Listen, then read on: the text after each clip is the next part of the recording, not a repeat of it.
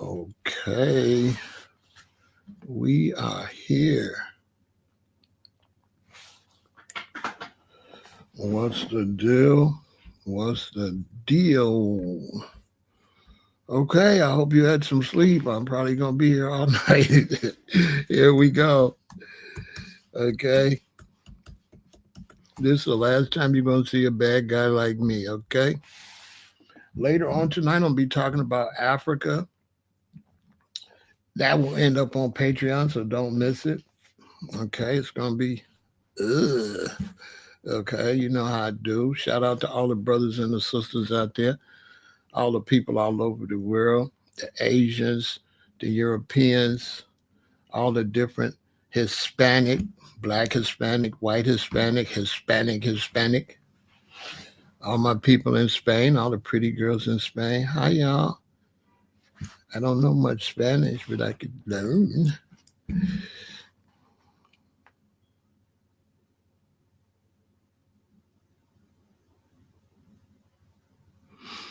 Okay, all right. So extreme storm. What were you doing? You trolling? Let me know if you're trolling. I can get you out of here.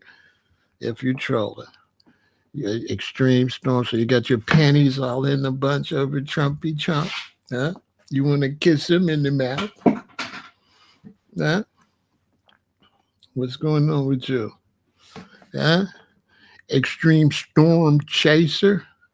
Ain't no storms over here, man. So you chasing? Okay. Stop speaking on Black Americans. You're not black. You don't know nothing about the Black American experience, right?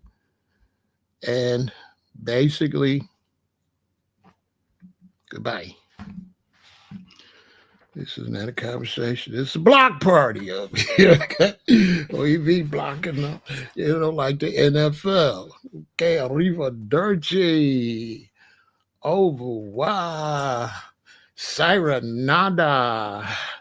Dos Fidonio. Okay, arriva dirty. You know what I'm saying? Adios, amigo. Bye. See ya. Get lost. All the different goodbyes. Okay, nobody's going to argue with you because you don't like black people and you want to make it something racial when the hands off is not even racial. It's a bunch of white people protesting. What's his name? Extreme Storm Chaser. What a loser, right? He from Kentucky, where they down there starving. You know what I'm saying? He from Kentucky, where they down there starving. They got so many food pantries down there where European Americans ain't got nothing to eat, ain't got no jobs. Boy, Kentucky broke, busted, and disgusted. Tennessee too. Florida too. Once you leave them big cities, they ain't got a pot to piss in or a window to throw it out.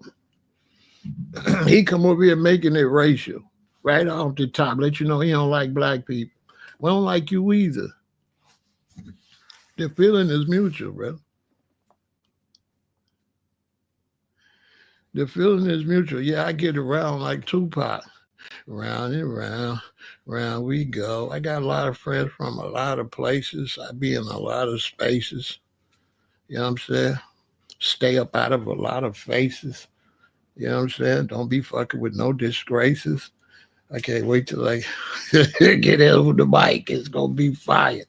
I think I might got my first song. I think I might got my first song. I got a bunch of songs, but I think I got one I'm gonna do first. It's gonna make a whole lot of money. Anyway, I'm on this coffee. I'm gonna be up all night. How y'all doing? I got a lot to talk about. Hit the like button, share, subscribe, support the channel. Okay. Support the channel. Because a brother like me not gonna get no support, okay?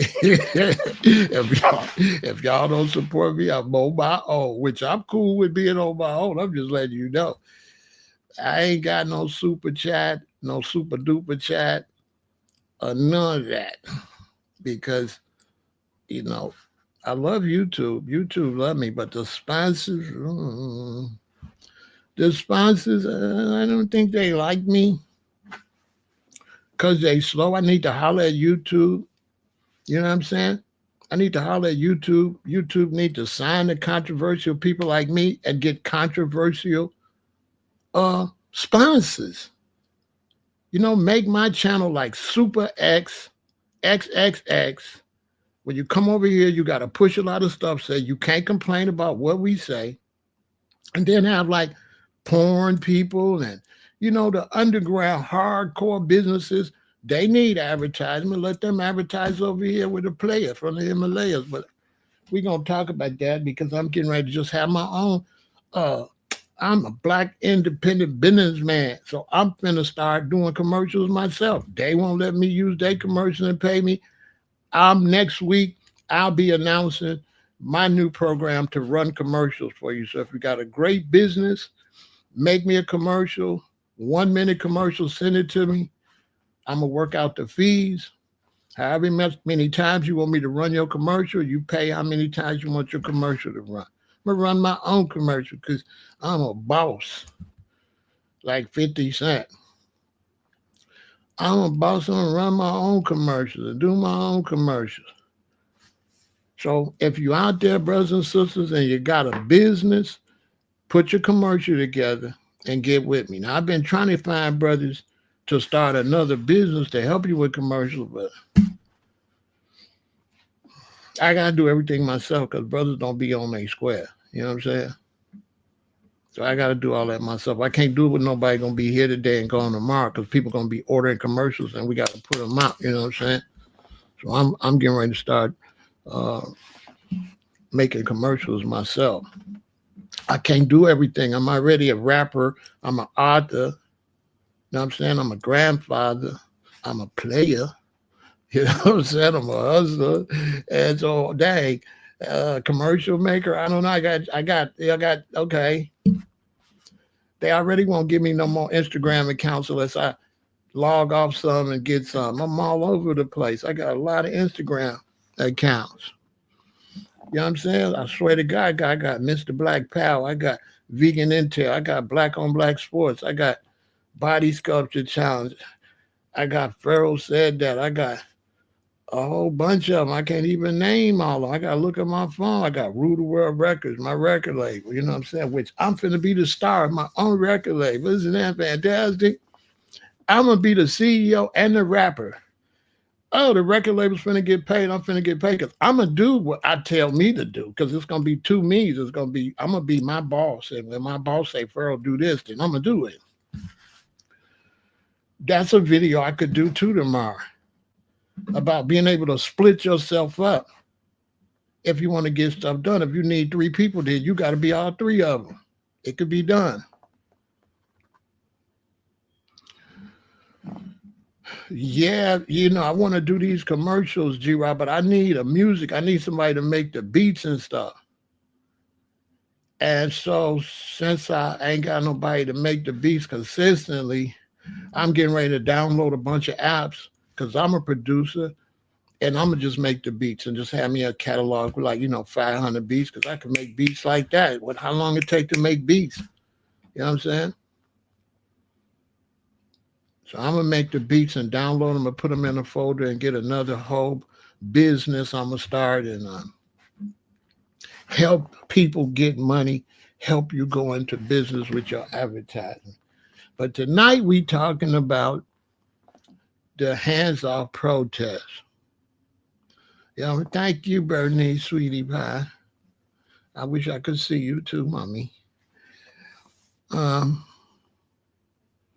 What sounds I'm looking for? No particular sounds, because for a commercial, you just have a bank full of sounds, just every sound. And you just have a bank full of sounds. And then you have access where the clients can go pick their beat and then send me the stuff they need and buy. I don't want to talk about it too much because brothers will steal my idea, but you just need sounds, no particular kind of sounds. You need library of 1,000 beats. You can start out with like 100, 200, but you're constantly putting beats over there. You know what I'm saying? And then you can make, then you could do your thing. You know what I'm saying? Like how I be doing. Y'all see how I be doing. You know what I'm saying? I be making these myself. Look.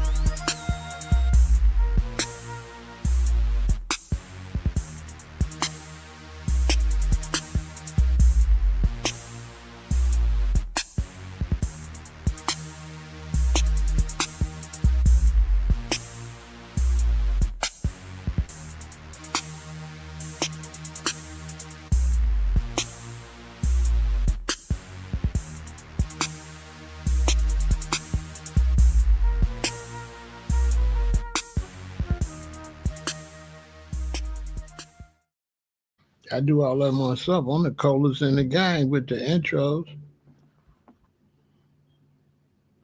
You know what I'm saying? I'm the coolest in the gang. Little young dudes let me do them. How you let me do you? How you let me be healthier than you? How you let me be more active than you? You know what I'm saying? And you young. You know what I'm saying? You young brothers, come on, step it up. That's why I be liking the young brothers to be watching me, and that's why I be so hard on y'all. I be hard on y'all because society gonna be hard on you. Don't want Big Pharaoh to go easy on you. Society gonna go hard on you. Take it like a champ. I ain't gonna hold it against you. If you come over here, you say something, I'll be like, bro, you tripping, woo, woo, woo. I don't be thinking about that no more. Every time I look at you, I'm not gonna think about whatever we just said. I'm not doing that. That's feminine. We gonna say what we said. We gonna keep it pushing. I'm not gonna judge you based on that. Unless you constantly come over here and you a hater, then I'll be like, okay, I gotta get rid of dude. But if you just, if I just chastise you, that's what I'm supposed to do. You know what I'm saying? I'm supposed to go hard on you so you could get where you need to go. Ain't no big deal. So they had the hands off march, right? And I got up and I looked and it was all over the place. You know what I mean? It was all over the place. The people was out heavy, heavy, heavy with their hands off. Now, for me, if the guy that came over here tripping would have waited, he would have known this. I'm not comfortable with complaining about Trump. I'm not comfortable with it because I feel that a lot of people that's complaining about Trump, it's not a legitimate complaint. I feel like, okay, you lost the election, you voted for the Democrats, or you call yourself a Democrat, and then you lost and you're trying to look for something wrong. So I never would have really, I would have not expected to be talking about Trump until, what is it? I wouldn't think I would be talking about Trump until at least August or September. I think this is just far too early. I think this is just too early. But Trump, I don't like what he's doing. You know what I'm saying?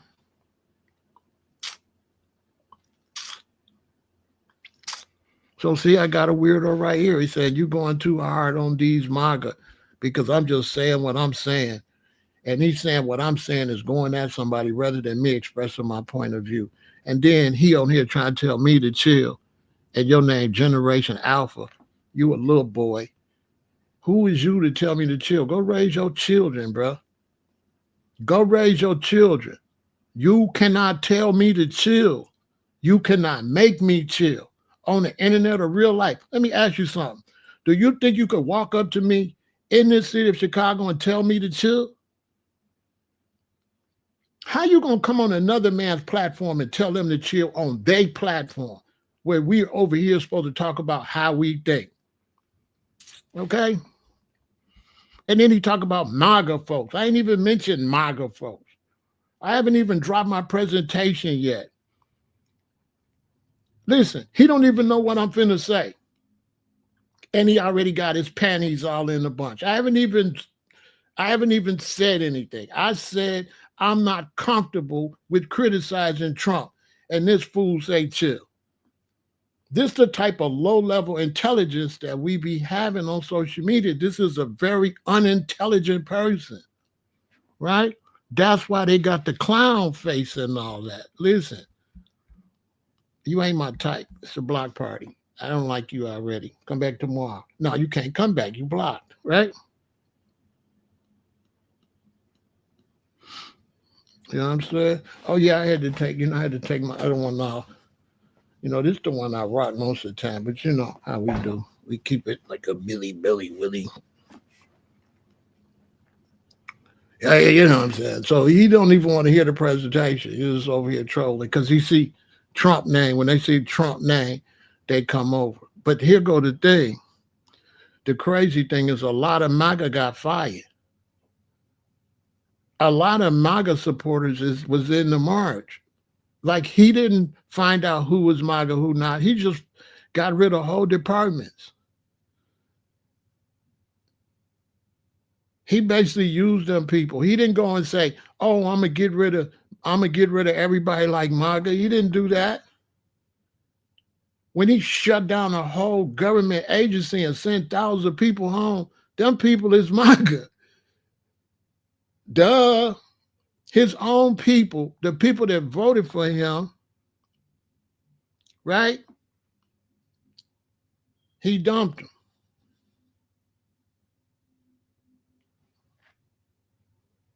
Okay? He dumped them. He didn't dump Democrats.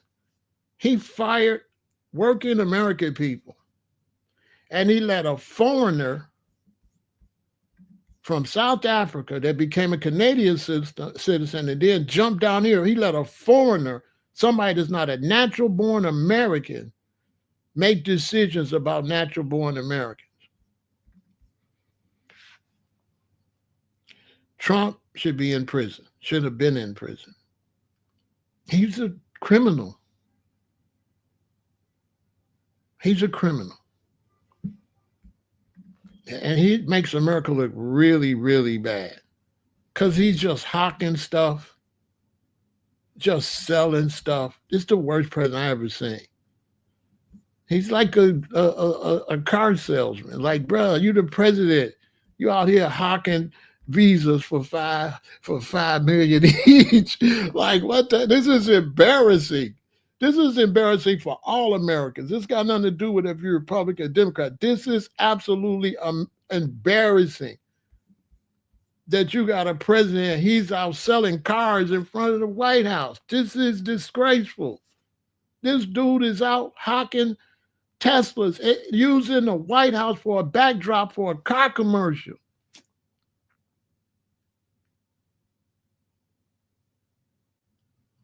This is horrible.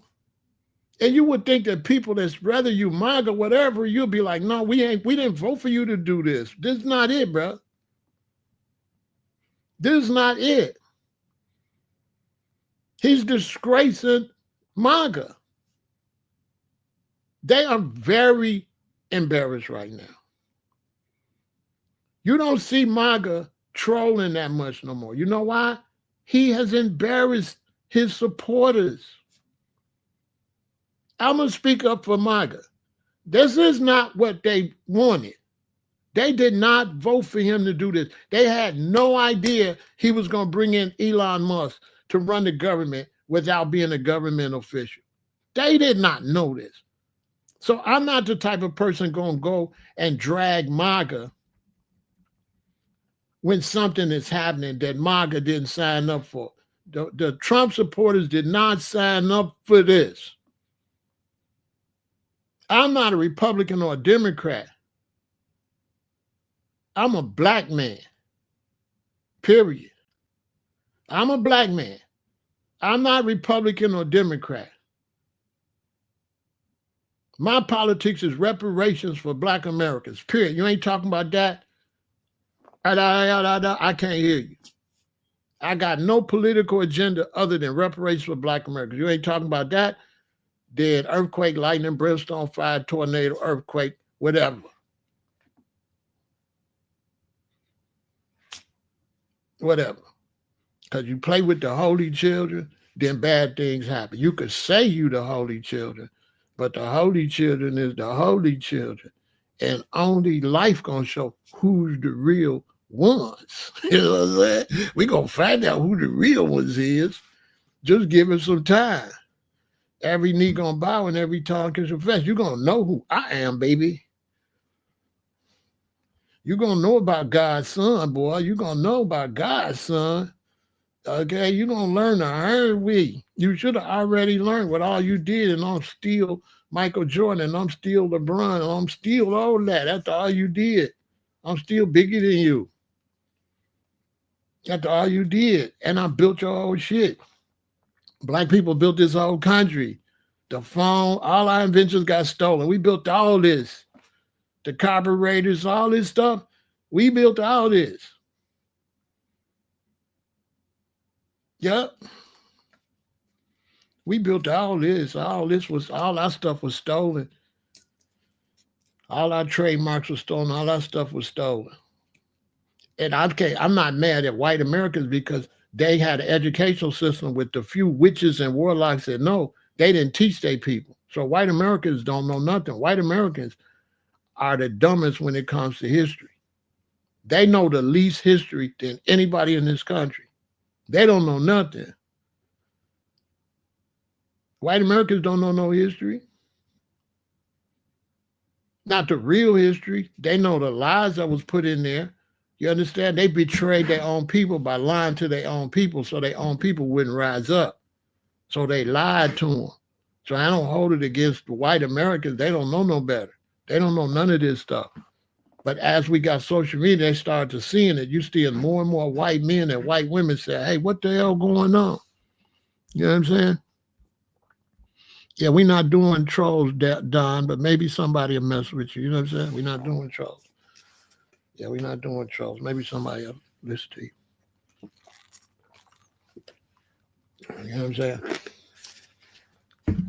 He's saying Trump 2040 and Trump 80 years old. You got some dumb ass. Hey, he say Trump 2040 and Trump 80 years old. 2040, hold on, 15 years from now, he say Trump. He wants Trump to be president when he's 100. This is what happens when you be emotional. You be dumb as hell. Trump 2040, bruh, Trump be lucky to live long enough to get out of office these 4 years. He's not healthy. Anybody can see the man's sick. He just got the money to disguise. He's sick. He don't feel good. Trump don't feel good. Trump is an old man that hid behind an older man. And because Biden was older and had some cognitive problems, Trump was able to get in there because you want to get an old man out of there, but you put another old man in there. You just traded Biden for another old ass man. You know what I'm saying? He too old. He too old. He too old. The president should be younger than the vice president. White folks ain't did nothing but stole everything, bro. It's not even your land. You killed Native Americans, stole shit, had slavery. It's been nothing but skullduggery. And now in America, you're behind everybody else. But you know what I'm saying? Anyway, we're not doing trolls. Come back tomorrow, okay? Oh, you can't come back tomorrow because you're blocked. So I'll be blocking Trump supporters all day because a lot of these Trump supporters be Russians, okay? You got to understand they don't necessarily be Americans. They be coming in trying to play with the minds of the people for their benefit because it benefit Russia to have Trump in there more than Harris. So the powers that be, the European powers that be, they wanted Trump in there, especially Russia. because Russia got Trump in the trick bag. He's beholden to Russia. I believe they got info on him, but we ain't gonna get into all that. So he's in the pocket of the Russians. He's their little boy, right? But these people had this big old march today.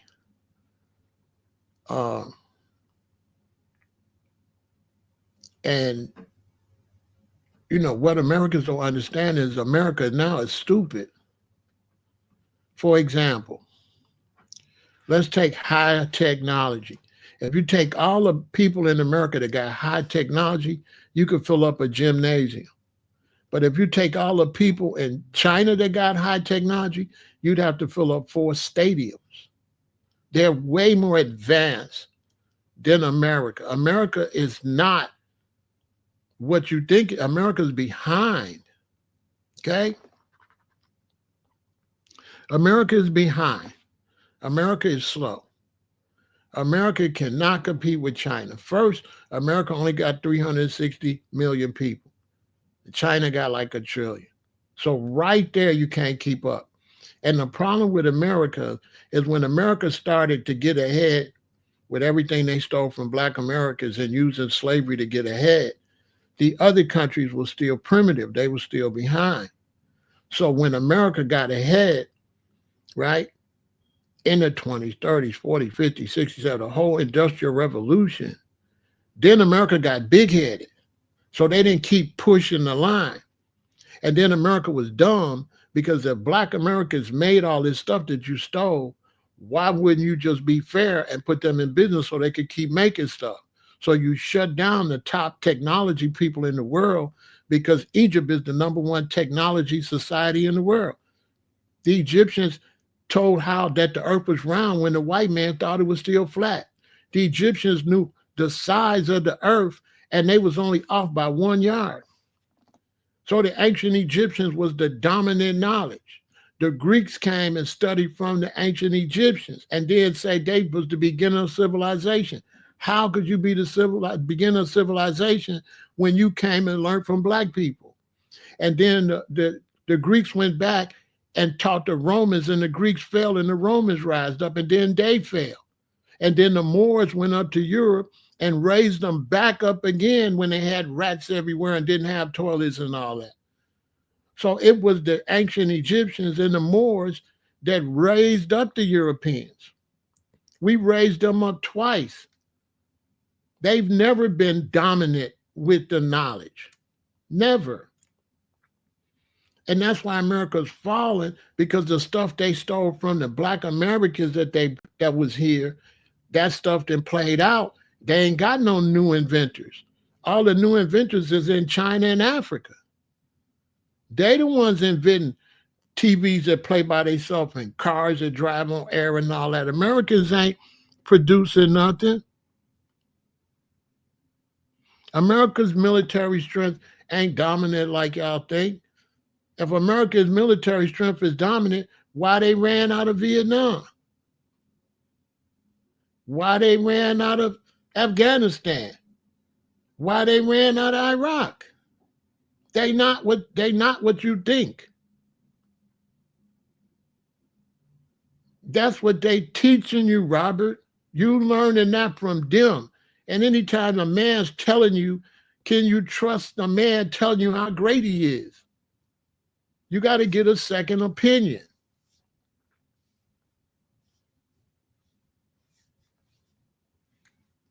America has never been that dominant. That's all nonsense. And the young people, I try to get them, Robert, to come listen to me so they can learn. But I have brothers come over here and interrupt my teachings when I'm trying to give Black people the real knowledge.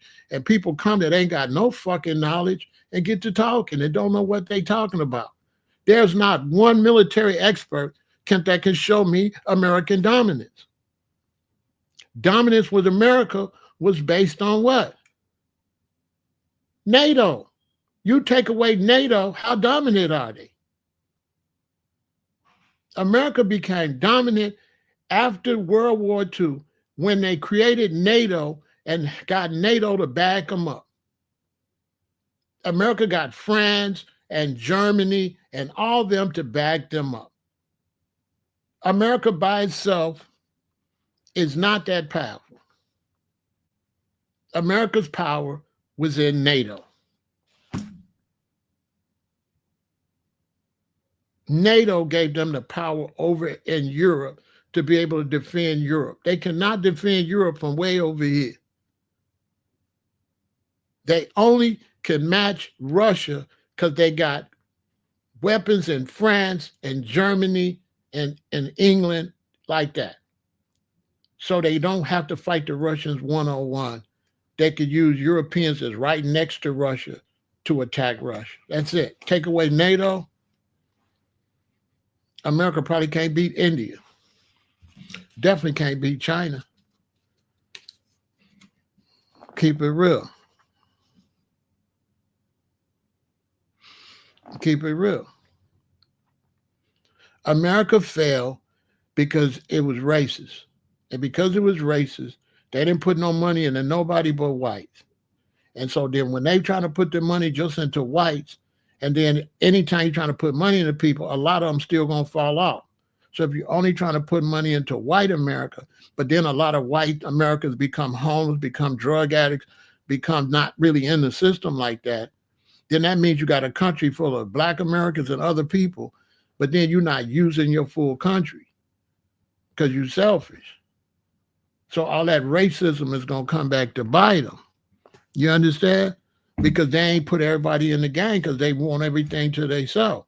And because America is racist and selfish, they end up putting racist and selfish people in the White House.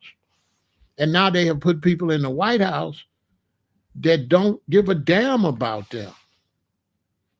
These people don't care nothing about white America. These people are into this to build up their own personal economy for their families. That's it. They're not trying to help America. They're trying to help corporate America. They're trying to crash the government and have corporate America take over the government. The government is for sale.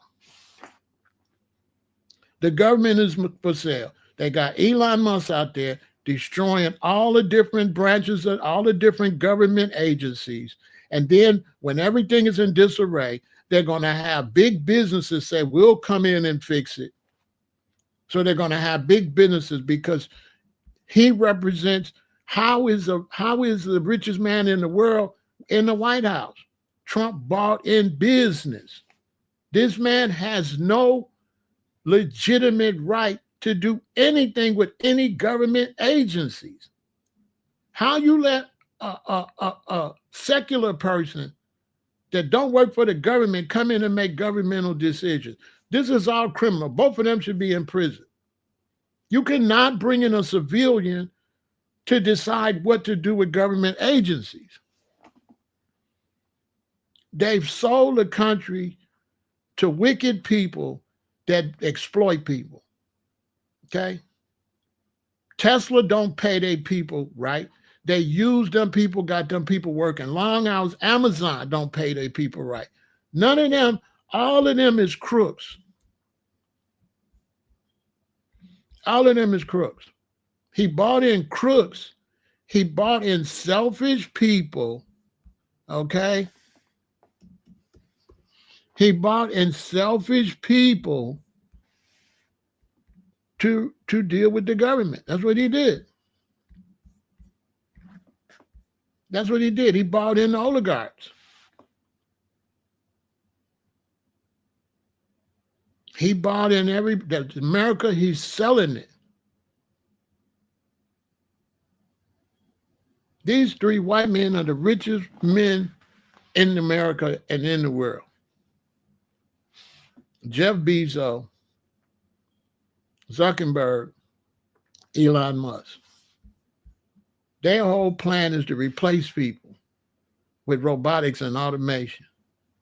They don't care nothing about no people. And what they do is they use white America. They used race, right, to cheat white America. We as Black Americans, we know how many Black people use being Black to cheat us. Look at Jesse Jackson. Look at What do? How do they cheat black Americans? They talk that black shit. They use race, so we go along with it. Then they do us dirty. Well, the same thing happens to white America. They come in, they use white to get Americans to vote. The same play. And then all these white Americans vote based on race, and then they get in there and kick them all out. And now all these white people outside mad. These is white Americans. These ain't black people. There's some black people out there. This is Chicago. These white people. These ain't black Americans. These people out there voted for Trump. Man, people at them rallies, they voted for Trump. I seen the white lady crying because she voted for Trump and lost her job last week. You know what I'm saying? It's the same game. They run on everybody. You understand? And I ain't mad at white Americans because how they supposed to know? You know what I'm saying? I can't be mad at white Americans for supporting Trump no more than I could be mad at black Americans for supporting Jesse Jackson and all that. We made the same mistake. So, you know, we can't point no finger at white Americans that thought, you know what I'm saying, that they was doing the right thing. You know what I'm saying? They thought Trump was a businessman. He'll be able to come in and be able to do some business. And coming in behind Biden, it was a cakewalk because Biden had all kind of recognizance issues, had all kind of ways where he couldn't function. So if you're running against Biden, I mean, you're a sure shot. The Democrats did that to y'all because they could have sat him down. Then Harris would have been the president long enough to show what she could do. And she would have been able to run a campaign for president for the whole campaign instead of just 3 months. But Biden is a racist. And so he made sure Harris couldn't win. That's why after his debacle at the debate, that's why he sat there another 6 weeks or whatever and wasted time before he let her run. You understand? He wants to do a 3-term, but that's on white America. You know what I'm saying? He said the U.S. is strong in the global market. Lee, you dumb as hell. America's weak as hell, bro. You don't know what you're talking about. I can't let you come over here and misteach my crowd. You got anything else to say? Because I'm not going to let you. Don't y'all listen to Lee. He don't know what the hell he's talking about. He don't know what he's talking about. Don't listen to him. I'm going to give you a warning, bro, but if you come back over here trying to teach, I'm going to get you out of here because you can't teach over here. If you smart, go get your own page and teach. Don't come over here trying to teach over here, bro. I'm going to tell you just like that. Don't come over here trying to teach because I don't find you qualified. You're not qualified, bro. You're not qualified to teach over here. You don't know what the hell you're talking about. America not strong, nothing, bro. America's weak. America's not strong. If America was strong, right? If America was strong in the world, why we got to pay almost $3,000 for an iPhone? You know why? Because America don't make no iPhones. How you strong when all your phones come from China? All your phones come from China. How you strong when everything you buying come from China and you owe China how much money? America's in debt to China and all your money is going to China right now.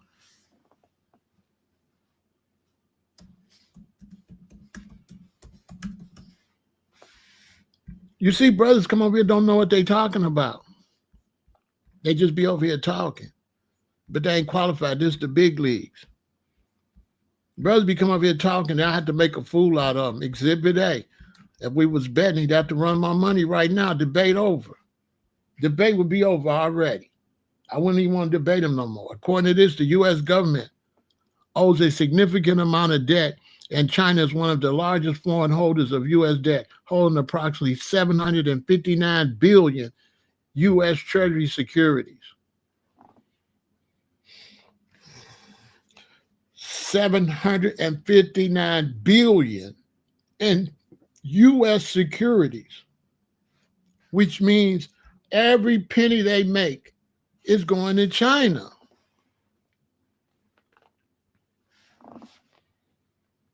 This is the big leagues, okay? When you come over here, don't come over here underestimate me. I'm really that. I will embarrass you, okay?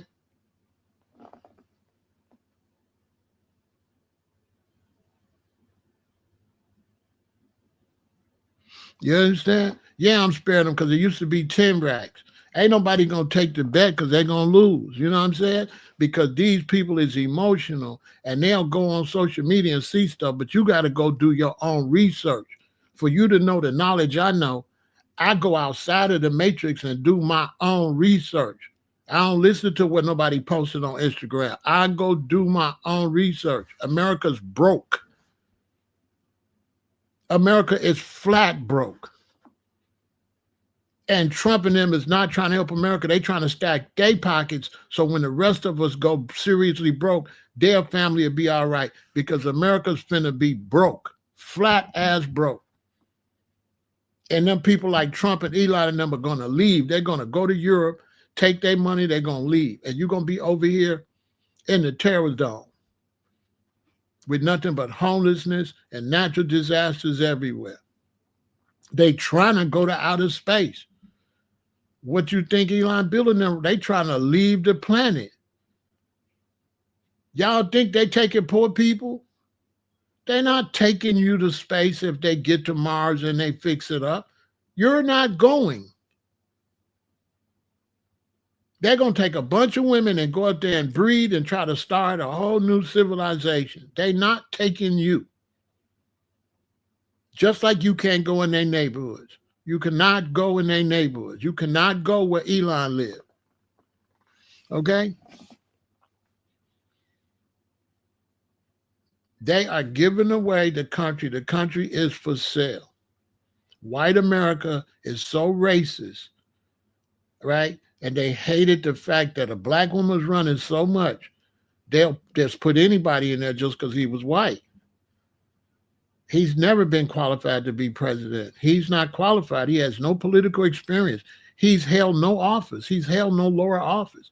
How the fuck you just be president? You never was a senator, a congressman. You wasn't even never a mayor. You have no governmental experience. He only won based on racism. And he's a con man. And most Americans is suckers. You could sell them anything.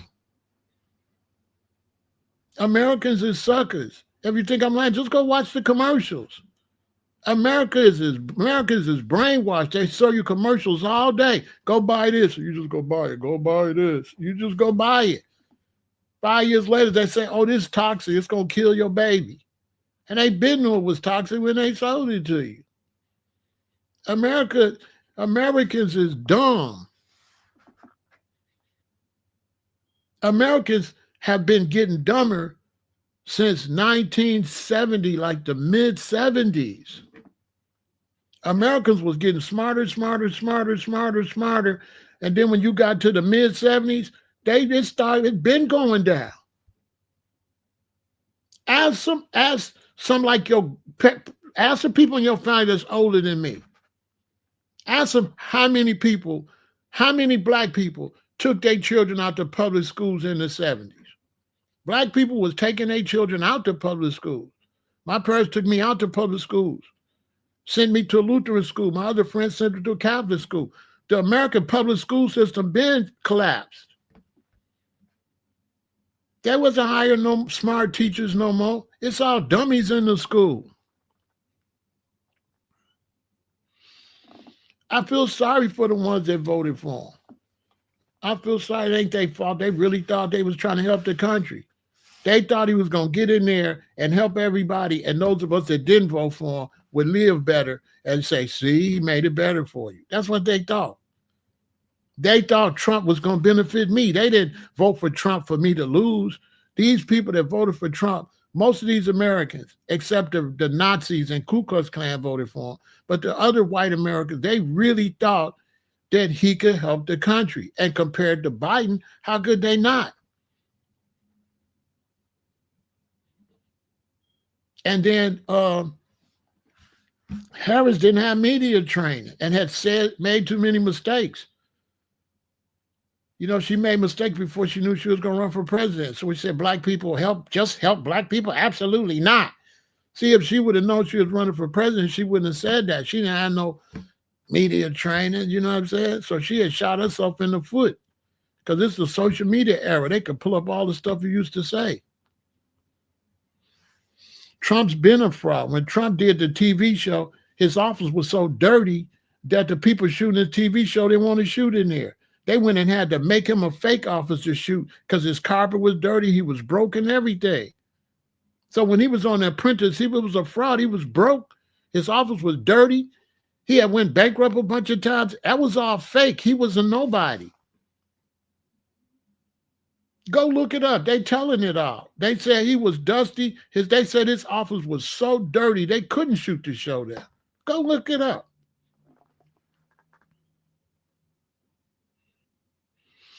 Vance ain't qualified either. Vance not qualified to run shit. Vance ain't qualified to run nothing. Trump put people in there that ain't no threat to him. He know Vance ain't shit, so that's why he picked Vance. Trump is a conniving. He's not going to put nobody qualified as the vice president. He's going to put somebody totally unqualified. Vance can't run a goddamn dog pound. He didn't put nobody qualified in there. Vance is a loser, okay? Doesn't know shit. In America, a white man could just get shit because they already got the image that if they white, they smart. So through racism, they set up America where automatically you look at a white man and automatically he's smart. Put his suit on, his tie, had that look. Oh, he's smart. But if you go to any of these colleges in America, they all cheat in the past. Every last one of them is cheating.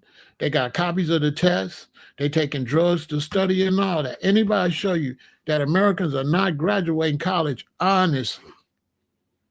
That they graduating out of medical school and law school, but don't know the knowledge? They cheated. They cheated.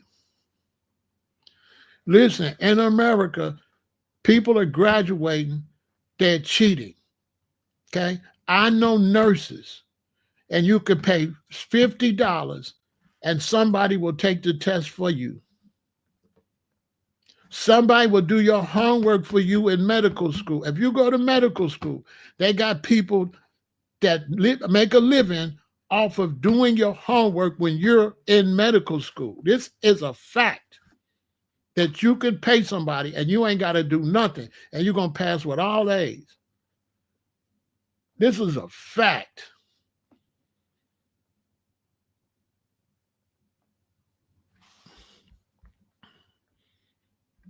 These people ain't graduating legitimately. Let's take a break.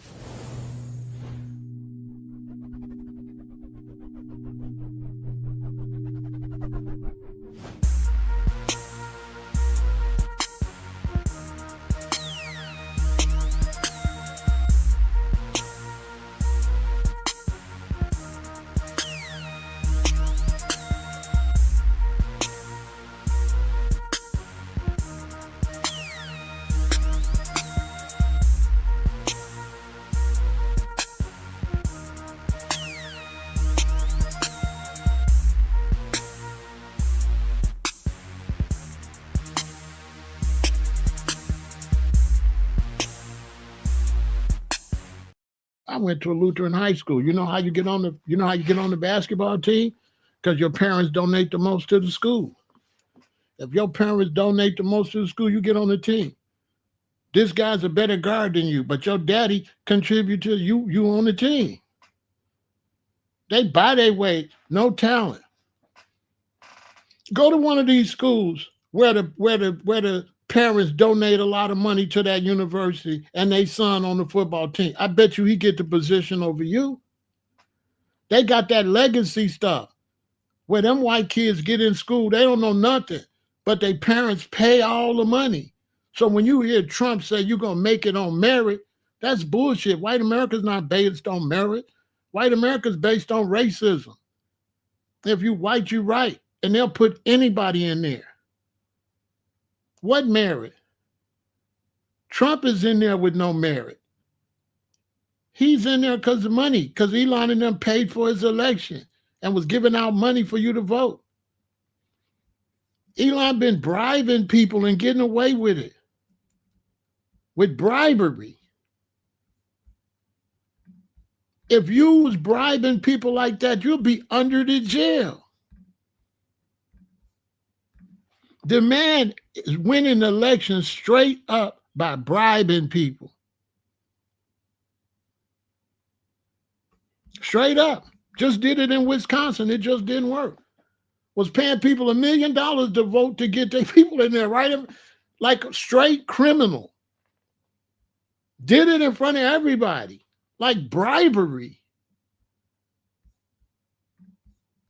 How could you go somewhere and give people $1 million when it's an election? They let that man go to Wisconsin and bribe people.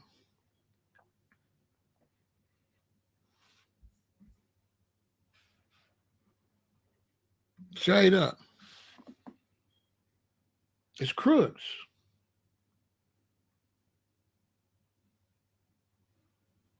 And racism is destroying America because whites ain't gonna never get nowhere with racism because they're gonna constantly put the wrong people in there with racism. White America got to stop with the racism and give the best people the jobs, which they don't do. If you black and you look at the military. Look, they was on the phone talking, sending messages where anybody could have interrupted. Why? Because they fired all of the black military people that was professional. They fired everybody that didn't support Trump, that had the real skills to run the military, and put his friends in there that don't know what they're doing. The United States military is weak because he put people in there. None of them dudes know what they're doing that he put in there. He just giving anybody a job. Just as long as you kiss his ass, you can have a job. You don't have to know what you're doing. And he's in the pocket of the Russians. Don't even make me get into him and his wife, and don't make me even go down that road. Because his wife is questionable. His wife come from over there. So if you ask me, Russia got all type of pictures and all type of stuff out of him. But this is over. You know what I'm saying? This is over everybody. Yeah, I don't go there. I'll probably talk about that and put it on Patreon. Maybe I'll come and do it and then take it down, put it on Patreon and tell y'all. I'll tell y'all that, but I'll take it. That's my new thing I'm doing now. The new thing I'm doing now, because YouTube is on my neck about what I'm talking about, but I'm going to still come and talk some real heavy stuff. As soon as the live is done, I'm going to block it. I'm going to download it. I'm going to put it on Patreon. Then they can't flag me. It won't be up long enough for them to flag me because they don't want me telling you none of this. Trump, I believe she is a Russian spy. I'll talk about it. I might talk about it late tonight. I'm going to do 2 lives. I might do 3. That lady is a spy, I believe. You ask yourself, why is he so friendly to Putin? Why he's the big bad wolf to everybody except Putin? Because Putin got information on him. They want to be Nazis. That's why Trump made his whole thing look like the Nazi symbol. You see, you got to understand Trump's daddy was a Nazi. You got to understand Trump is German. Trump. And you got to understand that white Americans wasn't in slavery. So they know they family. So when I used to go to school, to a Lutheran school, how I found that out is one of my white schoolmates, He said they was going to Europe for the summer. And I said, why? And they said, we going to visit my great-grandfather's brother. And I found that to be very interesting, because for Black Americans being sold in slavery, we don't necessarily know our great-great-grandfather's brothers, right? Right? You understand what I'm saying? But them, they wasn't in slavery, so they still know when white Americans came to America from Europe, they still know their family in Europe. We don't know our family, whether we African descendants or Native American descendants, which a lot of Black Americans don't know you both. That's a whole nother story. A lot of Black Americans say they're not African. Some say they're not Native American, but you don't know you Native American and African, because anybody who wasn't white was forced to breed to have slaves. So if you was a brown Native American, they definitely still breeded you out with the Africans for slaves. Slaves was a business. So young Black American men don't understand slavery was a business. And when you need people to be the slaves, anybody that can make people gonna make them. So the fact that some Black American men trying to avoid slavery, talking about you a Native American, you was a slave. Alabama, Mississippi, them people down there, Sioux, Comanche, all that. They Black and Sioux. My great-grandmother's Sioux in Alabama. What the fuck was she doing in Alabama with the other Blacks that was Black African slaves? Because they was all under oppression. These are facts. Don't nobody want to debate that with me, especially no young nigga. I was going to Alabama for a lot of y'all was born. Okay? You understand? My great-grandmother was a Sioux. Was Sioux. And her husband was African. And my daddy's side of the family was African. And him and my mama had a baby. These are our facts.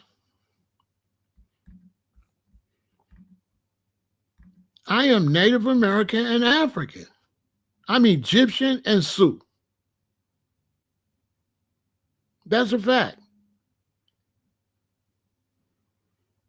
And these dudes want to argue, but if they go take their DNA test, they'll see. 80% of Black Americans got Egyptian blood.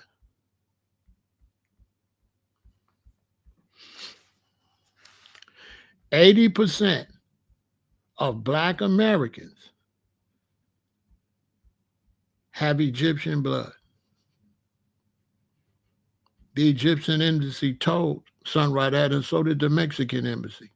Mostly all of y'all got Egyptian blood. Some of y'all got Ethiopian blood. I'm going to be talking about that next. I'm going to show you. You know what I'm saying? These is all facts. Okay? You have Egyptian blood. And not only that, the Egyptians and other people have put money in the bank for us. There's trillions and trillions of dollars that ancient pharaohs and kings have been putting in world banks for us. We have money from Africa, leaders that have been putting in money in the banks for years. You understand? This is my great-grandmother. This is my mother's grandmother. She's Sioux. She's Sioux. Her husband was African. He wasn't Sioux. So my grandfather on my mother's side was African and Sioux. His mother was Sioux. His daddy was African. On my father's side, they was mostly Africans. But on my mother's side, they was Sioux and African. So some of them had that really straight hair by naturally and stuff like that. My cousin Monica and all them. That's why I'm reddish looking. That's that. But see, what a lot of people don't tell you is that a lot of the Native Americans was Egyptians. So see, it get deep. A lot of the people you call Native Americans wasn't Native Americans. Those are people that came before the whites. We're going to talk about that too. You had 4 groups of expeditions from Africa to America before Christopher Columbus. Before Christopher Columbus, you had 4 huge expeditions from Africa that came here. One of them was the Moors. The other one was just, it was African people already here. So when people say, I was already here, I'm Native American. No, you still probably was an African. So they mixing up and don't understand just because they was here don't mean they from here. There was people over here that wasn't from here. When Christopher Columbus and them got here, there was black people over here that are not from here. Okay? This is why the Native Americans didn't get along, because they wasn't from here. If they was all from here, they wouldn't have been warring. Okay? There is no indigenous Native American tribe that was ever, because nobody lived up here. Everybody that was here was either Inca, everybody was either from South America, the Caribbean, or Africa. There is no indigenous people from the United States. Nobody lived in the United States. This is the place the ancient Egyptians called the land of the dead. There was nobody here but buffaloes and shit. That's why when the white man came, he had to kill the buffaloes to be able to live here. There was nobody here. Somebody put up the money, because I'm not going to dig up my information. You understand? Put up the money. If you're emotional, you know this is not for you. Come back in 30 minutes. Anyway, let's get back on subject. We'll probably talk about that. I'll go into that in the details. 2 places that didn't have no population. America had no population. Central Africa had no population. Nobody lived in Central Africa. Everybody lived around the outskirts of Africa. Central Africa was all elephants, lions, wildebeest.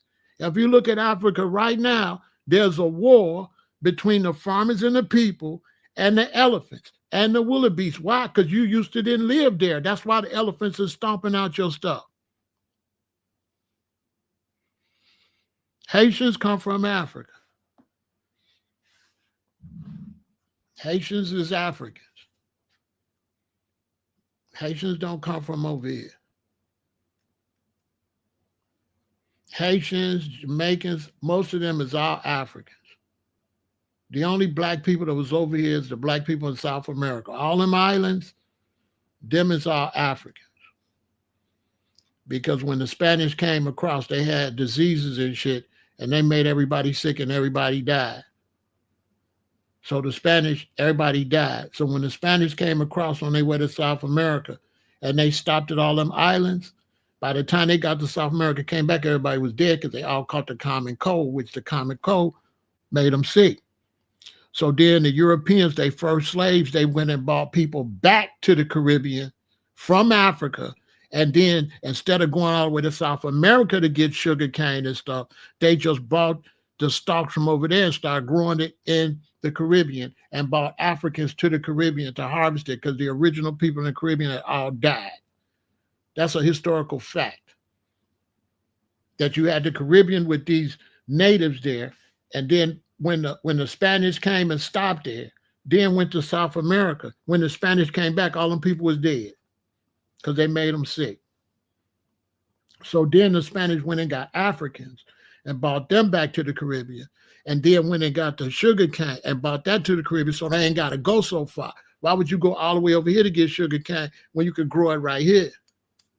Because you still got to grow it in a warm climate. So all them black people in the Caribbean, it's Africans that was bought there. The original people died. Somebody put their money up.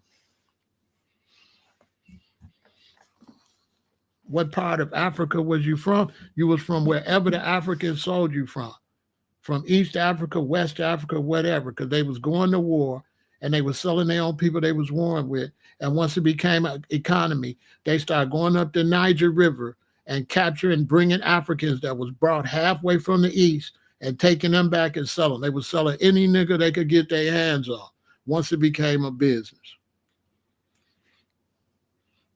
The West Africans were selling any black that they could catch. They became slave catchers. And they was bringing them from all over. And they was transporting them down in Niger. That's a fact. Look it up. That's why I say somebody put up the money, get some fair judges, and I'll take everybody's money. I'll run the table. You just can't get out here and teach. You got to put the time in. I'm 67. You got to put the time in. The Portuguese went to West Africa, and the West Africans had been fighting. So they bought some of the people they captured and offered them to the Portuguese. The Portuguese said, we don't want them. What are we going to do with them? But the Africans talked the Portuguese into taking them. And when the Portuguese took them back to Portugal, they sold real quick. So the Portuguese came back and said, you got some more? And that's what started.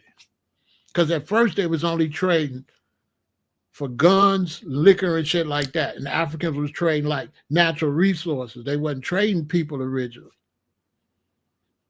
And the Portuguese didn't want the first slaves they offered them. White people didn't go in taking slaves. Some West Africans offered them their prisoners. So they really wasn't slaves, and they really wasn't Africans, because back then, if you in Nigeria, you ain't related to the dude in Ghana. They didn't look at each other as African. If I'm in Nigeria, you in another country, you as a foreigner. But they taught us Pan-Africanism, so we think the Africans sold each other. No. If I'm a Nigerian and I sell you from Liberia, I'm not selling my own people. You're not my own people. I'm Nigerian. I'm Igbo. You're not my people.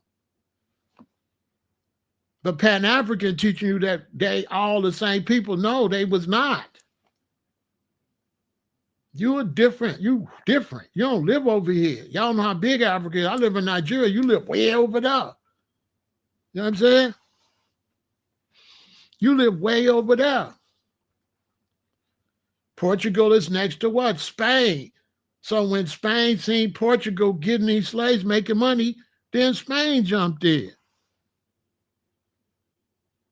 They wasn't Nigerians. So your information is wrong. Don't teach over here. They were not Nigerians.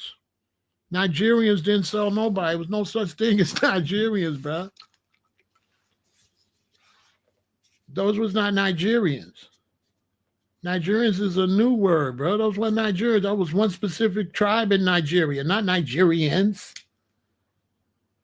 There's no one Nigerians, bro. Nigerians is a lot of different tribes, bro. There's no such thing as Nigerians.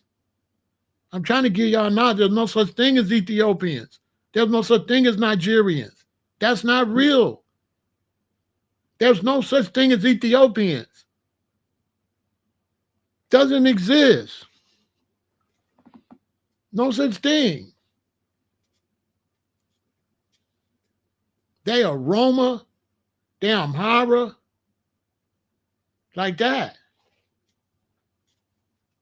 They not Ethiopians. That's why they won. That's why they got 3-4 different flags. They Tigrayans. Tigrayans is Tigrayans. They live in Ethiopia, but they Tigrayan. They're not Ethiopians. We talk Pan-Africanism. That's why Pan-Africanism is false. Okay? Like white. There's no white. There's no white. The Portuguese did that. White people didn't do that. The Portuguese did that. There's no white. That's all fake, y'all. Spain is Spain. Germans is Germans. Irish is Irish. They got y'all thinking they the same. No. They don't even like each other. That's all false. False. It's false. That's false. That's why I don't come over here teaching nothing. because you don't know what you're talking about. You can't come over here and teach. Go on your own page and teach. Don't come over here and try to teach. This is the big school. You're not ready. You're probably still eating sausages and bacon and shit. You know what I'm saying? You understand? Don't come over here and teach. Don't come over here and say nothing. You know what I'm saying? Don't come over here and say nothing to people watching me. Go get you an audience and talk to them. I don't allow that. I have to condone what is said over here under my watch. Everything is tribal. Let's take Chicago. Ain't no the streets. Ain't no Chicagoan. You know what I'm saying? Like me. You say, well, Pharaoh, you a Chicagoan. Kinda. But outside, I'm a four-corner hustler. Period. If I go to jail, I got solid 4 on my arm. I'm not gonna be treated like no Chicagoan. I'm gonna be treated like a foe. I'm gonna have to line up with the vice lords. Period.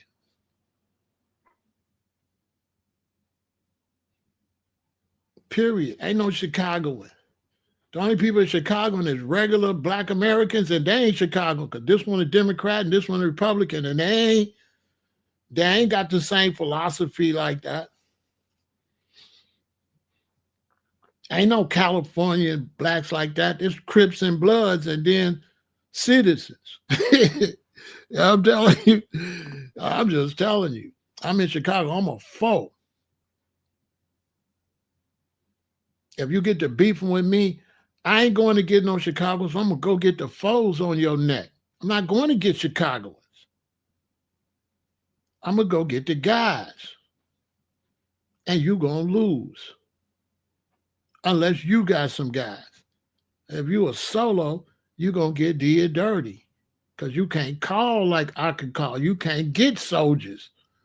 I could get soldiers, a lot of them. Because I'm plugged up like a air conditioner. You know what I'm saying? I want to take a break. I'm just telling you, I'm a roster. I got a lot of groups I'm in. I could give some rosters. See, you associated with something. Brothers from the FOI, I tell you, yeah, they black, but they FOI. And if they're in the beef, they can go get the Nation of Islam. They that first. Then they Black Americans. You know what I'm saying? You understand what I'm saying? That's Hebrew Israelites. They Hebrew Israelites first. So, you know, this putting us in a group. Groups go like this. The smallest group, then the bigger group, then a bigger group. Even as far as the country go, right? How does it go? Right? Let's take that out of it. Let's look at the country. It go like this. First, you represent New Orleans.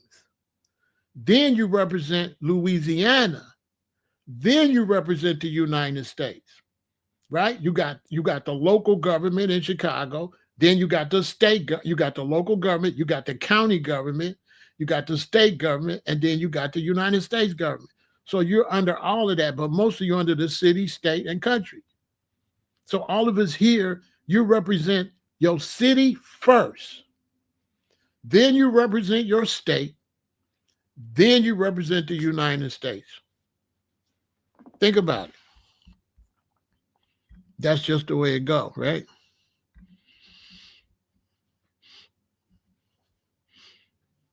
Let's take a break.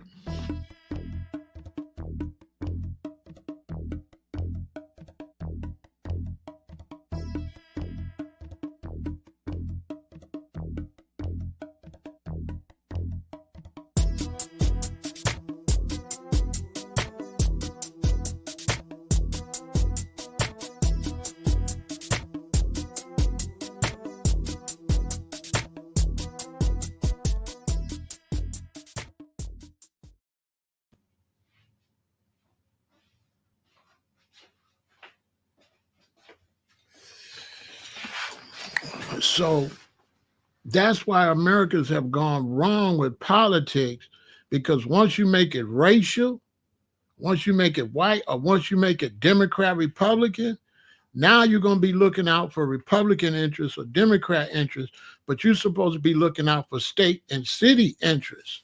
Okay. You're supposed to be sending your congressmen and senators to do something specific for your state. Then your state's supposed to be doing something specific for every city within the state and the counties. But the American citizens ain't got laws. And now you're not bringing nothing back to your cities and states. The cities and states going to suffer because our politicians have got on some group stuff. But if you're a politician from the farm area, that's all you're supposed to be dealing with. So let me give you an example. Let's say I'm a Democrat, senator, or congressman from a farm area, and you're a Republican, senator or congressman from a farm area. We're supposed to be working together for the farms. We're not supposed to be split. Regardless, I'm a Democrat and you're a Republican. Our job is to look out for the farmers. This is how America used to run. They call them moderates. Here Republican, but for the sake of what they're fighting for, they'd be fighting for the same thing. But that I got you together talk about gay shit and all this, that got nothing to do with nothing.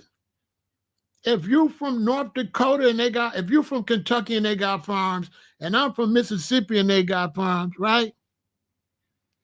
Right? Okay, listen, this conversation not for you, all right? So, you come back tomorrow because I don't want to hear all that nut ass shit you talking about. You know what I'm saying? And if you keep it up, Mr. Man Over Matter, I'm going to get rid of you. I don't give a fuck about your man, and it don't matter over here. Get your ass out of here with all that weirdo shit. As a matter of fact, let me just get rid of you. You ain't going to never do no better. Bye. I ain't got time for that, bro. You over here typing like a little girl over here. Get your feminine ass out of here. Go change your tampon. He's bleeding. He bleeding. He got to change his tampon. He over here with all that weirdo shit. Bro, if you don't get the fuck out of here, fast as I'm talking, brothers typing weirdo stuff, trying to confuse my audience and shut down what I'm talking about. He bogus as hell. Some of these brothers is just haters. They just come over here to distract y'all. He ain't over here trying to make sure y'all learn nothing. He ain't got nothing to teach you. He just over here trying to say, I say left. He want to say a little bit to the right and all that, like a girl.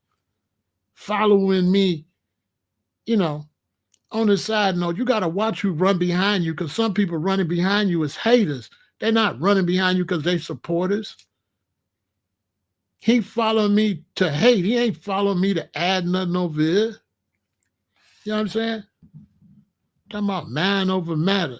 Nigga, mind your motherfucking business. That's what you should call your bitch ass self. Stop playing me.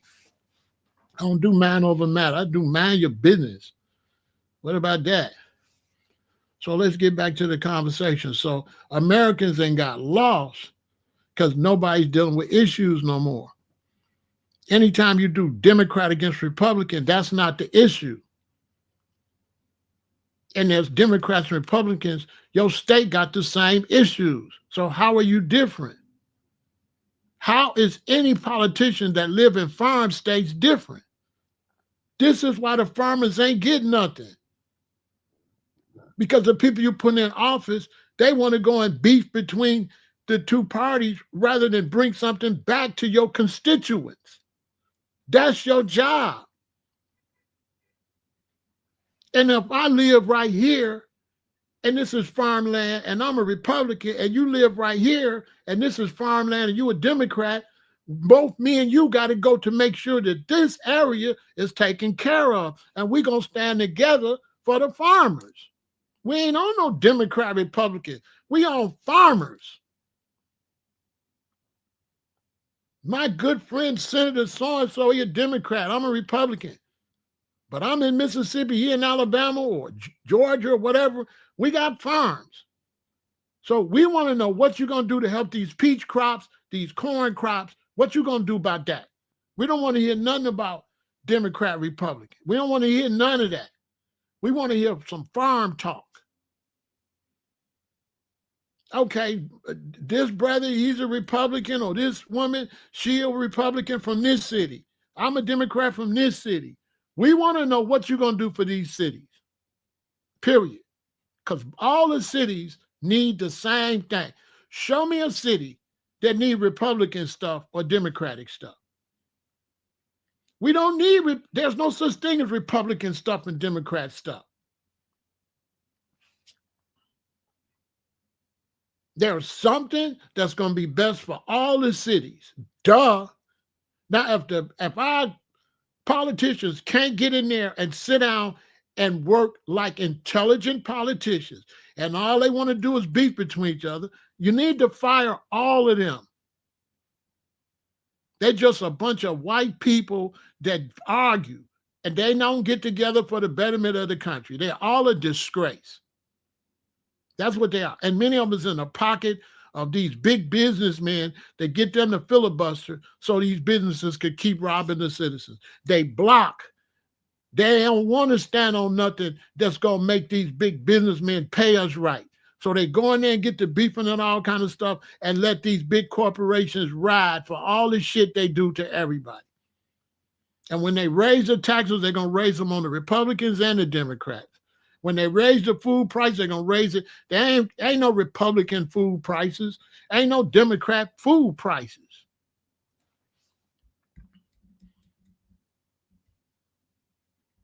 Ain't none of that. Ain't none of that.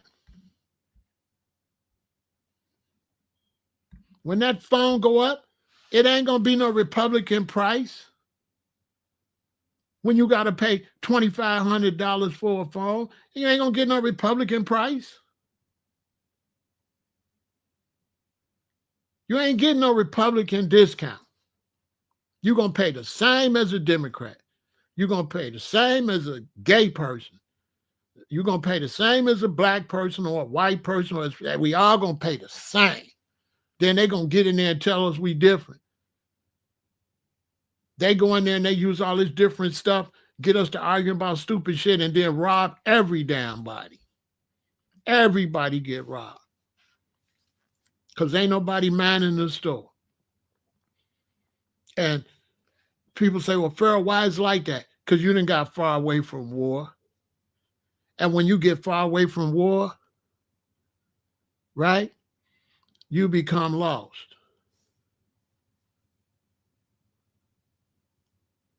You understand?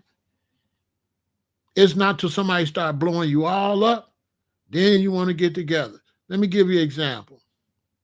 Let's take Chicago. You be in Chicago, it's segregated, right? Everybody's all off separate. All of a sudden, you get 10 feet of snow. The whole city snowed in. Right?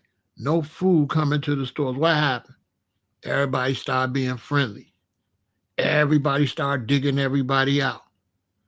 A white man, two white men going down the street and see your black ass stuck, they going to get out the car. They going to dig your ass out. You driving, you see a white man, an Asian man, whoever stuck, you get out and dig them out. Everybody start working together when everybody get fucked. Right? Right? Because the people is some idiots. And nobody's, like this dude keep talking about Zionists, the losers like that. Bro, we're not doing none of that. Bye. Block party. Nobody want to hear that, bro. Keep that shit to yourself. Nobody want to hear that weirdo Zionist stuff because you some nut sitting around. The Zionists. But nobody want to hear that shit. Nobody want to hear that bullshit. Nobody want to hear, that's the problem. Nobody want to hear no bunch of conspiracy shit. We want to hear the basic shit. How much we going to get paid for salary? What's the minimum wage going to go up? What's we going to do with rent? Nobody want to hear no Zionist shit. Nobody want to hear none of you motherfuckers over here with conspiracy. We don't want to hear that. I represent Americans. We want to know how much we going to get paid to work. Are we going to make enough money to make it with these prices? Is the food prices going to be reasonable? We want to hear some real conversations. We don't want to hear none of that. I don't want to hear no Republican Democrat shit. I want to know how much the food going to cost. Period.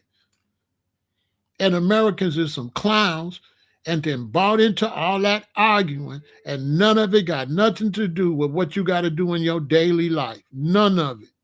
You some white American talking about MAGA, MAGA, MAGA, MAGA. How much is your eggs today?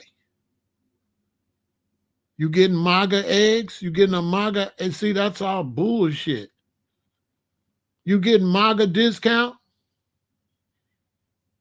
Then you getting all hyped up. Some of you white racists getting hyped up and mess around. Country, the black neighborhood ain't gonna get did dirty. Ain't nobody gonna save you. You're gonna get fucked up. That white supremacy shit not real. The only thing real is what you gonna do, box a boogaloo. You come to Chicago with that shit, you're gonna get did dirty. Don't let nobody send you off. You're gonna get hurt out here. Nobody give a fuck about you because you got no white supremacy ideology. It's whoever shoot first win. Nobody give a fuck. The Vietnamese didn't give a fuck. And you ran. The Afghanistanians didn't give a fuck. Nobody give a fuck about you with no racism or whatever. Every man gonna defend their own country. They don't give a fuck. That's all hype. If you was that great, why you ran from Vietnam? If you so great and you such so powerful, why you run from Vietnam? Why you left all them weapons over there in Afghanistan and ran and left all them tanks and shit over there, and you the big bad motherfucker, and you ran your punk ass out there, left all that military equipment over there. Taliban got all your shit. Then you want to come back and try to make me think you the big bad motherfucker. You just ran like a little bitch. Get the fuck out of here. You just ran like a little bitch.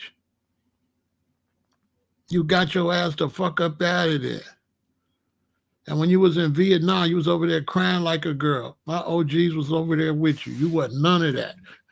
Sources told me that you bitched up over there, that you was all white power over here, but they said when you got in Vietnam in them jungles, you started crying for your mama and shit. I'm just telling you what my OGs told me. You know what I mean?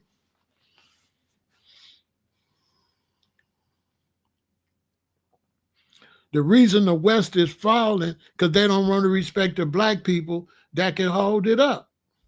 That's why. But what they don't understand is the West only going to fall on them. Ain't shit going to fall on us because we the holy people. So when they start talking about America going to fall, not with us over here, you might fall in America, but we'll be here. We ain't falling. We ain't falling. We the direct descendants of the Most High, and y'all are little brothers and sisters. We the big brothers and big sisters. When you talk about the children of the Most High, we big bro, big sister. Ain't nothing gonna happen to us. The only way America will get destroyed if we leave. As long as we here, ain't nobody destroying shit. Because ain't nothing, the powers that be ain't gonna let you destroy us. We are America's protection. And they soothsayers keep telling that. That's why they don't, man, listen. They all got like Merlin the magicians and soothsayers that give them advice. They got psychics that tell them. And all of them tell them, don't touch the black people. If you look at the Bible, when they threw Shadrach, Meshach, and Abednego, and Babylon threw them in the fire, and the king looked in there and seen 4 people. But he only threw 3 people in. And they opened it up and the fire killed everybody and the men walked out and they didn't have no smell like smoke or nothing. What did the king of Babylon say? The king of Babylon said, all y'all still got to follow our rules. But these black people, leave them the fuck alone. Because they really is the children of God. They could do whatever they do. Leave them alone. That's what the king of Babylon told everybody. Everybody else is still under our rule. But these black people here, leave them alone. The king of Babylon said, their God is the real God. That's what he said. He said, their God is the real God. Leave them alone. That's what he said about black people. The king of Babylon put a decree out, leave us alone. Pharaoh put a decree out, leave these black motherfuckers alone. Leave them alone. Trump and them can't do nothing to us. If he even think about doing something to us, 50 tornadoes will come through here. They'll go all the way to Washington, D.C. and tear it up. Y'all ain't seen these tornadoes. Y'all ain't seen these storms because they keep trying to play with us. We is connected to Mother Nature. We directly connected to the environment, period. We original man. We rooted in the earth. We rooted in the earth. We Earth's people. We the ones defended the trees. You couldn't cut down all the trees until you came down from Europe and changed everything. And you decided you could cut down all the trees. You decided you could put junk in space. You did all that. The European did all that. Destroyed nature. He figured he was smarter than everybody else. So he wanted to conquer everybody else and then go against the grain and then won't listen to us when we older than him. That's my little brother. So my little brother didn't want to listen. He won't come. I could do it. I could do it. So now he got this dumb motherfucking Musk sending all this shit up there. All that shit gonna fall. That shit not gonna work. Y'all gonna let Musk, man, when that stuff started, when all them damn Starlink started crashing, man, listen. In hidden cities and hidden buildings, what y'all gonna do then when that shit start falling left and right?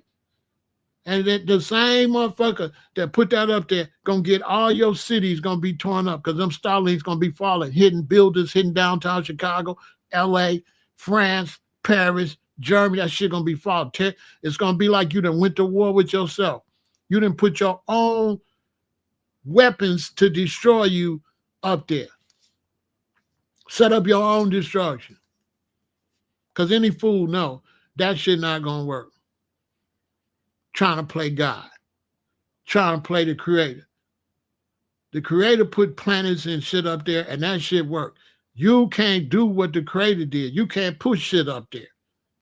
You ain't on that level. You know what I'm saying? But go ahead. You ain't on no level to put no bunch of shit in the sky. Come on, bro. Stop it. Come on. So my advice to black people is don't get involved with all of this. My advice to the black man is, why is you into everything other than organizing the black man? Why is you willing to come over and debate me about politics, but you ain't willing to work with me? Why is you always want to debate religion? You always want to debate who's a Moor. Don't call yourself black. Who's a Hebrew? You always want to embrace some hoe-ass shit, some bullshit. You don't never come with no talks about food, water, shelter, opportunity, economics. You always come with some weirdo shit. Trying to be some weirdo ass nigga. Talking about you a Hebrew Israelite when you a nigga. In the real world, you black. Nobody gonna look at you as no Muslim. Non-white America is not gonna look at you as no Muslim. White America or Asian America is not gonna look at you as no Hebrew. They're not gonna look at you as no BD, no GD, no Moor. You black, period. And you all the same to them. How can the black man make it when he only different to himself, but to everybody else he the same? That's a disaster. Black man, listen to me. You trying to be something within your people that you ain't in the world. You just black in the world. Moors, there's no Moors. White people don't see no Moors. They see a black man. You're not a Moor to them. You're only a Moor to your own stupid ass self. Because you are what they say you are. You ain't none of that shit. You ain't no African. You ain't no black American. You not none of that shit. You black, motherfucker. That's why so many Africans gonna get fucked up. because they really think they Africans. And they're going to come over to this country trying to be Africans, and them white people going to give you a wake up. They're going to be like, you is a nigger, okay, with an African accent. So you think you are African. Well, go ahead. Go ahead. Because when they grab these little black boys, like they grab them two black boys, they don't check their genealogy. Nobody knows who the black boys they found hung up there and killed up there that was kidnapped. Nobody knows who their parents is or nothing like that. That man didn't say, oh, okay, you was a straight African American, you ADOS or you FBA. All they know was you was black. You think that white man checked if they was ADOS or FBA? Their parents could be Caribbean or any goddamn thing. All he knows they was two niggers. That's all he know. That's it. So black people need to wake up, you know what I'm saying? Because we on our own. White Americans need to wake up because the government don't care nothing about you. And when you live in a country, you can't be black or white. You gotta be Americans if you want to control your living conditions. You can't be no Republican or no Democrat. You gotta find out and do best for the country. There is no Democratic policies or no Republican policies. There's American policies so that the country run. But this fake division is done by the oligarchs, because if they can get you to think you white and hate the blacks, if they can get you to think you a Republican and hate the Democrats, now they can play. They can play on both of you. While you doing all this fighting, they taking over everything. And now white America got to wake up to the fact that everything they've been thinking been wrong. That they should have been thinking for the country and not for the Republicans. Now they out there doing what? Because when they fired them and they closed all these different agencies and sent all these different people home, they did not give a damn what you was. They didn't give a damn. They didn't try to see if you was white or black or nothing like that. Just kick your ass out, close this place and take the money and let's use the money for our rich friends. They didn't give a damn about your race. That's why the people out there, they really mad. Because some of them believe race mattered. Some of them believe political party mattered.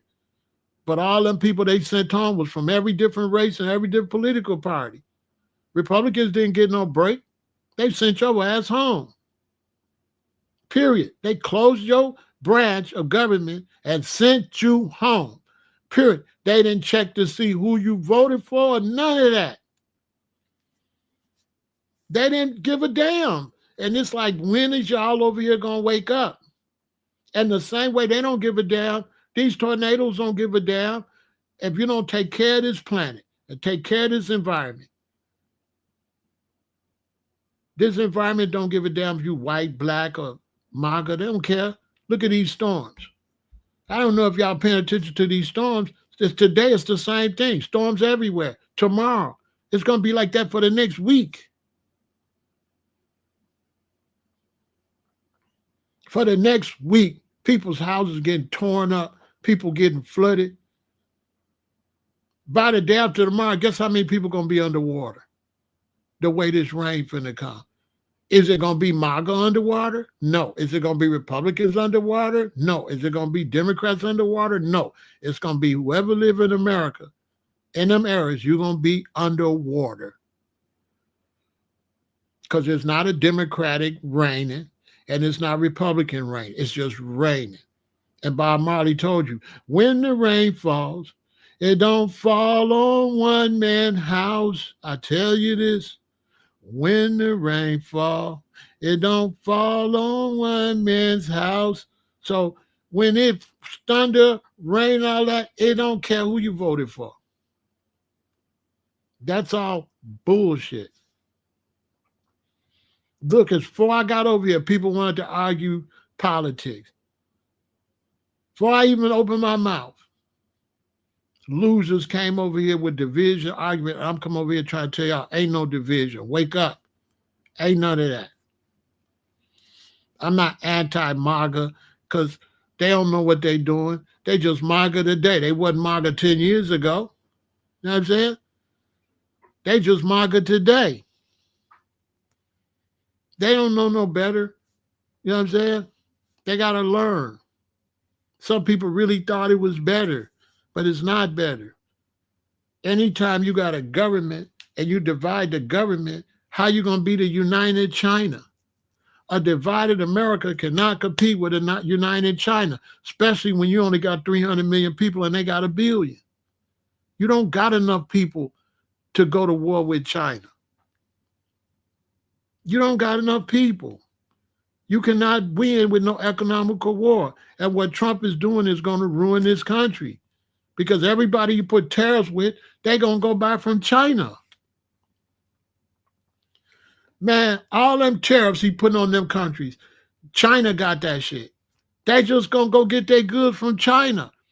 Listen, man, China got so many people that if you put tariffs on pillows, and China said they put tariffs on pillows, China can have pillows ready tomorrow. So everything that America said they're going to put tariffs on, you can bet China's got orders to produce right now. They're producing right now everything that we telling other countries they got to pay more for, and China said we got it for cheap. And then China put tariffs on us in return because we got a dumbass president that never was in shit and was always playing on his race and was always pretending he was something he not. And now you're going to have to pay $3,000 for an iPhone because all the iPhones is made in China. Apple is in China because America doesn't have the capabilities. America don't have that many technological geniuses. We only got enough technological genius to fill up like a basketball stadium at a high school. China got that many people to fill up 5 buildings of high technological geniuses. We don't got that. India got more technological geniuses than us, by far. America didn't fail because America didn't realize it's small. You're not big as India. You're not big as China.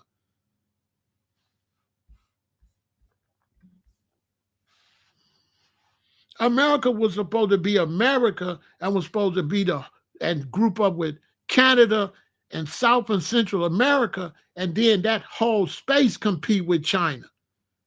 The only way we can compete is we got to lock in with North and South and Central America and become the Americas. Then we can have the training and stuff to compete. But you can't take no little place like the U.S. and compete with no big-ass China. Like, you can't compete. You ain't got... Can you beat somebody in football that's got a whole football team and you only got 9 people? Can you beat them? Can you beat somebody in baseball that's got a whole baseball team and all people on the bench and you only got 5 people? Can you win? Show me in sports where you can win when you ain't got the same amount of people as the other people. Duh. You can't win.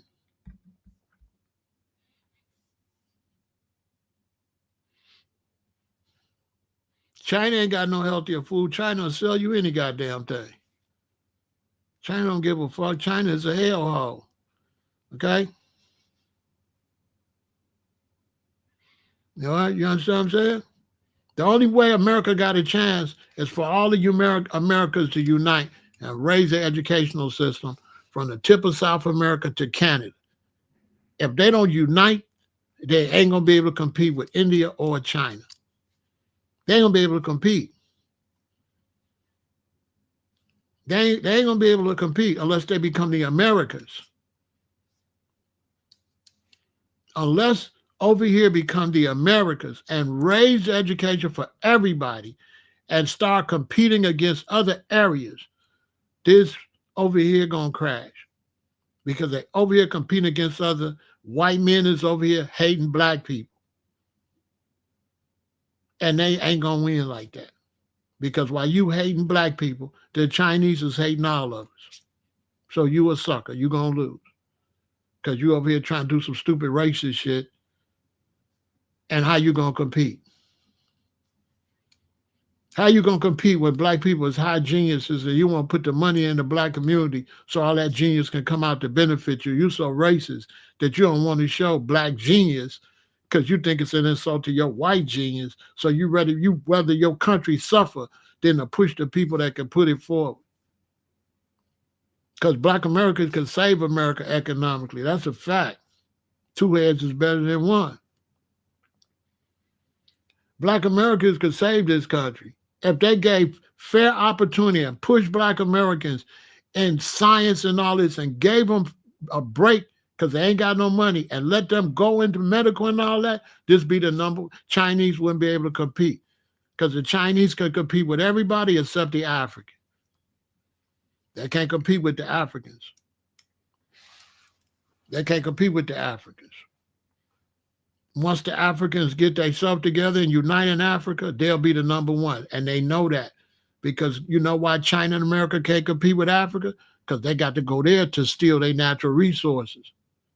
Ain't no phones without Africa. Ain't no nothing without going to Africa and stealing all that gold, all that platinum, all that uranium, all that cobalt, all that coltan, all that oil. If you don't go to Africa and steal that shit, you ain't shit. Period.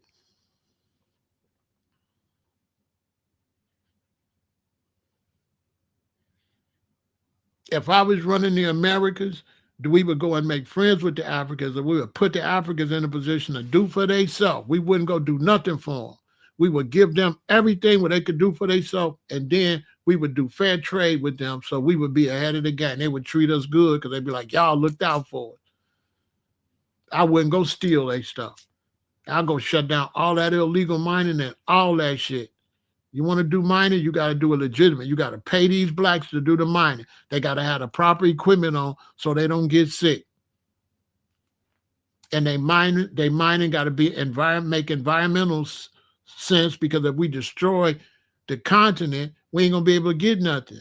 You ain't able to get nothing if you destroy the place you're getting it from. So you got to do this in an ecological way. You can't just do this like a barbarian, because where Africa go, the rest of us go. This is why the European got to change. He ain't really global like that. Anybody could tell you that if you go over there and dig up Africa and destroy Africa, you're going to set the whole environmental storms off. The world is one place. If you cause cancer over here, cancer going to be everywhere. You can't just have cancer in Africa. You on a globe. And wherever you put cancer, it's going to make the whole planet sick. You cannot isolate the sickness. Because the planet, you understand, if you go here and you mess up the environment not going to stay there. The environment goes around the globe. Hurricanes come from Africa. And they take the slave routes. The hurricanes follow the slave routes to America. Look it up. There ain't no coincidence that them hurricanes take the slave routes to come in and tear everything up. And them hurricanes going to get worse. It's going to get worse because racism and all this shit got everybody stupid when we all stuck on a ball. And we should be trying to keep the ball healthy. We should be trying to keep the earth healthy. We should be beefing, period. You cannot blow him up. You blowing the world up. You right here, you Israel, this Gaza. You shooting bombs over here, boom, shaking the boom. Then next thing you know, y'all have a big earthquake. You won't know why Israel had a 10.12.5 earthquake. Because they blowing up the same land they live on like dumbasses. You shooting bombs over here, blowing up the ground you live on. It's like I'm here in this office. Can I go blow the office up next door?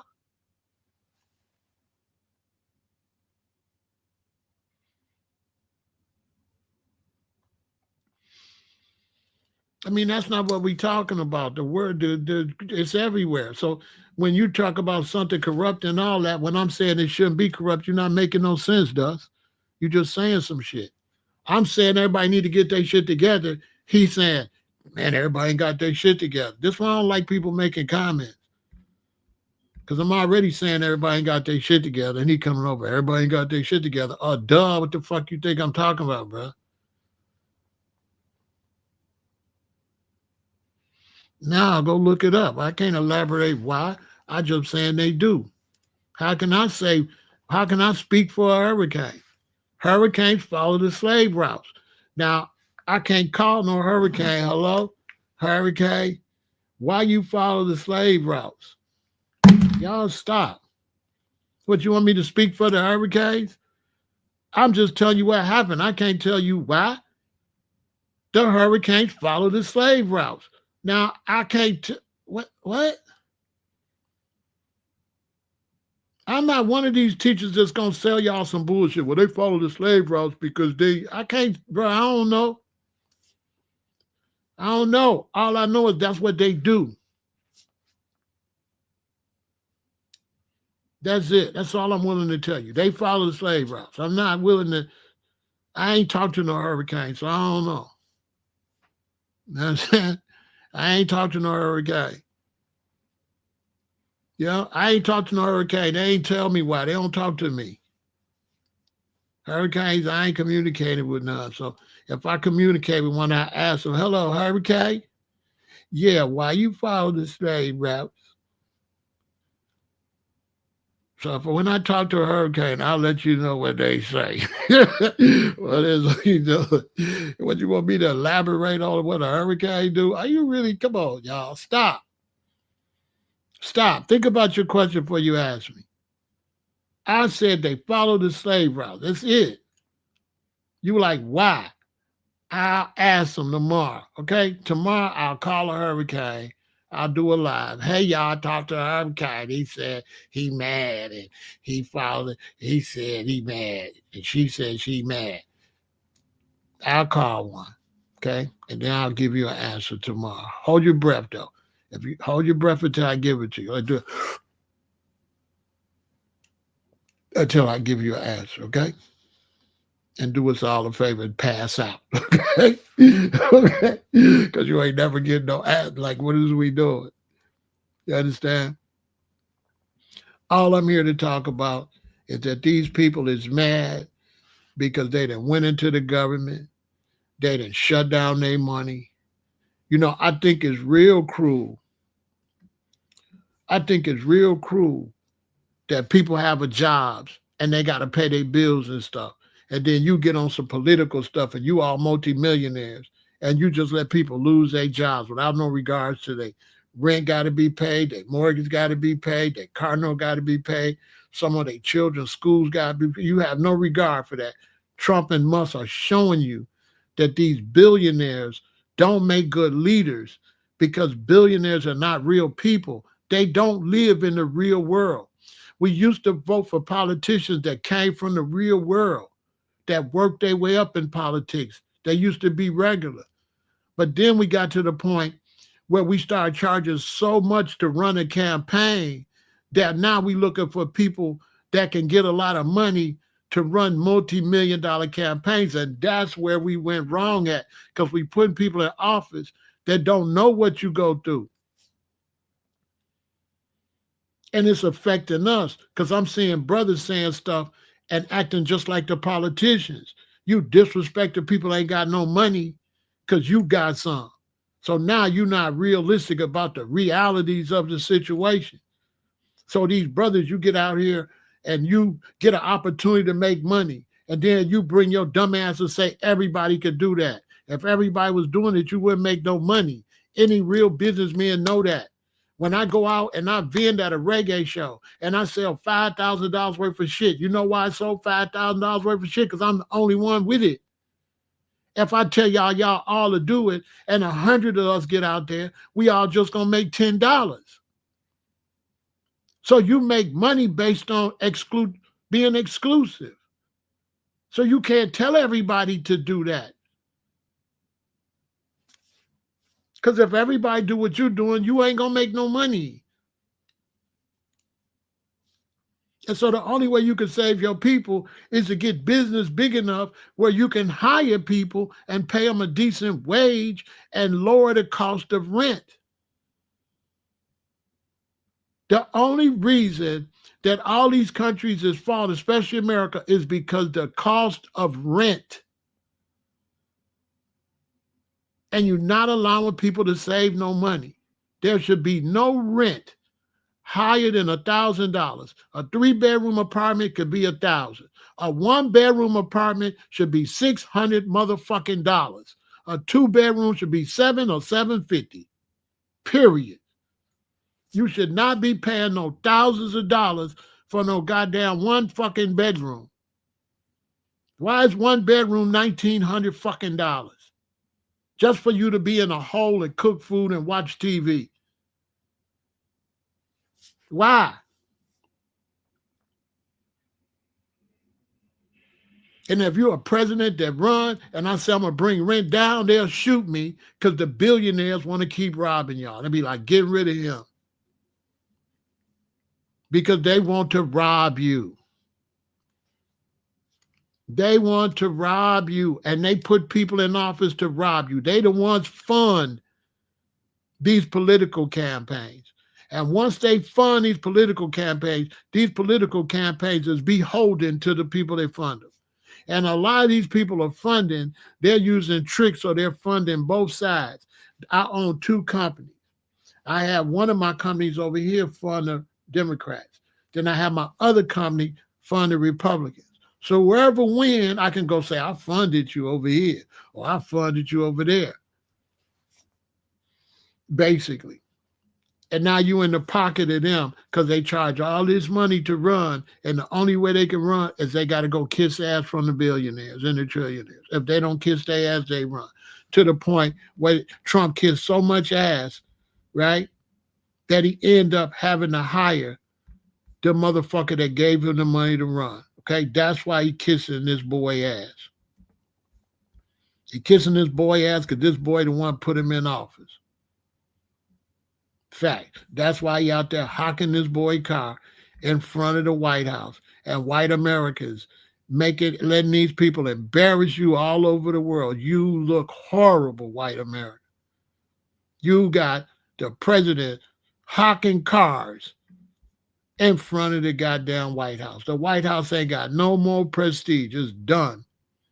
White American male is done in the world because he didn't put a 2-bit scammer and hustler as the president. This nigga hocking off goddamn visas. You can buy a visa for him for $5 million with his face on everything.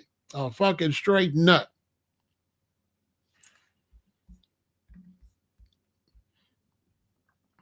I ain't answering no FBA shit, bro. Do you see FBA in the title? Come over here asking me no bullshit, bro. You tell me. Nigga, don't ask me no bullshit. Don't come over here asking me no FBA shit and all that. If you don't see FBA in the title, don't come asking me that shit. Don't ask me nothing I ain't talking about. Don't come asking me no bullshit.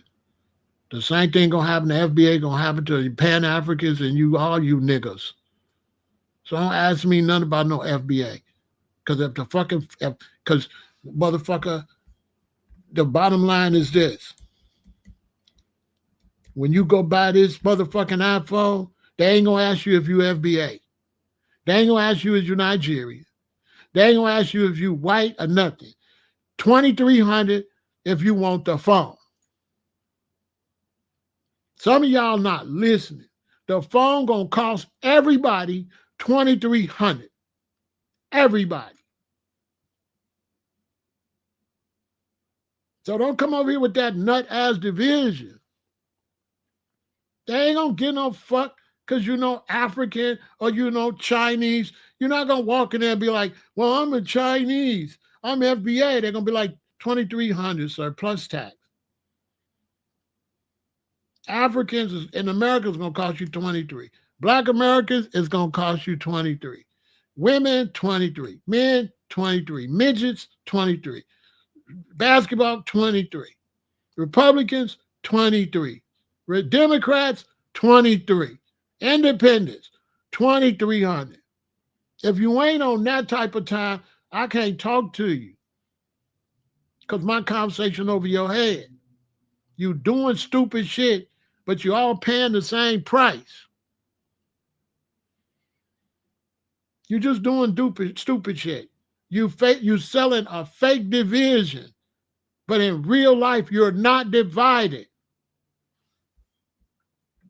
In real life, that shit not real in real life. FBA got nothing to do with division. FBA is just a way to identify what you are.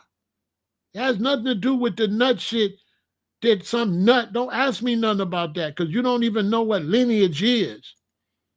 You ain't asking me what it means to be Chinese. You ain't asking me what it is to be German, but you're going to ask me what it is to be foundational Black American. What's the difference in foundational Black American and German? You ain't asking them that. You're just trolling your own Black people asking stupid shit. FBA has nothing to do with argument. It's an identification point to identify that you was the Black people here through slavery. That's all it is. That's all it is. Period. And it's a block party. So there go your answer. You blocked. So you got your answer. My answer is fuck you, get off my fucking line. That's the answer. Fuck you, you a nobody. Stop talking to me. That's my answer. Bitch, go ask your mother. Fuck you asking me for it. You got a mama, go ask your mama. Because in real life, Crawford, I'd only tell you once to get the fuck out of my face. So you ain't no gangster like that. So get the fuck off here playing. Because, nigga, I'm really a G.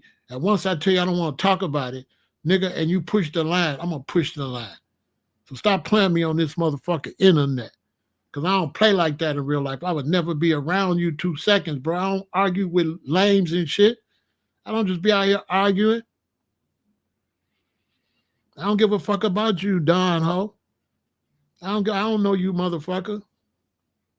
I'll block you again. I don't know you.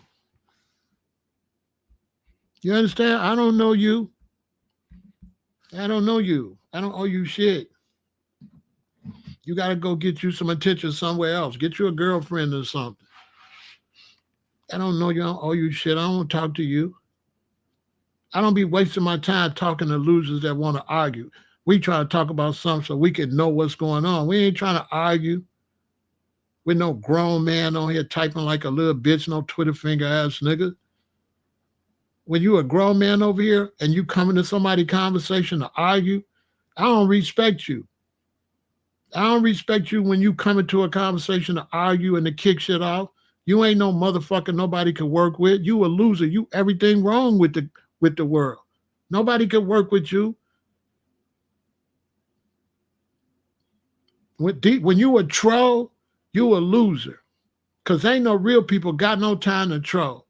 So when y'all see a person that take time out their day to troll, those are losers. Because anybody serious about life is not going to take no time to troll. Is not going to log into something they disagree with. Only losers do that. Only losers see a subject and say, I don't like this subject and log in. Right then you a loser. The fact you watching some shit you don't agree with. Who do that?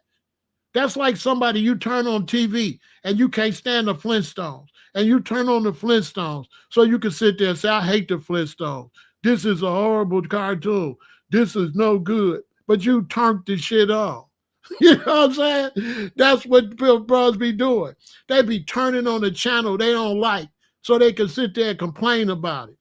And you wonder why you can't get nothing done with people like that. Because when you say you want to build an organization, them kind of people going to come to the meeting, but they don't like what you're doing. And they intentionally come to your meeting to disrupt it, to try to make it not work. So when you say we having a meeting because we want to build a community, a motherfucker that don't want to build a community going to come. So you say, we got to go to the right. He's going to be like, well, why can't we go to the left? And you say, well, we could go up. Why we can't go down? That's what he came there for. And that's why you got to be like me, security, put him out. As soon as I say we got to go to the right and you say, why we can't go to the left, I'm putting you out. Put him out. Because I already know what type of time you on. Put him out. Fight security. Because for security going to be with all that. They're going to put you out. When I go on my book tour, my security not going to play with you. Just on the side note, my security not going to play with you. So if you think you could come to my book tour and try to kick some shit off, this shit going to go left. Because the book on some street shit and some gangster shit, and the book motherfucking tour going to be on some street shit, on some gangster shit. I'm just saying. You could come outside and play. I cannot wait. Because we're not doing no playing. And we're not going to let none of y'all disrupt the other people that's decent, that want to enjoy themselves, want to learn something. You understand? These are the problems we got out of school. We send our kids to school to learn something, and it's this one nigga in there disrupting the class. But you really want your daughter, your child to get education. But this nigga in there aggravating the teacher. And his parents won't do nothing. And send him every day to disrupt the class. That's disrupting your child's experience from being able to learn.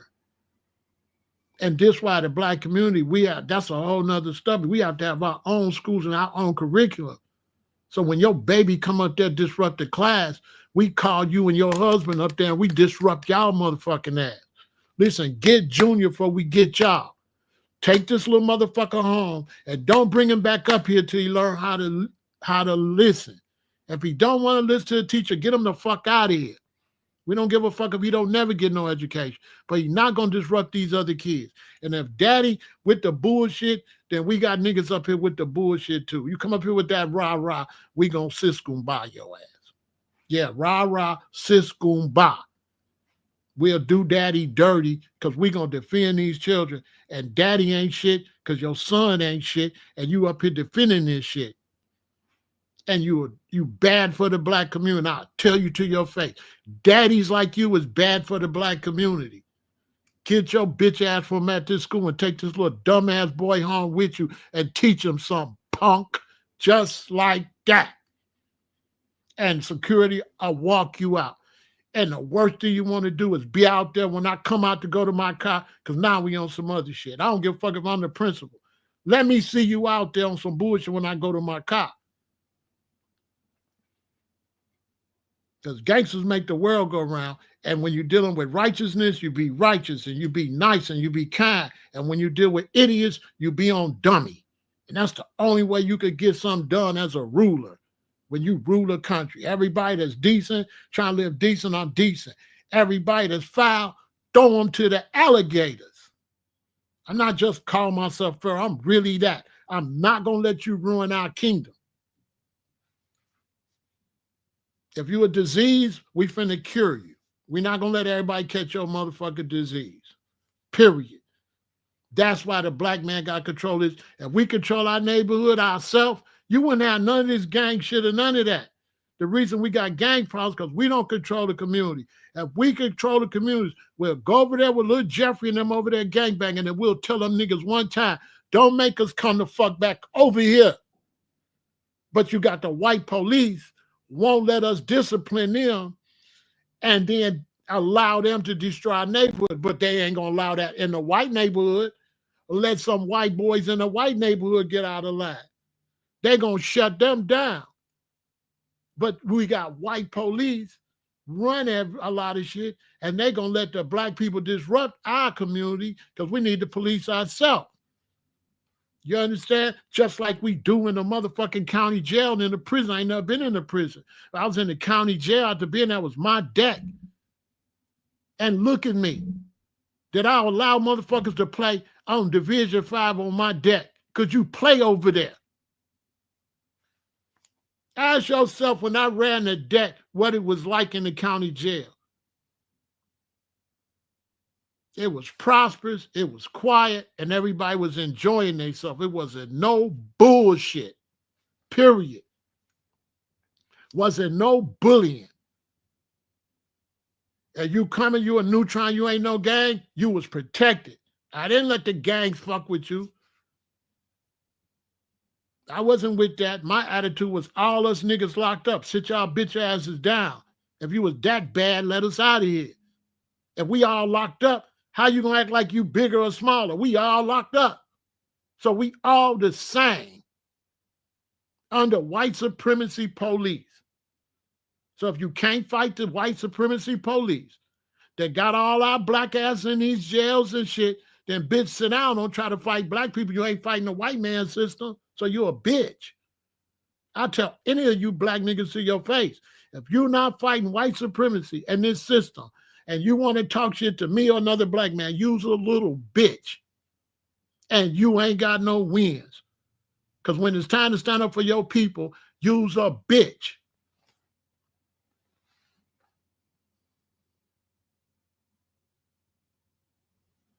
Period. And you sitting up listening to haters and arguing with haters that don't like you, that's racist and slow. Because any white person that's racist is slow and stupid. Why would you waste your time arguing with them? They slow and they stupid. So if you're a white person watching me and you don't like black people, that's because you slow and you stupid.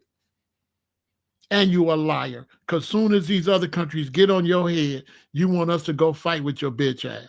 Go take your white ass and go fight by yourself. Go to Vietnam by yourself next time, bitch. Or go fight your war by yourself. Since you tough motherfucker KKK and Nazi, I can't tell, bitch, you always want me to go fight with your bitch ass. Keep it real. You don't never fight on your own. And you constantly taking L's. Because my OGs was in Vietnam. You was over there crying like a bitch and ran. And you ran. That's why you don't see no white people come over here playing with me.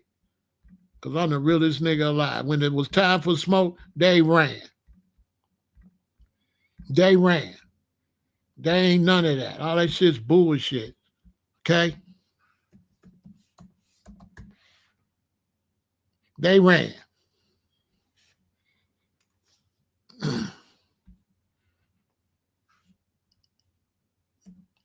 When they got time for smoke, they ran.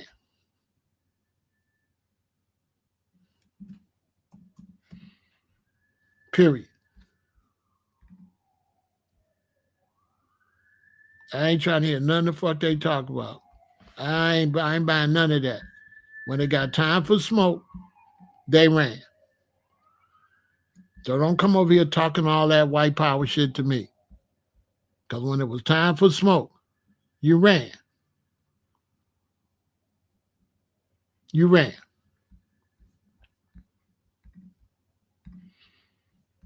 You ran. And you want everybody to go fight with you. I ain't trying to hear that shit. I ain't trying to hear none of that. I ain't trying to hear that.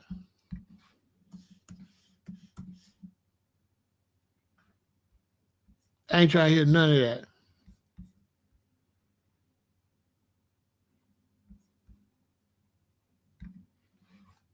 When it was smoke, you ran.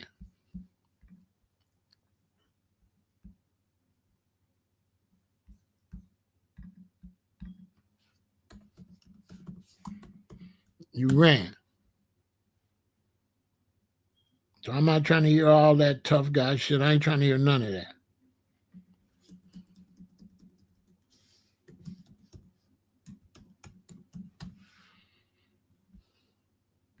I ain't trying to hear none of that. Keep that shit to yourself. My mother worked for the Selective Service. They the ones sent you to the military and you was running.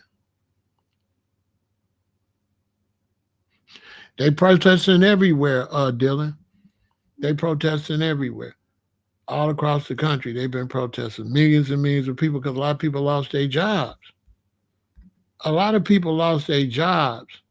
Elon Musk got in there. He's born with a silver spoon.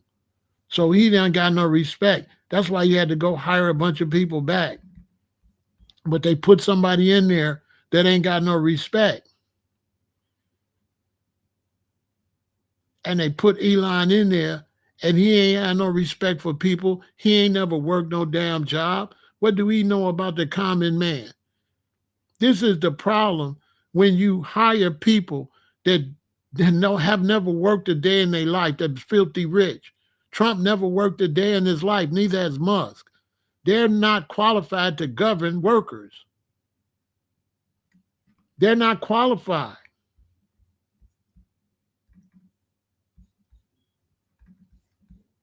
They're not qualified. Rich people like that are not qualified to govern.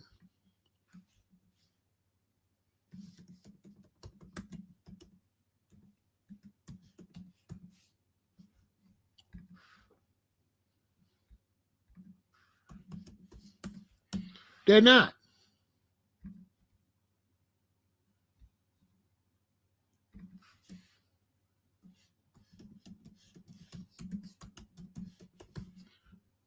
They're not. How? Based on what? They can't understand what you go through or nothing like that.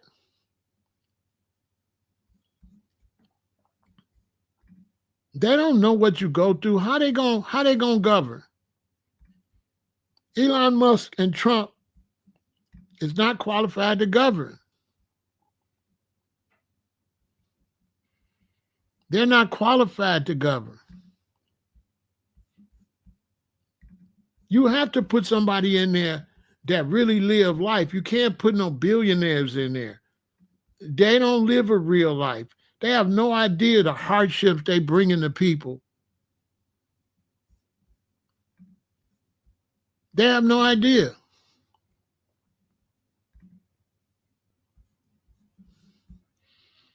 You can't put them kind of people in office. That was the wrong choice to put some people in there that can't relate to real people. That was a bad choice. You have to put somebody in there. See, Harris came up poor and struggling with her mama. You have to put somebody in there that's got some sense of what Americans go through. You can't put nobody in there and think because they rich, they just going to make a lot of money and then they're going to bring it to you, because most rich people are selfish. So when you put somebody in there that's rich, they got a long history of only looking out for themselves. These are the people that scam us, the Musk and the Trump. These are the scam artists. These are the people that overcharge us for shit. So how they going to be good in government? When somebody like Elon Musk want to hire people and don't pay them nothing. And then you put some guy in there and all he been is a con man his whole life. He's selling everything he can with his face on it. He all in front of the White House selling cars. Ain't nothing presidential about him. And because he's a white man, white America is going to overlook it, because racism got them making bad decisions. And then acting like they the big bad wolf and all that, because they know you young people don't know the history. So that's why they acting like that. Because they know you don't know they not the big bad wolf. And you don't know when they ran from Vietnam. You don't know that they can't beat nobody. They ran. Okay? They ran. All right? They ran. All that big bad wolf shit not real. I'm born in 1958. I know what I'm talking about. They was running. They not none of that. They not that. So many of them was trying to flee the damn thing. The helicopter took off and the thing did like this and it fell. They was trying to get the fuck out of there. And they was trying to get out of there so fast, out of Vietnam so fast, that they didn't have time for the helicopters to go get some more people. So guess what they did? They pushed the helicopters in the ocean so the next helicopter can land, and they jump off and push it in the ocean in the next one. They had to push the helicopters in the ocean so the next one can land, because they were trying to get the fuck out of there, because they couldn't beat them people on their own turf. And my OGs was over there. That was my OGs. My mother wasn't the one sent them. My mother worked for the Selective Service. She the one sent them. She worked at the draft board where they burnt up the draft papers.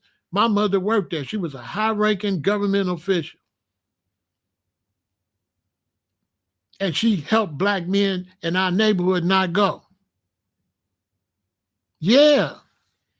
They was running so fast that when the helicopter landed and they got off, they had to push it in the ocean so another one could come and land. They didn't even have time for it to take back off. They were trying to get the fuck up out of there. And the Vietnamese, my OGs was over there, and they said they would be in the jungle, and the Vietnamese would come out and lay everybody on the ground.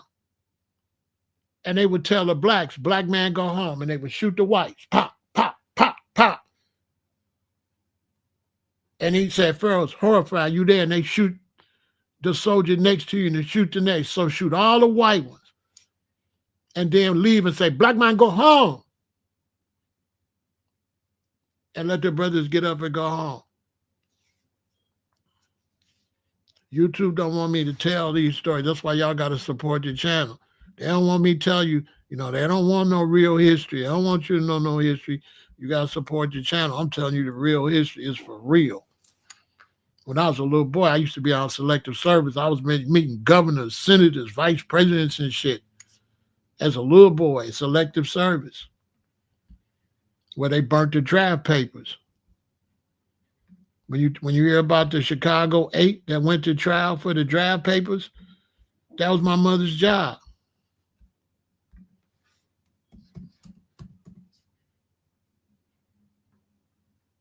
That was my mother's job. Matter of fact, we was the first one seeing the draft papers when we went to get ice cream that Saturday. And we got to work and we seen all these papers. This is the real picture. This is my mother work right here. This is the alley. This is the alley. We used to park right there. And I go in there and my mother work right there. This the day we went to get my mother some black walnut ice cream. My mother used to like black walnut ice cream. Everybody didn't sell it. But the ice cream place by her job did. And my daddy, being a super loving husband, on Saturday, he took me, my sister, and my mommy to get my mama her ice cream. And when we pulled up to the ice cream shop, which was right next to Selective Service, and my mama's job, all the draft papers was burnt up. So then from then, my mother had to start flying all over the country because then they went digital. They went to the computers. And my mother was under Miss Stilwell, and Miss Stilwell was the boss of the whole Midwest, and Miss Stilwell retired, and my mother was the boss of the government when it comes to the draft over the whole Midwest. Facts, I just ain't no regular nigga. This is real. I'm really that. My mother worked there, and all the big boys used to come to my house, and my mother used to tell them how not to go to the draft board. She saved a lot of brothers in our neighborhood, and our relatives didn't go to the military. Because my mother, Bessie Stewart, helped black men not have to go over there. She told you what to do, so you didn't have to go there. All you had to do was get out of high school and go to college. If you went to college, they wouldn't draft you if you took certain classes. That's why my cousin Sam and all the other ones, Adolph went because he didn't listen to my daddy's nephew. Adolph went, but Adolph didn't listen, and he came back mentally disturbed too. But yeah, I was there. I was there in the car, and I was the oldest. My sister, your young man, I seen the draft papers. And I was a baby, so by the time I get older and I'm like 16, 17, my mama like, come on, Michael, take me to the airport. And I remember one time taking my mother to the airport, and she said, go get my briefcases out the trunk. And I opened the briefcase, it said, top secret. I was like, damn, my mama a spy, you know what I'm saying? So from a little boy, I was meeting postmaster generals, senators, congressmen, and they'd be like, hey, little Michael, but you're a little boy, and you like, come on, mama, let's go. You know what I'm saying? I don't give a fuck about who is this? I'm a number 7, 6, 7, 5, 6, 7, 8. And she telling me this the vice president. Man, I don't mean nothing to no 8-year-old. All I know is you told me you're going to take me to White Castle. Let's go. Let's get to White Castle, man. Fuck dude. You know what I'm saying? You know what I'm saying? So that's why when I started, I kept getting caught for marijuana. I had cases and I left and went to Hawaii and shit. My mom went to the government and said, the police keep coming looking for my boy. And my mama said, all right, okay, Bessie, don't worry about it. Anytime he come to town, call us. I had government protection. The government told my mama, anytime I come to town, just call us and we'll make sure they don't arrest him. The government still protect me because I'm Bessie Stewart's son. They let me talk a little bit because they know I ain't going to tell y'all nothing that dangers the government. That's why I'm trying to tell YouTube. Anything I talk about, I still don't cross the government. I don't cross the government. I don't talk against the government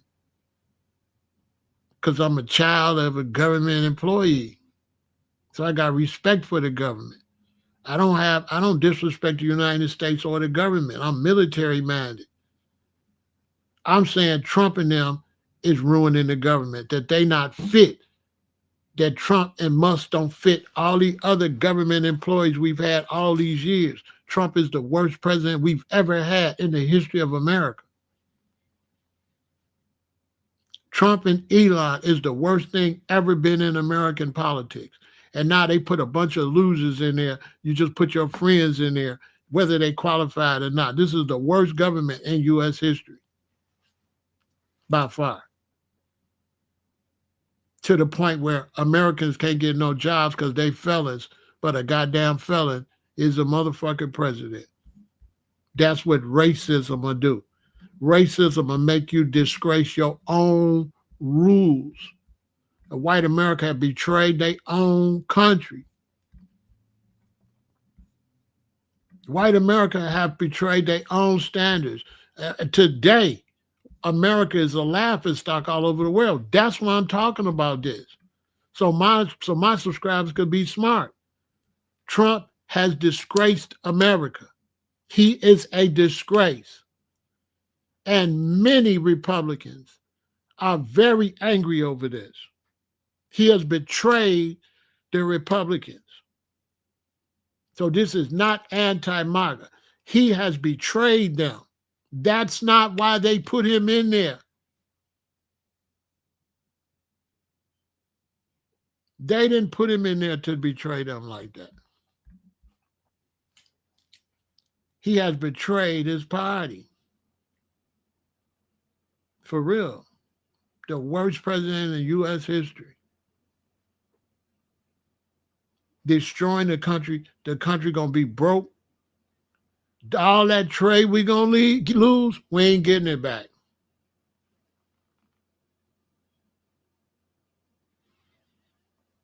When you talk about DEI, they didn't get rid of DEI because white people is DEI. White people have been DEI. They've been getting jobs just because they white. They never got jobs because they qualify, because the president represent DEI. That motherfucker not no presidential. He only got the job because he's a white man with a lot of money. Trump is DEI. He is an unqualified person that's the president because he's getting special treatment because he's white and rich. He has not earned the right to be the president. He hasn't held any political office at all. He is DEI. Why America's built off of discrimination in hiring. So it's crazy to see white Americans talk about DEI when America is DEI. You couldn't even drink off a water fountain unless you was white. White people have been our DEI. Ours do get special treatment. They haven't earned anything. They didn't fight none of their wars by themselves. They didn't build nothing by themselves. Their whole economy was built off of free cotton, free labor. The cotton industry built this whole country. On top of that, white people are the most uneducated historical people in America. White Americans don't know nothing. This is why they wanted to, DeSantis and them want to take education out, because they don't want white people to find out the truth because they're going to rebel. That's why I'm not mad at white Americans. They don't know shit. Us black people didn't know it. We went and found out the truth and said, what? We went and found out. We made the phone. We built the car. We taught Ford how to build. We went and found out we built everything. They didn't tell nobody. White people don't know that black people built all this shit, the traffic light and all that. White people don't know.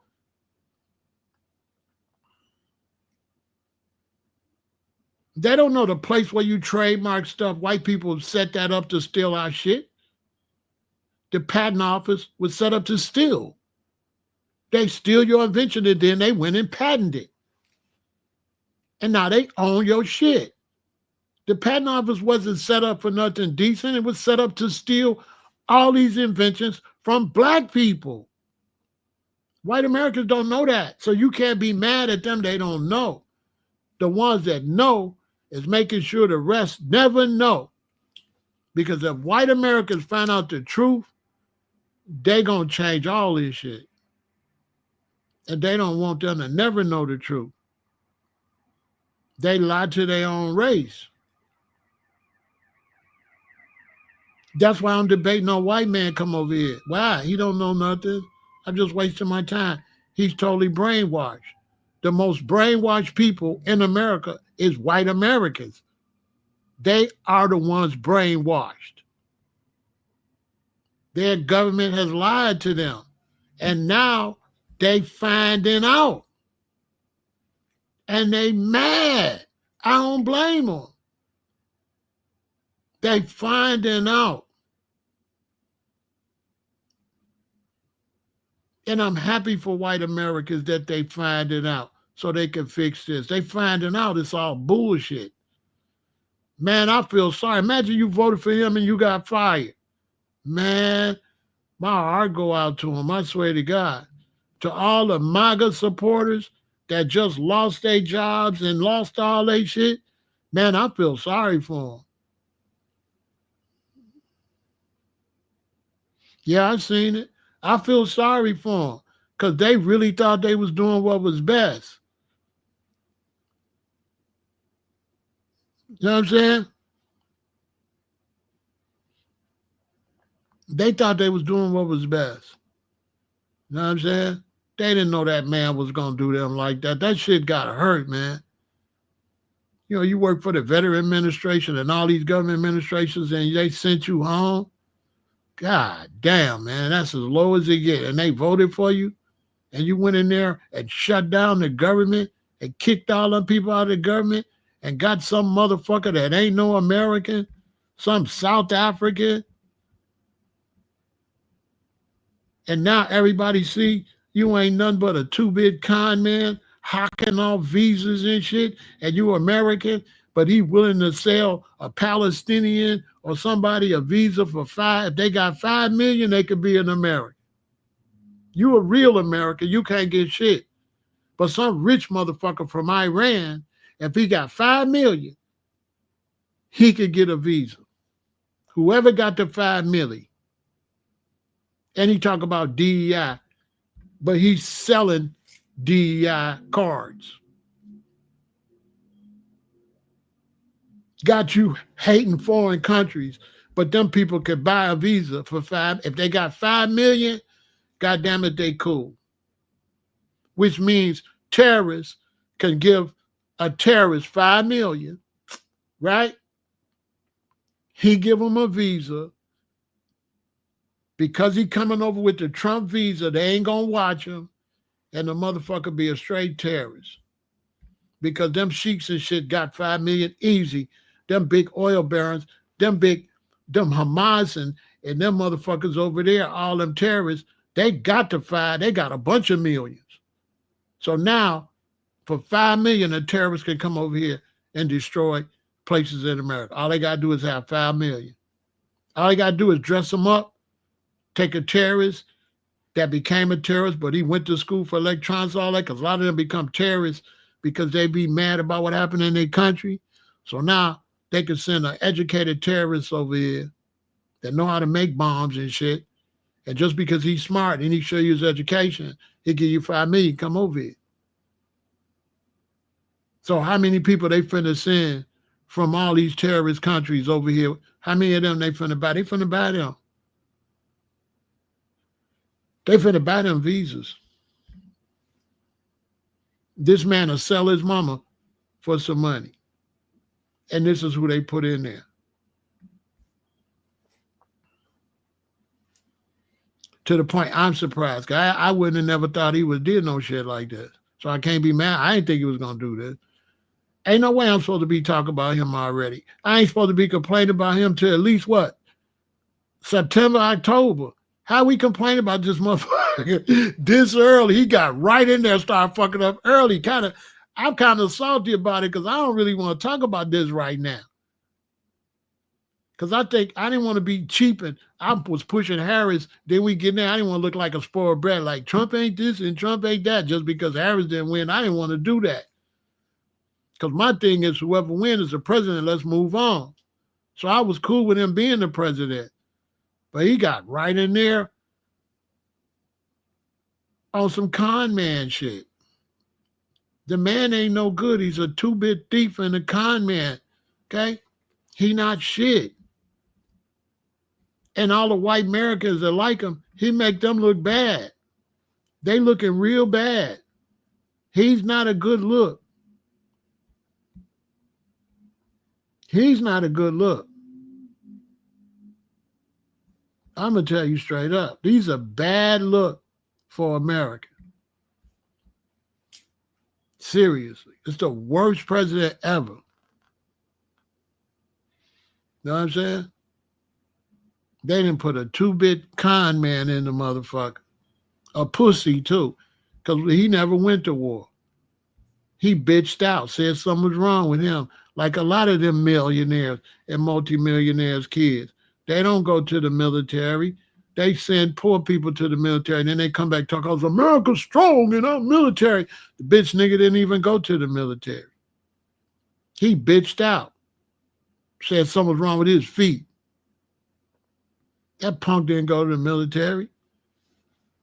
Trump is a punk, okay? Always was. They used to bully him in his school. Then his daddy used his financial power to get him to leave little Donnie alone. Donnie ain't shit, his sons ain't shit.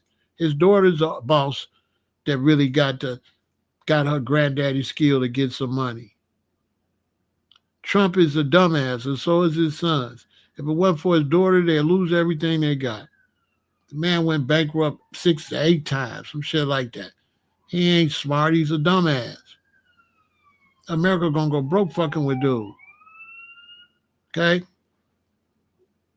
Now, he ain't the Antichrist. You know what I'm saying? He ain't the Antichrist. You know what I'm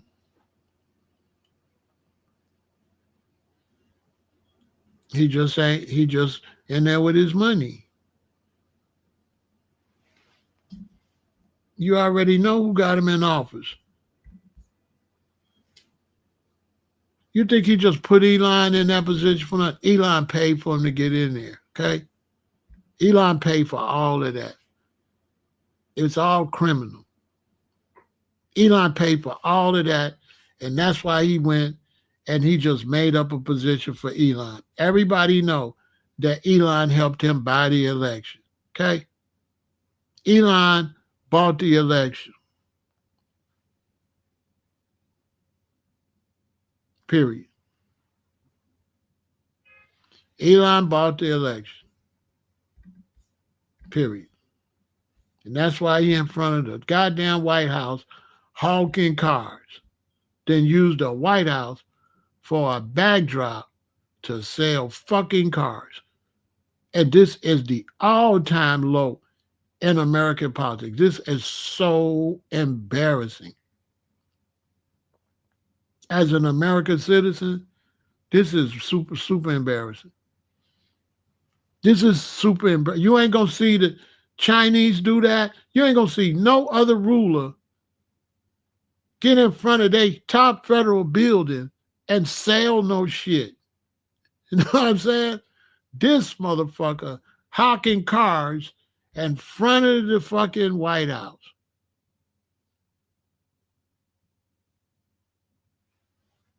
This man selling cars. And this man selling visas. You want to come to the country? 5 million, you in. 5 million, you in. Unbelievable. Unbelievable.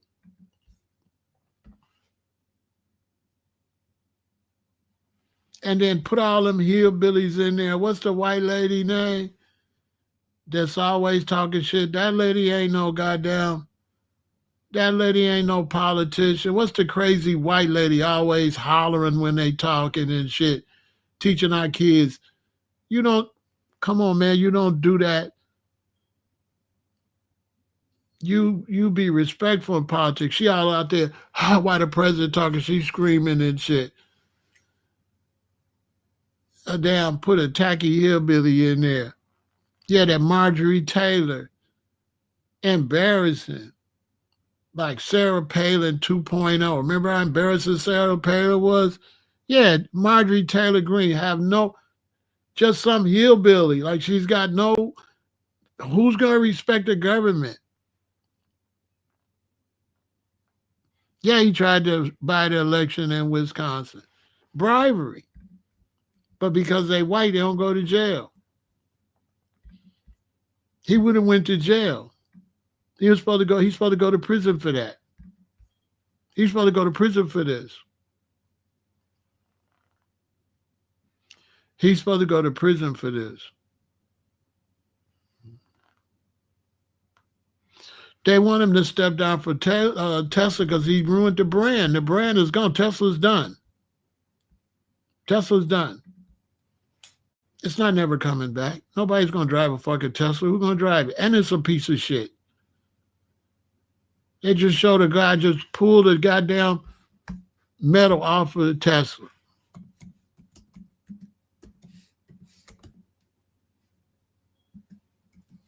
Y'all seen that? Y'all seen the guy just pull the metal strip right off the Tesla? Because it's a piece of junk.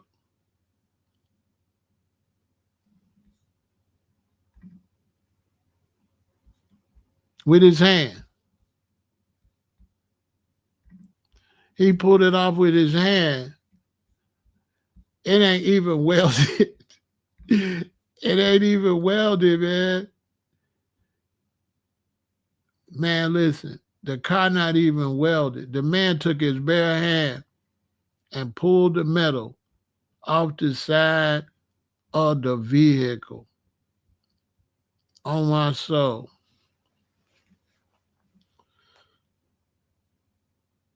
The man took the metal and pulled it off the side of the vehicle. Do you hear me?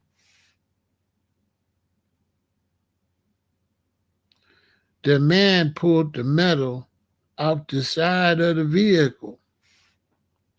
Hold on, watch. I'm going to show you.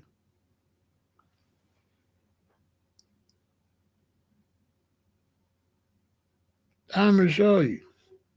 The man pulled the metal off of the side of the vehicle. I swear to God. I swear to God. I said, what? Y'all support the channel. The man pulled the whole metal off the side of the vehicle. You hear me? I'm going to show it to you. We'll take a break. I'm going to show it to you. Y'all support the channel. Look, I'm going to show it to you. Support the channel. Swear to God.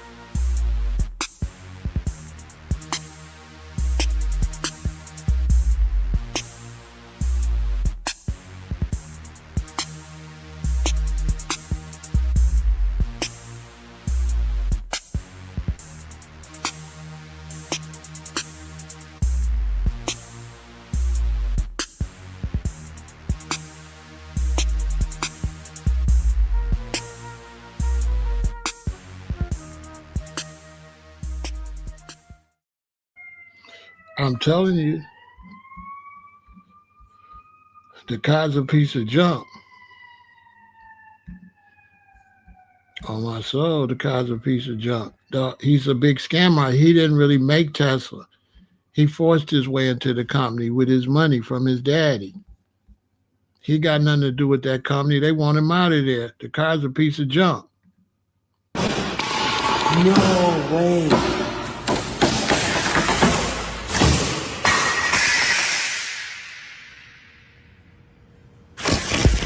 Oh my God, 3 fingers. It's all one piece of the body. Oh yeah, they don't use.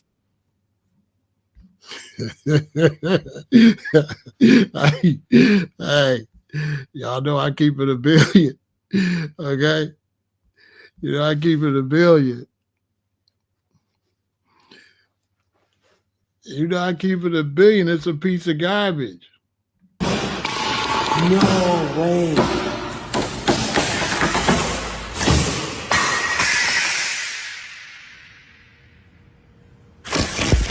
Oh my God, 3 fingers. It's all one piece of the body. Oh yeah, they don't use. I don't be lying to y'all.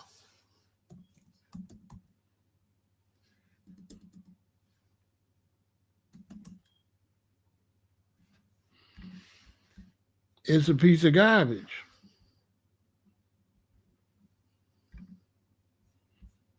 The one dude, he tried to tow something, and the whole back of the car, the whole back of the truck fell off.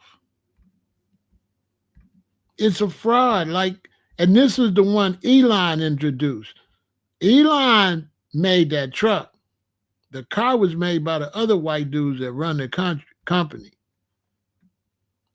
Elon was the one that made that piece of junk truck. Elon is not a genius. Elon is a dumbass. Elon take his money and hire a bunch of geniuses and underpay them, and then he takes the credit and stands up there and he try to look like a genius. It's a scam. Elon is a dumbass.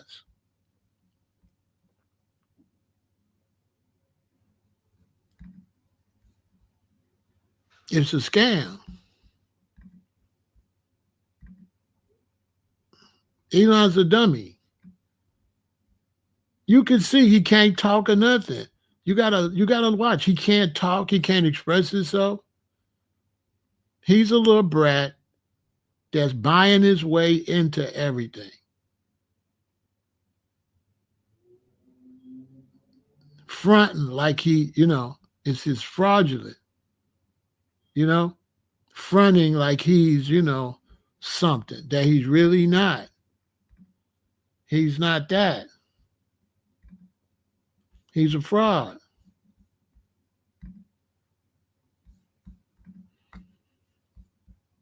I'm just telling you.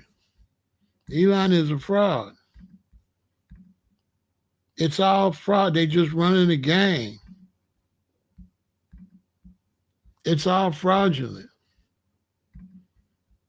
They talk about DEI. Their whole thing is DEI. The Tesla truck is a piece of junk. Dude tried to pull a car that broke down and hooked it to the Tesla truck, and look what happened. Soon as he tried to pull the car, the whole back fell off of it.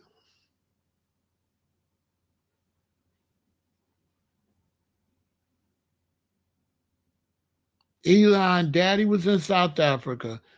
They was there, white racists, supporters of Bolta, supporters of racism, to abuse the Africans and steal their natural resources. Then he took his daddy money and he went out in the world with his daddy money stolen from Africa and got into business. And then, because he had ties in Africa, he was able to get the cobalt and the coltan that's necessary to make the batteries for these electric cars. And without the exploitation of Africa, you cannot make electric vehicles. So he is a racist South African that is exploiting Africa to make money. Okay? That's what he is. He is a racist South African that is in Africa exploiting the African people to make his cars and to steal diamonds and shit like that. That's what he is. That's what he is. That's where the money come from. You understand? Yeah, I don't really want to listen to you. I don't really trust you. I don't really like trolls. And when people come over here with those weird names, what's your name? Grace Sanchez with the weird pictures. I don't really trust people like you. I don't think you bring nothing to the table. You know what I'm saying? Come back. You know what I'm saying?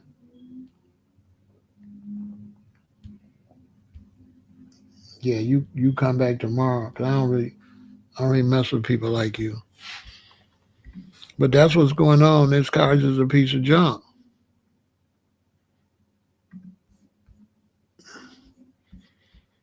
And this is who's making them. This is who's making it possible. These are the people that's upholding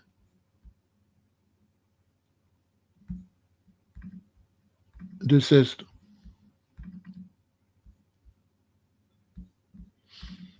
These are the people that's making the Tesla possible.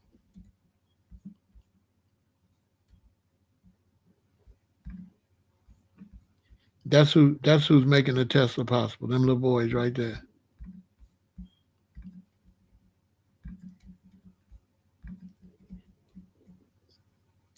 That's who's making it possible to have them batteries.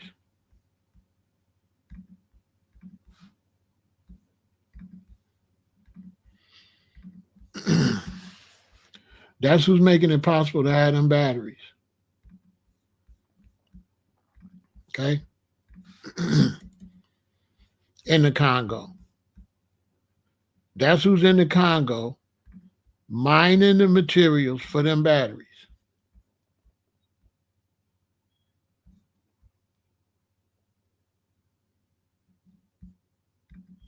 Okay?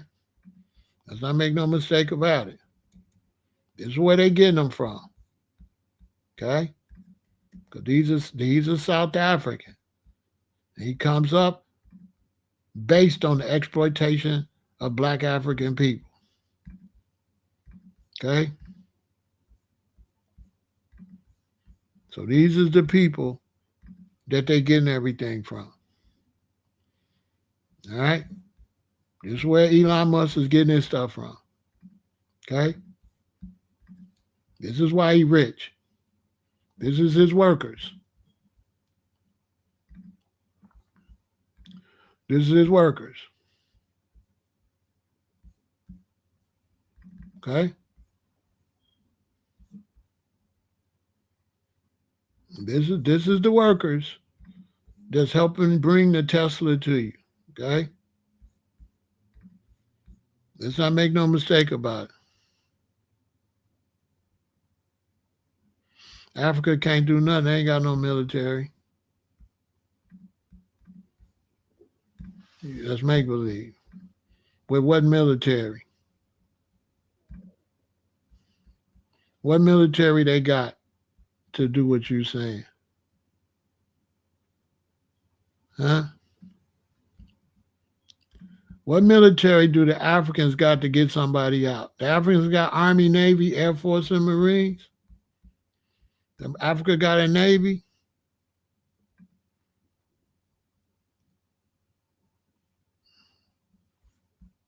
I mean, you're supposed to be teaching 777. Teach somebody something. Get them out how. Be more specific. Or you just talking out of emotions. I don't want you over here talking out of emotions. If you ain't dropping no real knowledge, don't say nothing over here, okay? Don't say nothing over here if it don't make no sense. You're going to have to drop real knowledge if you come over here. You can't come over here with fake information, okay?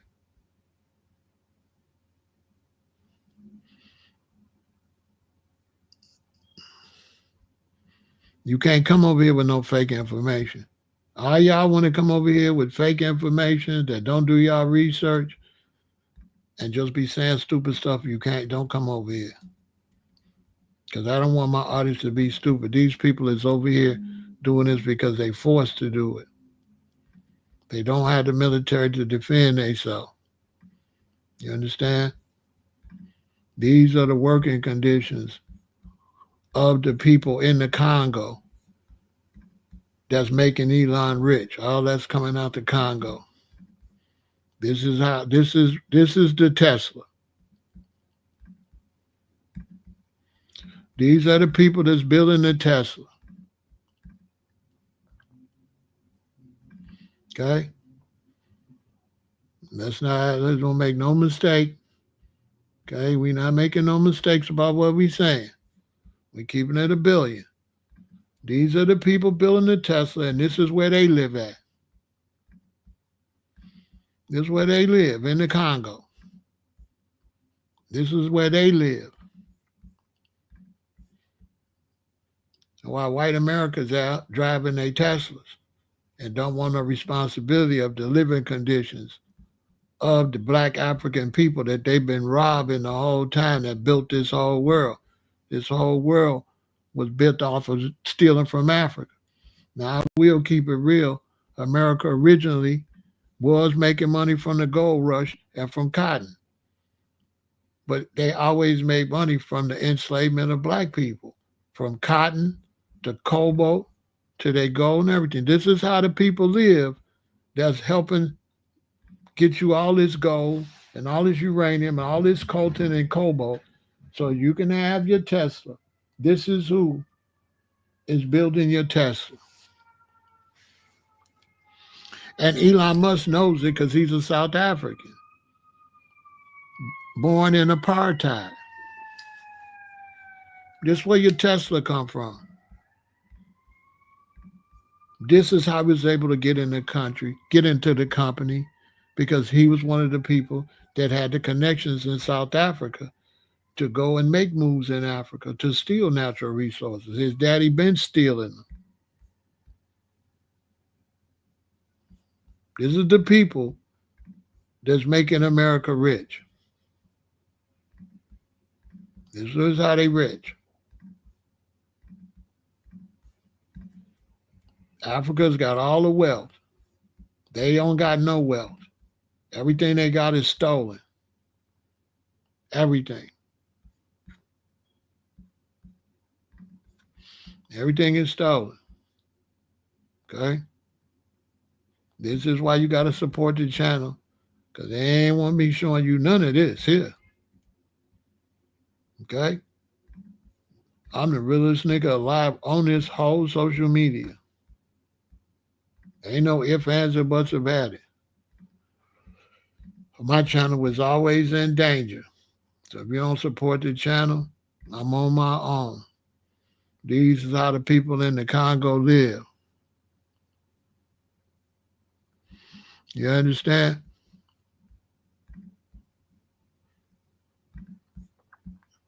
You understand what I'm telling you?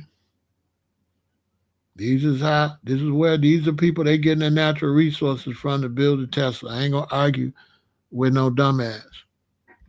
You know what I'm saying? I ain't gonna argue with no dumbass. You ain't got no Tesla if you don't got cobalt and coltan. So I'm not gonna argue with you. Unless you can show me where they getting the materials to make the battery for Tesla, there's nothing to talk about. I'm not gonna argue with you.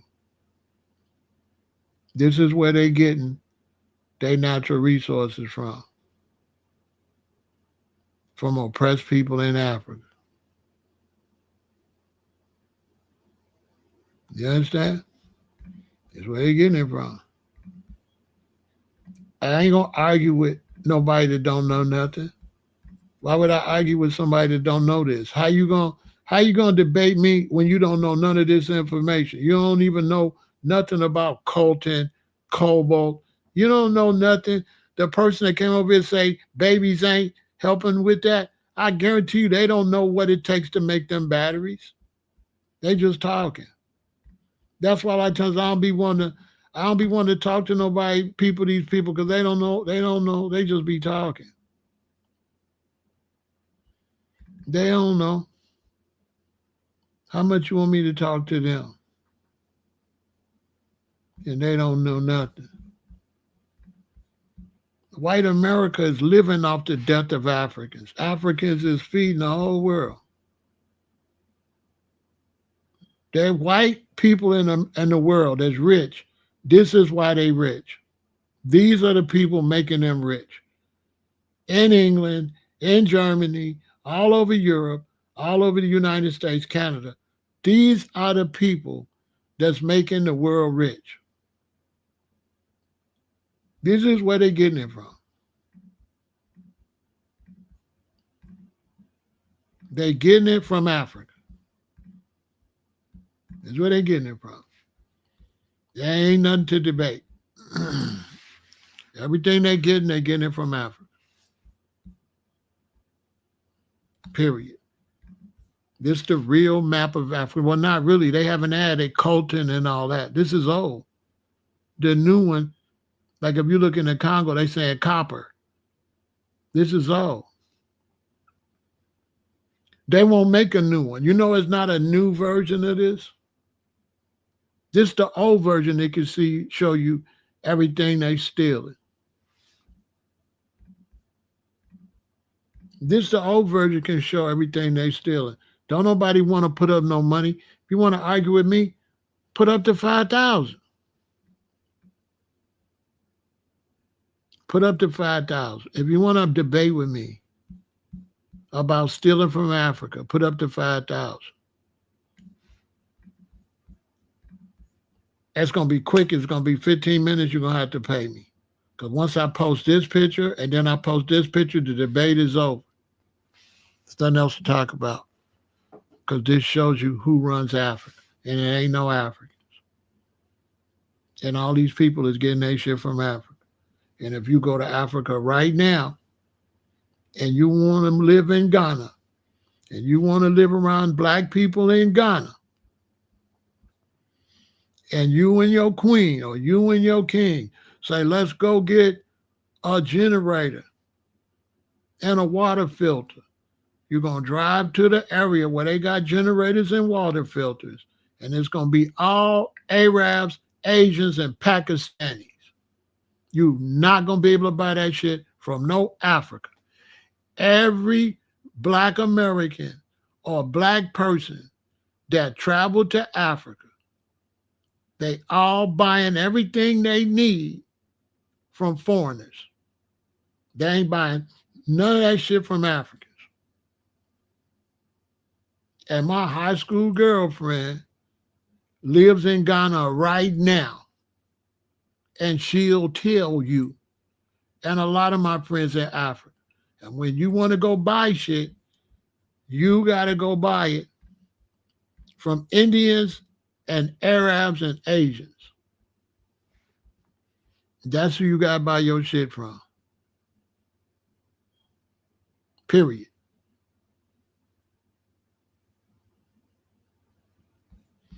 Point blank, period. Don't nobody want to have it. I mean, come on, man, trying to debate me. You know, you out of your, I'm out your league.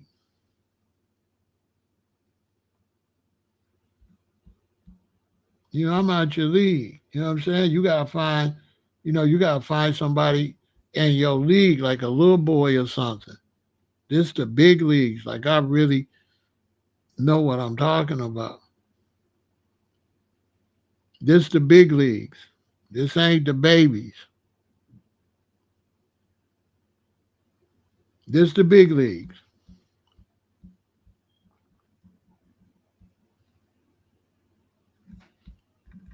This ain't the babies.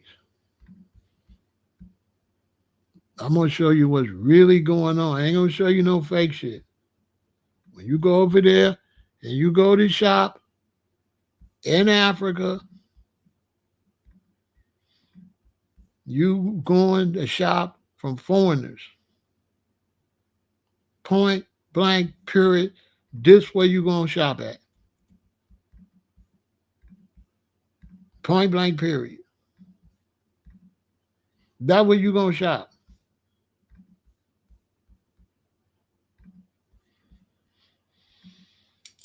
Look in Ghana how they burnt down the whole market, just happened to catch on fire, and they said some Asians set it on fire because the blacks was trying to control the market. So the Asians set it on fire. What was that, 2 months ago? Oh, that's right. People that want to argue with me, you don't know none of that. You don't know none of that. You just want to argue with me, but you don't know nothing. And why would I argue with somebody who don't know nothing unless you pay me?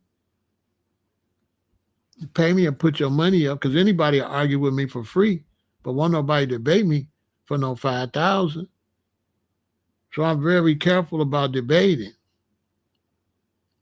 because anybody will debate for free. But I'm from the old school, and I believe put your money where your motherfucking mouth is at. And if you can't put your money where your mouth is at, shut the fuck up talking to me. Just like that. I don't want to talk to you. Put your money up. Put your money. Show me you willing to stand on what you're talking about. Because you ain't willing to do that shit for no money.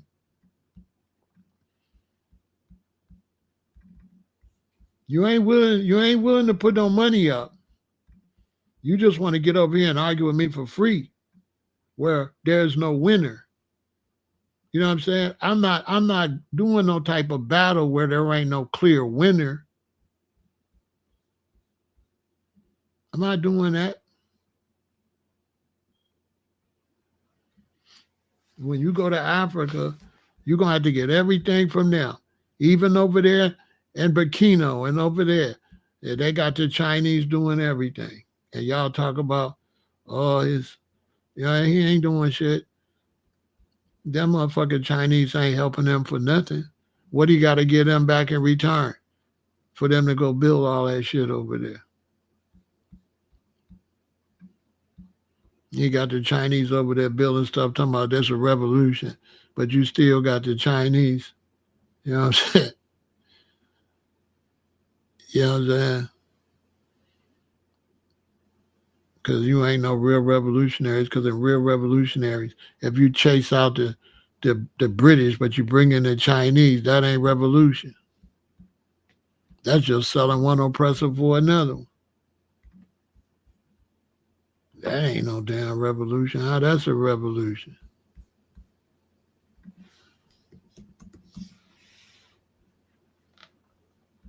Make it make some sense.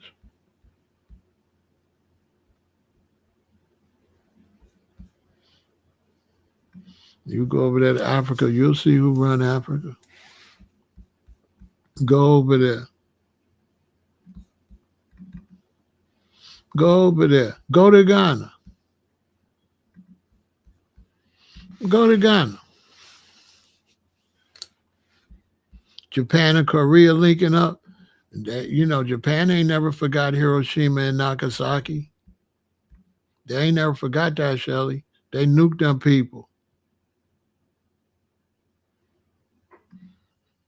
You're 100% right. He said he heard Trump that Elon was giving Trump $45 million a month. Yeah, but if you go to Ghana and you want to buy something, guess who control all the economics and shit? If you want to buy shit, this who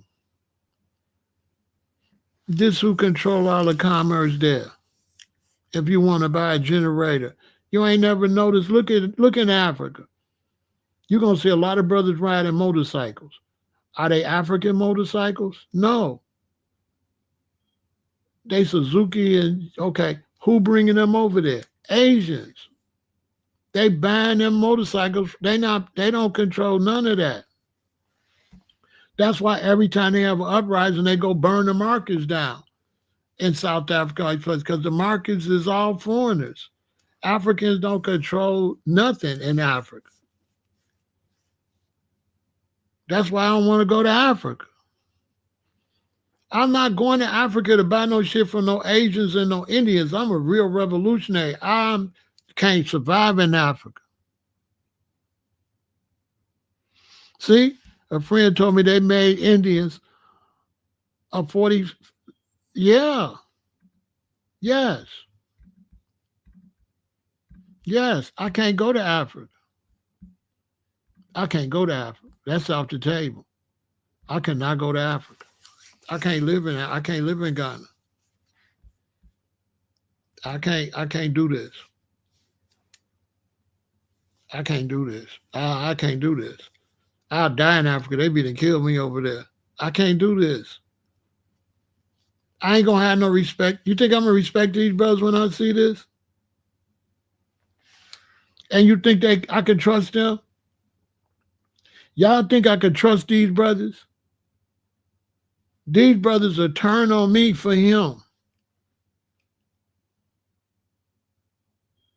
These brothers will turn on me. All he got to do is tell them to get rid of me, and I'm out of there. And this man gonna tell him to get rid of me because he gonna sense right off the top that I could compromise his position. For y'all that don't understand war. Like when I went to Hawaii, right? When I went to Hawaii, right? And California was the same way. When I went to California, California had a big reggae movement. They had a white dude named Roger Steffens. He had the radio, the big radio station. So he was playing all the reggae. So he was like the big boss of reggae. So now he was the big boss of reggae, and all the Jamaican artists was all rallying around him. Now I'm a Black revolutionary militant comedic roster. So when I come to the event and I see Roger Steffens and he got all the Jamaican reggae artists around him and he see me, he automatically don't like me because he know I'm a Black American. And so when you start dealing with these foreign situations and the brothers and sisters be around them whites and foreigners, when them whites don't like Black American men, because the most revolutionary, radical Black man on the planet is the Black American man. So they don't, you go to Jamaica, you're going to be in danger because they don't want your revolutionary mindset to be talking to them. We more militant than all of them. We more militant. So your life in danger. So I never had an opportunity to blow up within the circle. That's out of there. And the Jamaican reggae artists, they gonna sell out to master so they could do a couple reggae shows. They not gonna ride with the Black Americans. But the problem was that if you was a Black American doing some conscious shit, they could run over you. But if you was a Black American on the streets, they fear you because these niggas don't give a fuck about reggae. I'll put these niggas on you. I'll put these Crips and these Bloods on you. So you become a real threat because you're not tied to the fake consciousness. You don't get no fuck. You a nigga, you be outside. I be outside with the niggas. I don't be with the Jamaican reggae motherfuckers. Nigga, I'm in Compton. I'm in South Central. You understand? So they scared. You know what I'm saying? Because I ain't had no respect like that. And I was looking at the Jamaicans crazy. Because you trying to call me a Yankee, you must be Confederate. Because the Jamaican flag looked just like the Confederate flag. So I was doing Jamaicans dirty talking that shit. The nigga couldn't talk crazy to me. On my soul, motherfucker could talk crazy to me. On everything I love.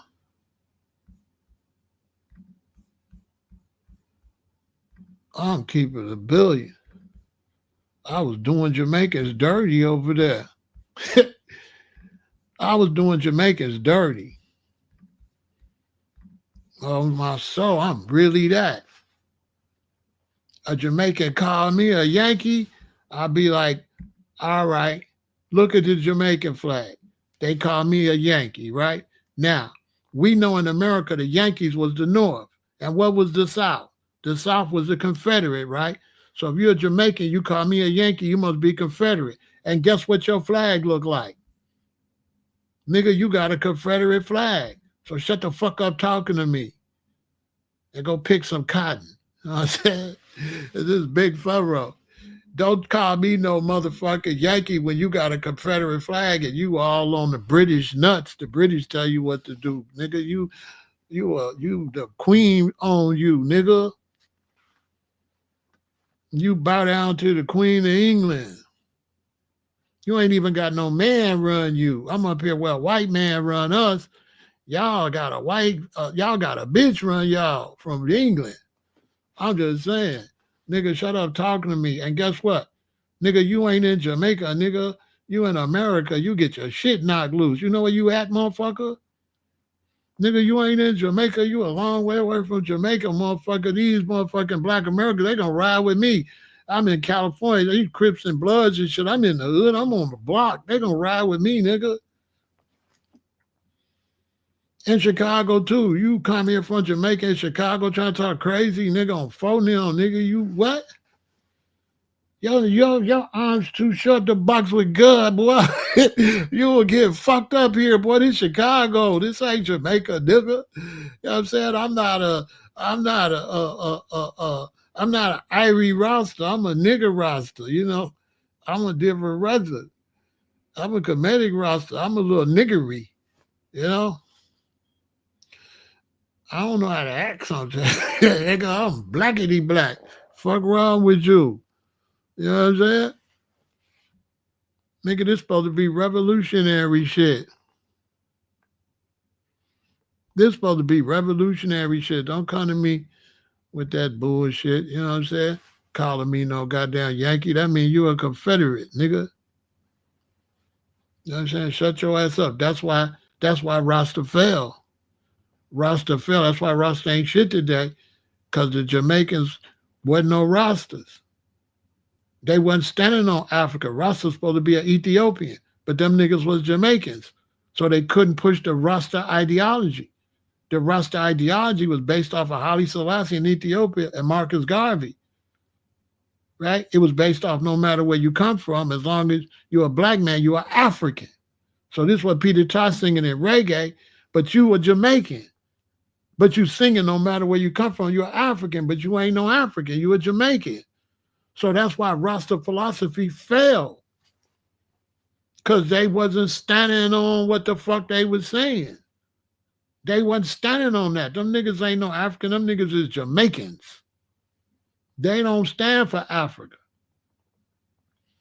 And that's why reggae gone. And that's why white people took it from them. And all the big reggae artists is white. And that's why if you want to make money as a reggae artist, you got to go sing to white people in Europe. You can't even come to America. You got to go to Europe and sing to white people. If you want to make money with reggae, you got to go to Europe. You got to get on stage. It's all white people in the audience. All them reggae shows. Them Marley boys ain't singing to no black people. Them Marley boys ain't singing to no black people. Randy? I don't know, Randy. We don't know. Hey, you know, Randy, we don't really give a fuck about you like that. You know how that go. We don't care nothing about you. Nobody gonna argue with you, dude. Go find something to do.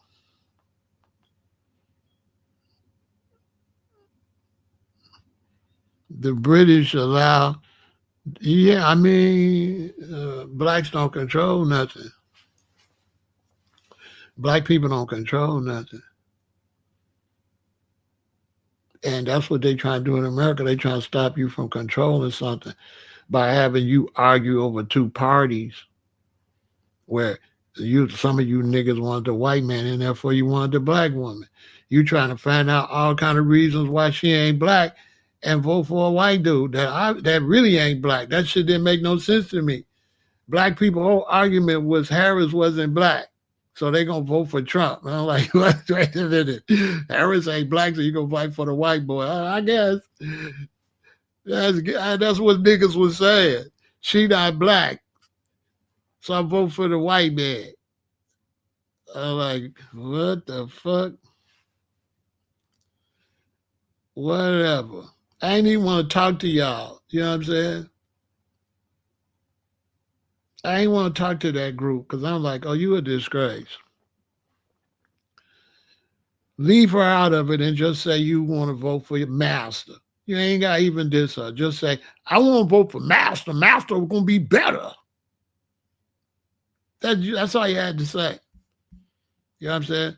And don't go to Africa, because if you went to Africa, you probably had this motherfucker nuts on your neck. You know what I'm saying? I'm just saying, stay your old bitch ass over here. Don't go to Africa, because it's already funny over there.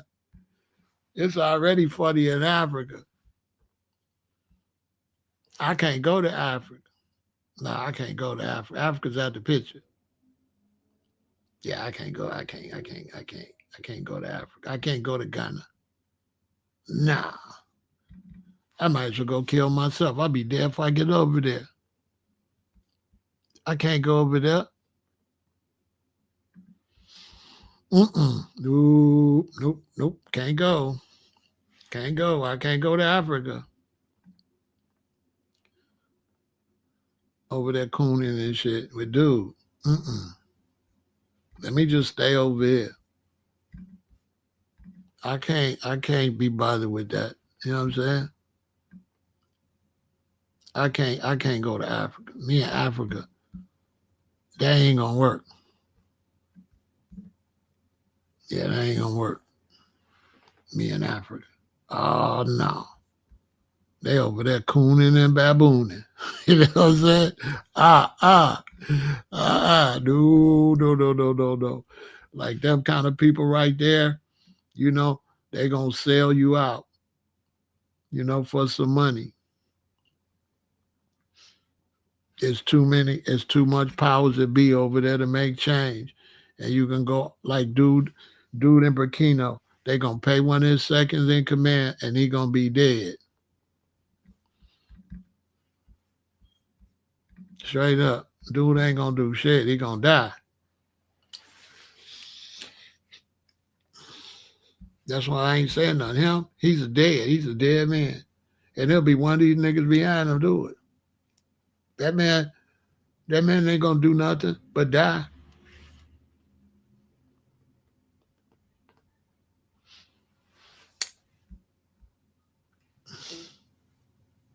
Bob Marley's dad was white. I got white people in my family. All y'all that came up in slavery got white people in your family. So I don't know what you're talking about. I don't know what that got to do with nothing. Bob Marley would not be able to get no type of break because he was white. So you telling me his daddy was white, he could walk somewhere and they wouldn't call him a nigger? Would they call him a nigger? Yes or no? Would the Ku Klux Klan call Bob Marley a nigger? Yes or no? EJ, yes or no? You got a few seconds to answer. Let me see if you're real, and let me see if I can get you fuck out of here. Would the Ku Klux Klan and the Nazis call Bob Marley a nigger? Yes or no? EJ, yes or no? So let me see if I got to get you the fuck out of here. Would they call him a nigger? Yes or no?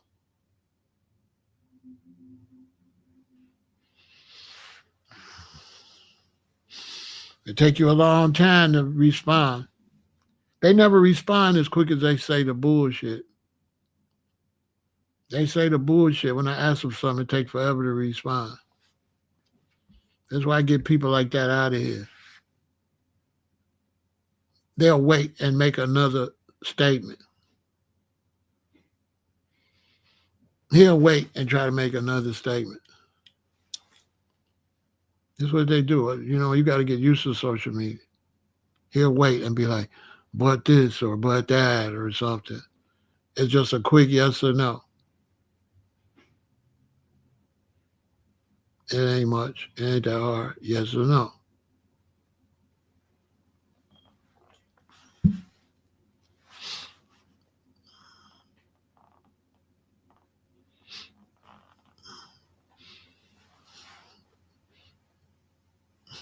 Okay, let me get rid of these. Let me get rid of this shit.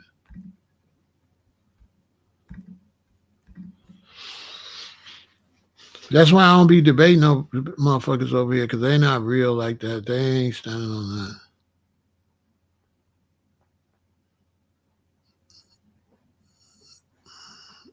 We ain't about to, Bob ain't even got nothing to do with what we talking about. You know what I'm saying? Bob, let Bob rest in peace. Like, what the fuck Bob got to do? You know what I'm saying? What the fuck Bob got to do with Bob daddy got to do with him. He ain't got nothing to do with his daddy. His mama is black. He born as a black man. He don't lose no credit. Bob Marley stood up for black people more than you. So what that say about you that black Bob Marley making records standing on the front line for black people, EJ, and you ain't doing shit? How you let a motherfucker with a white daddy be blacker than you, EJ? You say Bob Marley daddy was white and he was more revolutionary than you, making records about the situation of black people, and you ain't doing shit. And Bob Marley was everywhere with his real name. Bob Marley with his real name. Bob Marley, real face. You EJ. Show me, direct me to something you doing for black people that make you equal to Bob Marley. And if you ain't really making words or singing songs on behalf of black people, what the fuck, bro? What you doing? Show me how you compare to Bob Marley. I'm confused.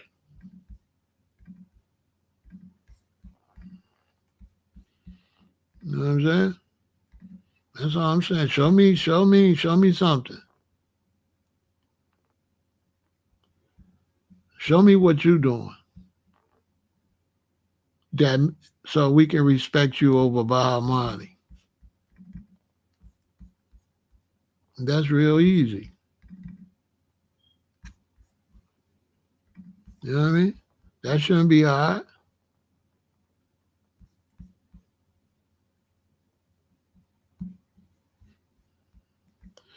That shouldn't even be hard. Show us your credentials. Because I'm going to take it that you all black or something. Or is you a motherfucker not black in black people business? Is you a non-black in our business? Because a lot of you white people got black blood from raping black people. Got relatives out here from rape through slavery. And y'all got people y'all done raped that you didn't claim. That white America been raping black people since the country been over here and making black women have their babies. You want to talk about that? You want to have that conversation? You want to talk about white people raping black women to have babies? And they stood on no responsibility for all these people they raped? And was them black people foul? Was them black women foul because white men was raping them? And we're going to talk about being mixed because a lot of mixed came from rape from white people. If you want to talk about like mixed, if you want to talk about mixed bloodlines, let's do it. Let's talk about how white people force their bloodline on people and rape people. I mean, I'm with the conversation if you are.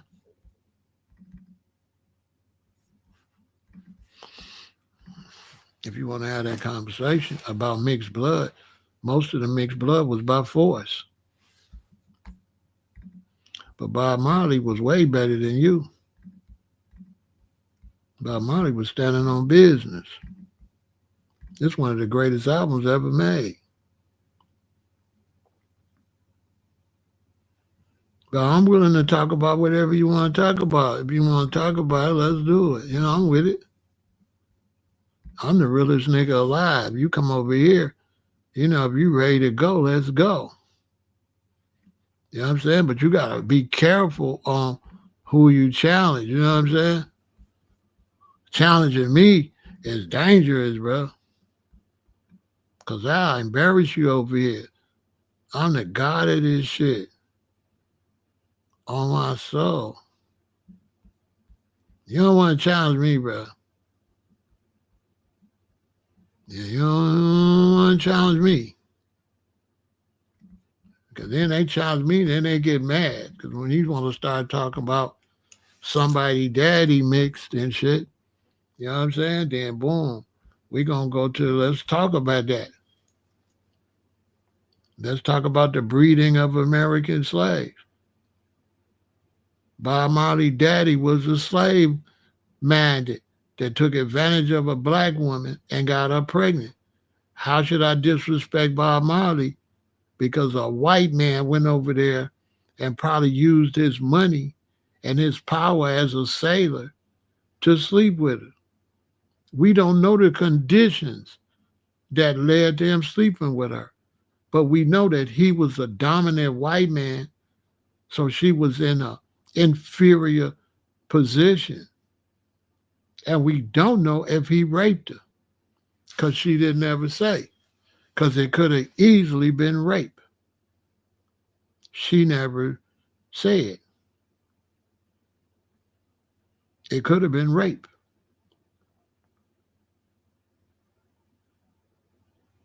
She ain't gonna tell her son that, of course.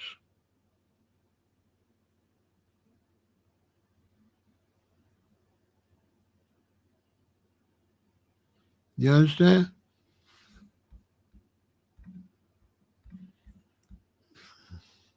Could have been rape. Nobody knows the sexual, what happened sexually.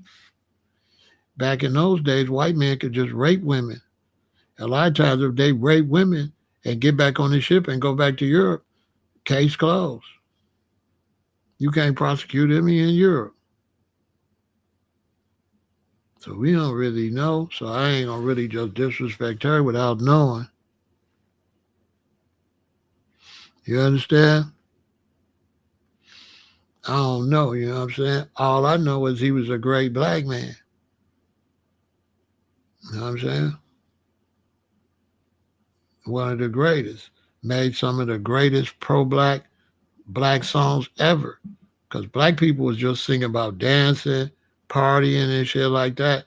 We don't really have no pro-black artists that they whole demo was black like that. Bob Marley, one of the few that his whole demonstration was pro-black. You know what I'm saying? Parliament did a few things.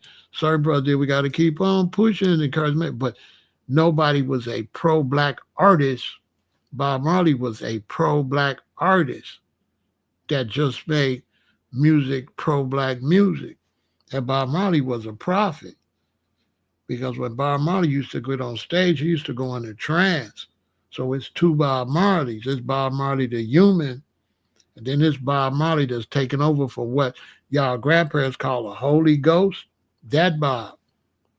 So we used to sit back in Hawaii when I was in Hawaii in '84, and that's when all of the videos was coming out of Bob Marley because he passed away when I lived here, worked for the Treasury Department.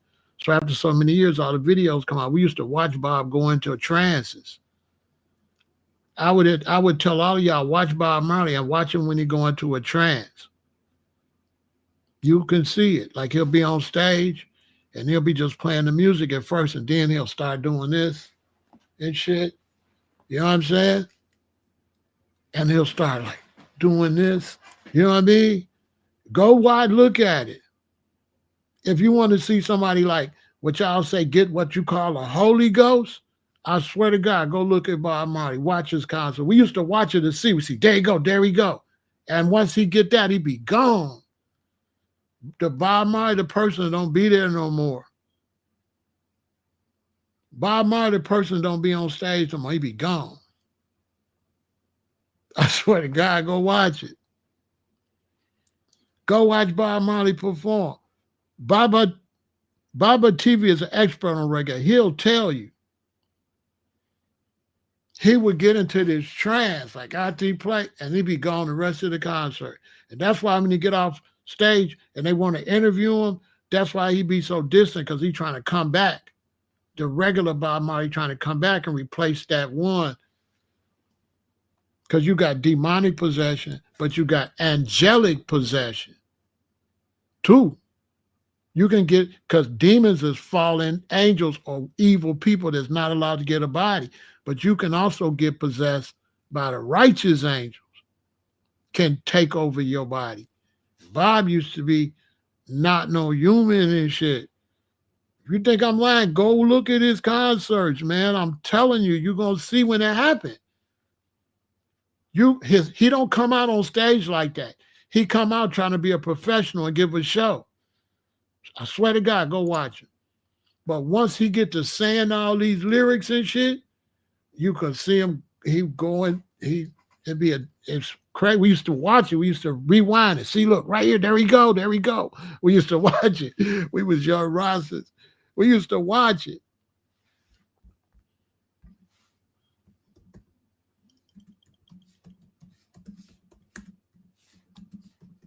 He used to go into a trance, bro.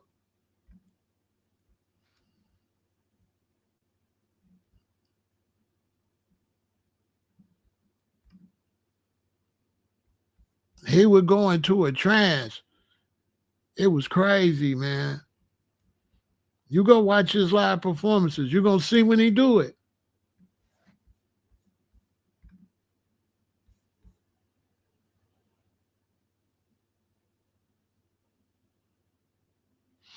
You'll see it. All you got to do is go watch his concert. You'll see the musician, then you'll see when he get possessed.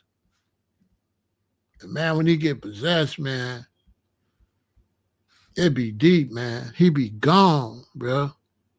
He don't be there. He don't be there no more. He be gone.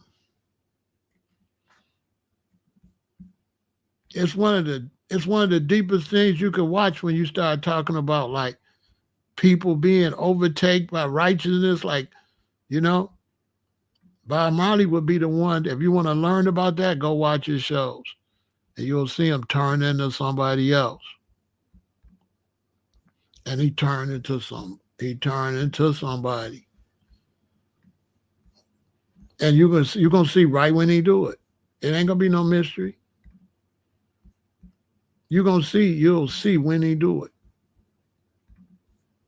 You'll be like, damn, it's gonna creep you out kinda. He be gone, man. He don't be dancing on time or nothing. He just be, man, he don't be on time or nothing. He be gone, man. He be gone. Like it'll trip you out. We used to watch it. We used to watch him. We used to watch him do it. Ain't it, Angel? Angel. He go into a whole nother realm. It's tripped out. It be serious. Like it ain't no. That's why I'll be like, man, don't disrespect Bob, man. Bob directly worked with the Most High. Okay. Bob wasn't working with no human energy. Okay. If you believe there's any kind of God that deal with us, Bob was definitely working with that energy. Like right here, he gone. He gone. He ain't there no more. He not there no more. He gone.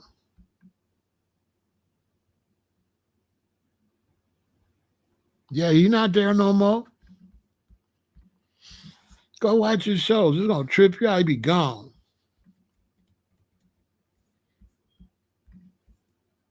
Right there. He gone.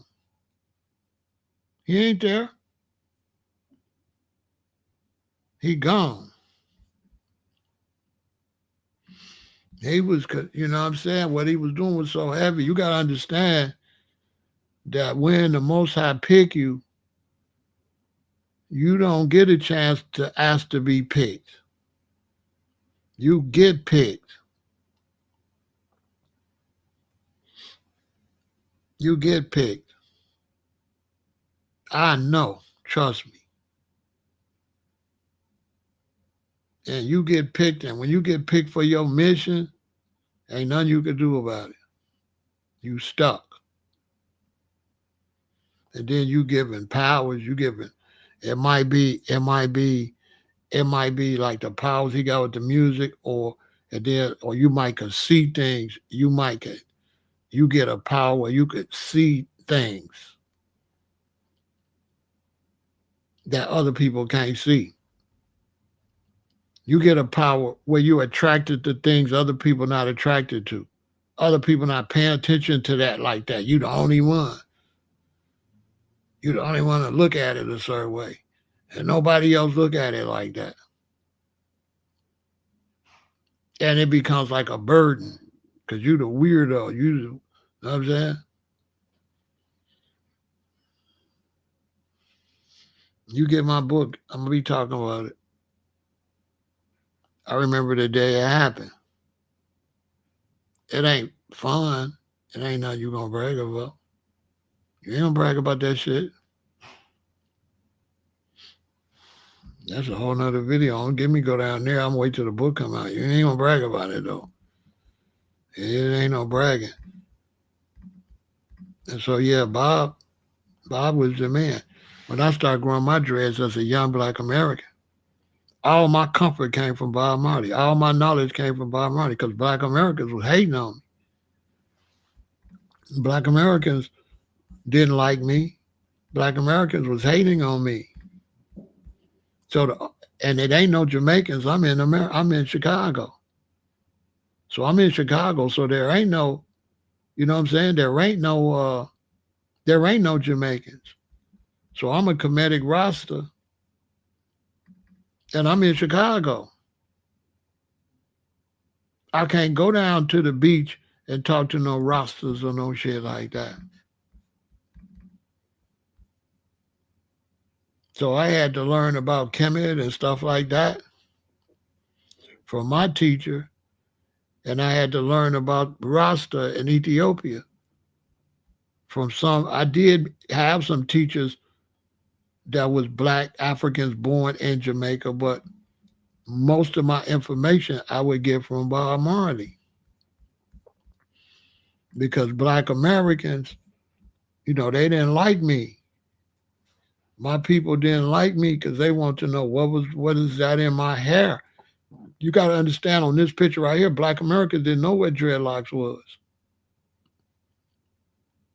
I lived a lot of years when black Americans, they didn't know what dreads was. When I started growing my dreads in 1978, black Americans didn't know what that was. Black Americans didn't find out about dreadlocks till like 84, 85, like 5, 6 years later.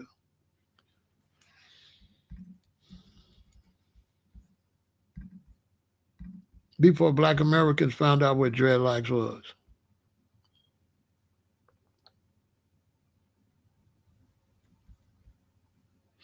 Black Americans didn't find out what dreadlocks was.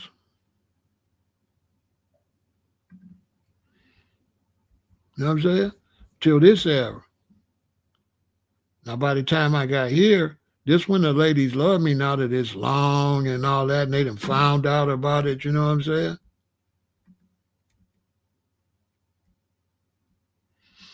What about the true meaning of dreadlocks? Dreadlocks. Well, there's different vibes with dreadlocks depending on what culture you are. You know what I'm saying? So so it depends on what culture you talk about. In the Rasta culture, in the Rasta culture, dreadlocks meant one thing. You know what I'm saying?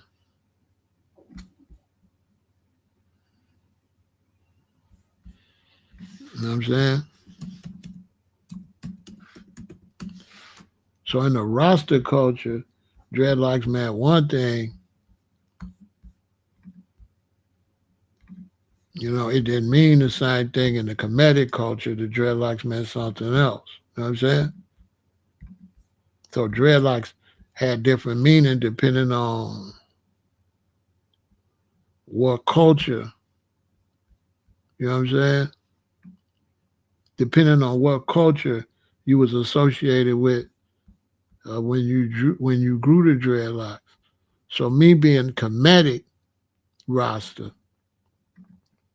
me being a Egyptian Rasta, where it say, princes shall come out of Egypt, Ethiopia shall soon stretch forth her hands unto Jah.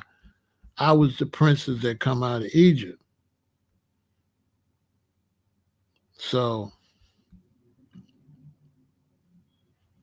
from the uh, Rasta side, it had a couple of meanings.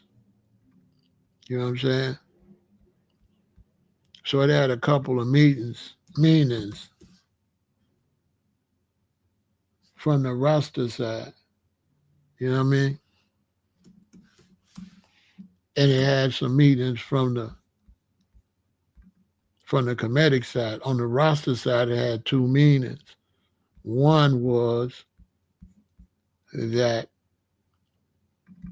it was molded after the black brothers from Ethiopia that started to grow their dreadlocks out of protest for His Majesty when His Majesty went into exile. So when His Majesty went into exile, right, then some brothers started to grow their dreadlocks and protest until His Majesty returned to Ethiopia. Okay, so this is where it came from. These brothers right here that started growing their hair like that until His Majesty returned from exile, and they called it dreadlocks because they was considered terrible and dreadful. You know what I'm saying? In war, they was great warriors. So them being great warriors, that's what that was all about. Because they was great warriors. So that's where the dreadlocks came from. You know what I'm saying? Those warriors right there. You know what I'm saying? That started growing them.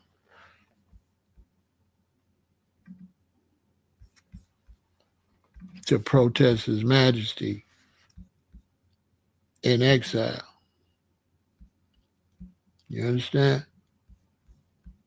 So the term dreadlocks come from a movement of guerrilla warriors who vowed not to cut their hair until Haile Selassie, former emperor of Ethiopia, was released from exile, leading to the resistance against the Italian invasion.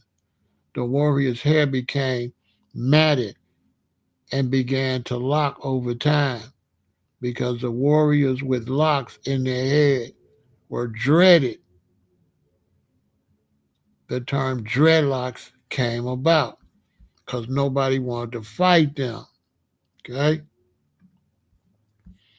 In case people try to tell y'all the wrong information, all right?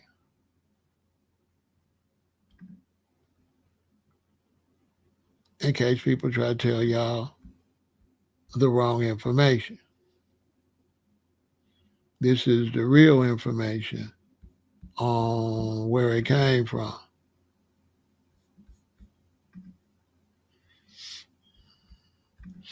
Okay? So that's where that came from, right? And then on the Kemetic side, me as an Egyptian brother, because I'm Egyptian and Kemetic.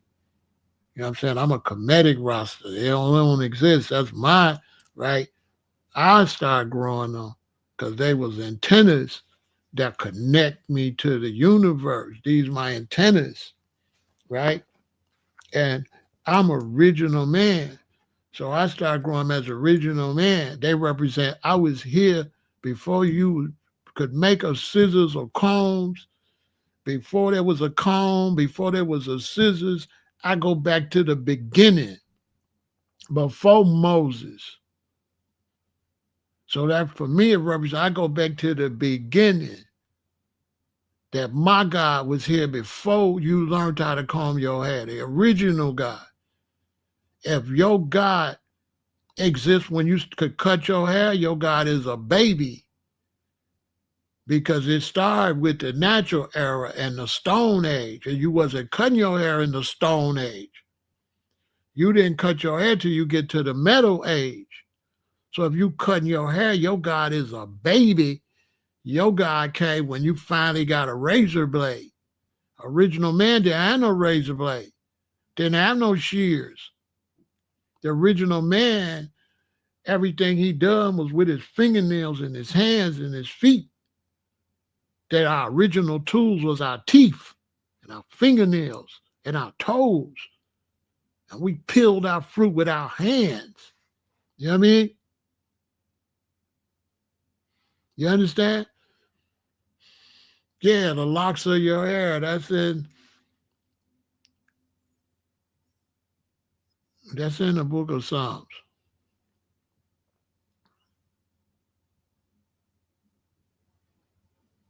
You know what I'm saying? Numbers chapter 6, actually.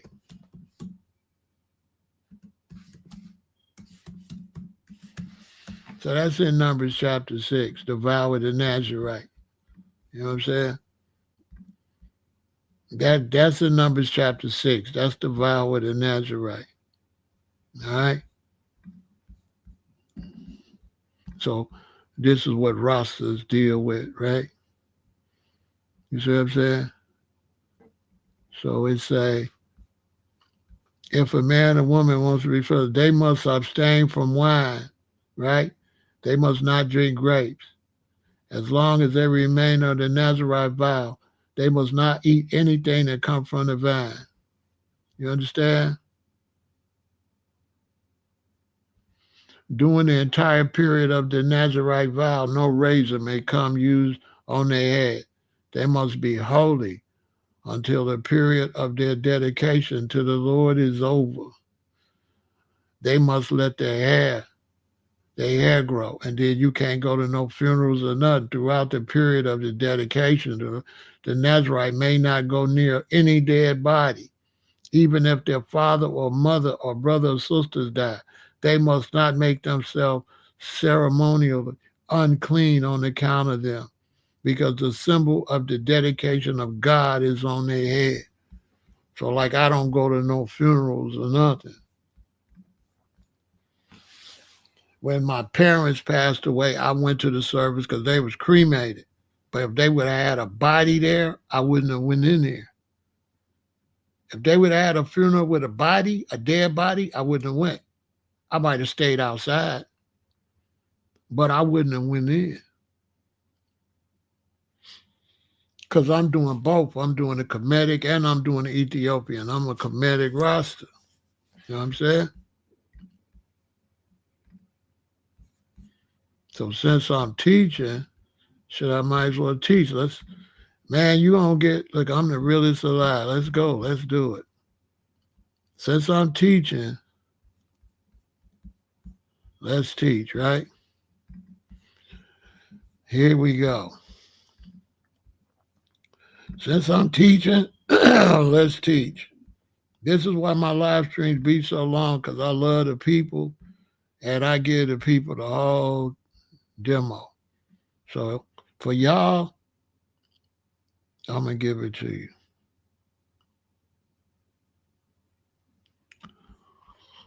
I'm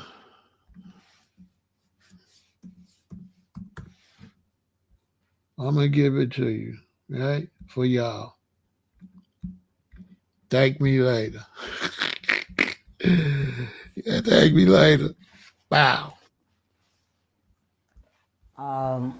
My Egyptian name is Pharaoh El-Aton. And I didn't pick my name. Someone picked it for me. You know, he gave us all Egyptian names. And over the years, I became Pharaoh by studying the ancient Egyptian, history. And I've seen the power in saying Pharaoh. They say, speak of the gods that they will live, you know. So, and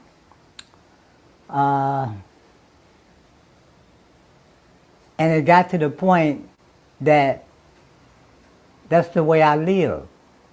And the group of us that hung together, we lived the life of the Egyptians. This is the way we thought. And this is the way we flowed, you know. And Aryeh, he eventually joined with Sun Ra. He went to Philadelphia. And from Philadelphia, they had a chance to go to Egypt. And they did a concert on the pyramids. And they was playing horns, and they brought back Egyptian gold, which a lot of people, only kind of gold they familiar with is the yellowish gold. And he brought back bronze-like gold, different unks, the ankh that looked like a person with arms sticking out, which is a symbol of life. And Aton, we chose that after the 18th dynasty, Akhenaten.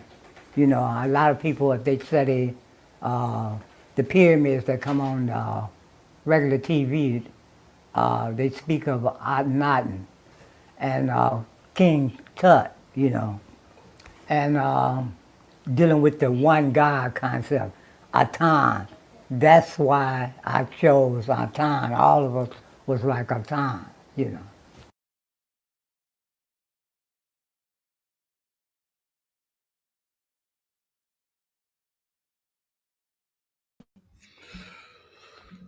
So that was my teacher right there. That's where I got a lot of the information from. Okay. I got a lot of the information from him. You understand? I am 72, and I've started off into Egyptology 1967, 68. And this brother named Aye, he introduced me and some other brothers into the history of ancient Egypt. And it started off with us dealing with believing in ancient aliens, and he introduced us to Sun Ra, which Sun Ra was trying to make a lot of black people especially aware of their history. And through Aye, we studied the Book of the Dead and started reading all kinds of books, like my diet. He got us more deeper into our diet, and through him, we started being exposed to Zen Buddha. We started going to the north side, and it goes on and on. Do you want to ask me anything else? I'm trying to make a long story short. The history, well, the Saba African American Museum, I can tell you a little history of that, which we all know, those that do know, the first museum was on 39th in Michigan. And Dr. Margaret Burroughs, she was like the founder, the husband, Mr. Burroughs. And I got a chance to meet her son too. I can't remember the name, but she allowed us to practice in her basement. And the name of our group was the Black Spirits. And when she went to Africa, she brought back African instruments for us. And we used the instruments when we did shows to fundraise for the museum. And during that time, there was the Afro Arts Theater. And we got a chance to play at the Afro Arts Theater, which Phil Koran, he was like the founder. And we did shows. And that's why I got a chance to see Shaka Khan, Ethel Kitt, a bunch of famous black people came through there and performed. And Olatunji, this African group. And upstairs, over the Afro Arts Theater, was the headquarters of the Blackstone Rangers, which we didn't have no problems at the Blackstone Rangers, because they looked at us like, cool. You know, that was the time they wore their red berets, and they were different from the gangs we have today. They didn't just go around shooting people and, harming people unless they had a reason to. And the Afro Art Theater, when you came, it was on 39th and Oakland Wall. And when you came to the door, they had Pharaoh pictures, the Egyptian art at the front door. And the band that played out there, they called them the Phil Koran Artistic Heritage Ensemble. And they all drove Mercedes Benzes, black. So we looked up to them because we were a little younger. Well, anyway, eventually the Blackstone Rangers took over the theater, and that was bad times anyway. I learned a lot through that period. My Egyptian name is Pharaoh El-Aton, and I didn't pick my name. Someone picked it for me, yeah, he gave us all Egyptian names. And over the years, I became Pharaoh by studying ancient Egyptian, history. And I've seen the power in saying Pharaoh. They say, speak of the gods that they will live, So,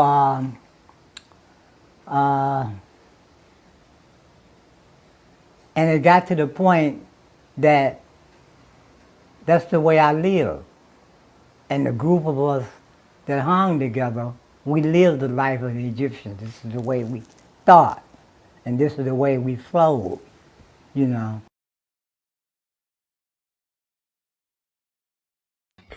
So that's how I came up in the situation around him and around some elder rosters. So with the dreadlocks naturally, they clung to me. So I was in both worlds. I was in the ancient Egyptian world and the other world. And I went to see Dr. Ben, had his books autographed and stuff. I don't have my book collection anymore. But yeah, I had an extensive book collection. That was unbelievable. But yeah, I went to see Dr. Ben and all of that.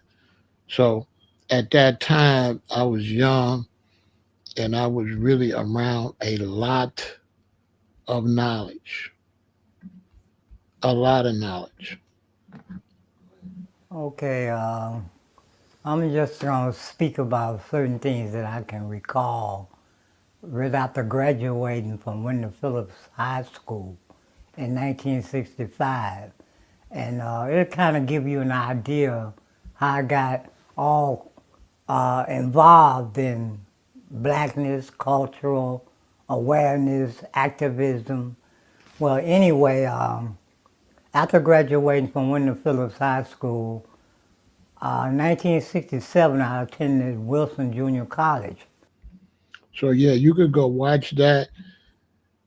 Okay, you can go watch all those videos. The elder observation. Go to the elders observation playlist, and you can watch all those videos.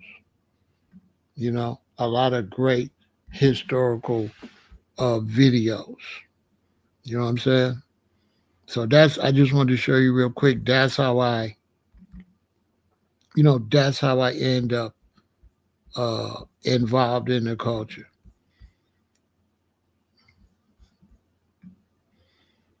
You know what I'm saying? That's how I end up involved in the culture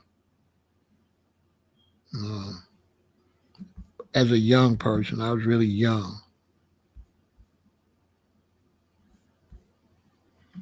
You know, I was young, and that's how I got involved in the culture. Uh,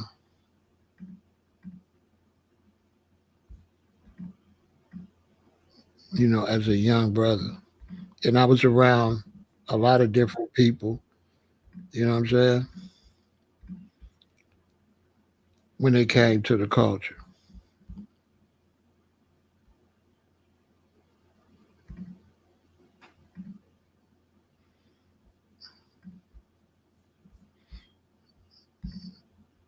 And I learned a lot, you know.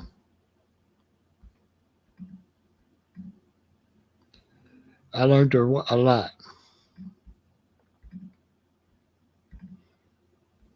because I was around a lot of people, and I learned how to listen, and I learned how to learn.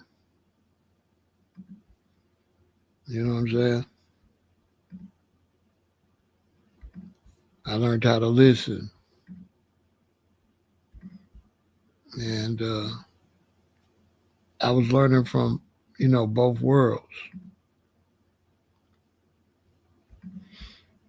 You know what I'm saying? So I was learning from both worlds. I learned how to listen. I learned how to pay attention.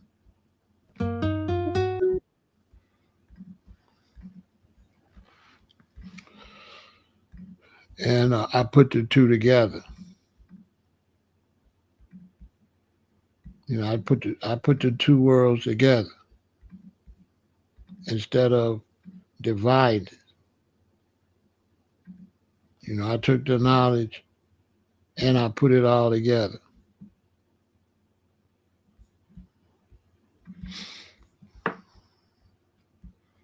You know, rather than divided.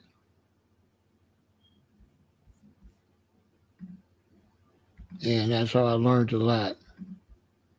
And I learned how to, you know, be quiet and listen and learn. And then I just put the two worlds together. You know what I'm saying? Simple.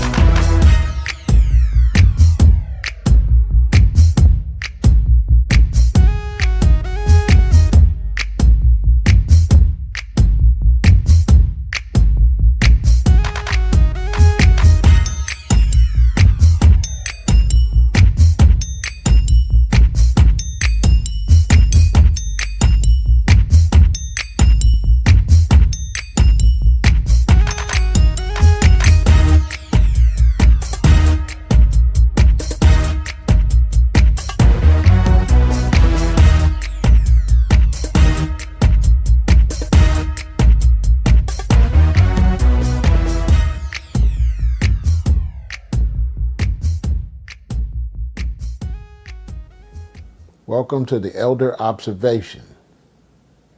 I'm your host, Pharaoh El-Aton, and on today's episode, you will be getting a little information from an elder Rastaman, born in Jamaica but is now living in Chicago.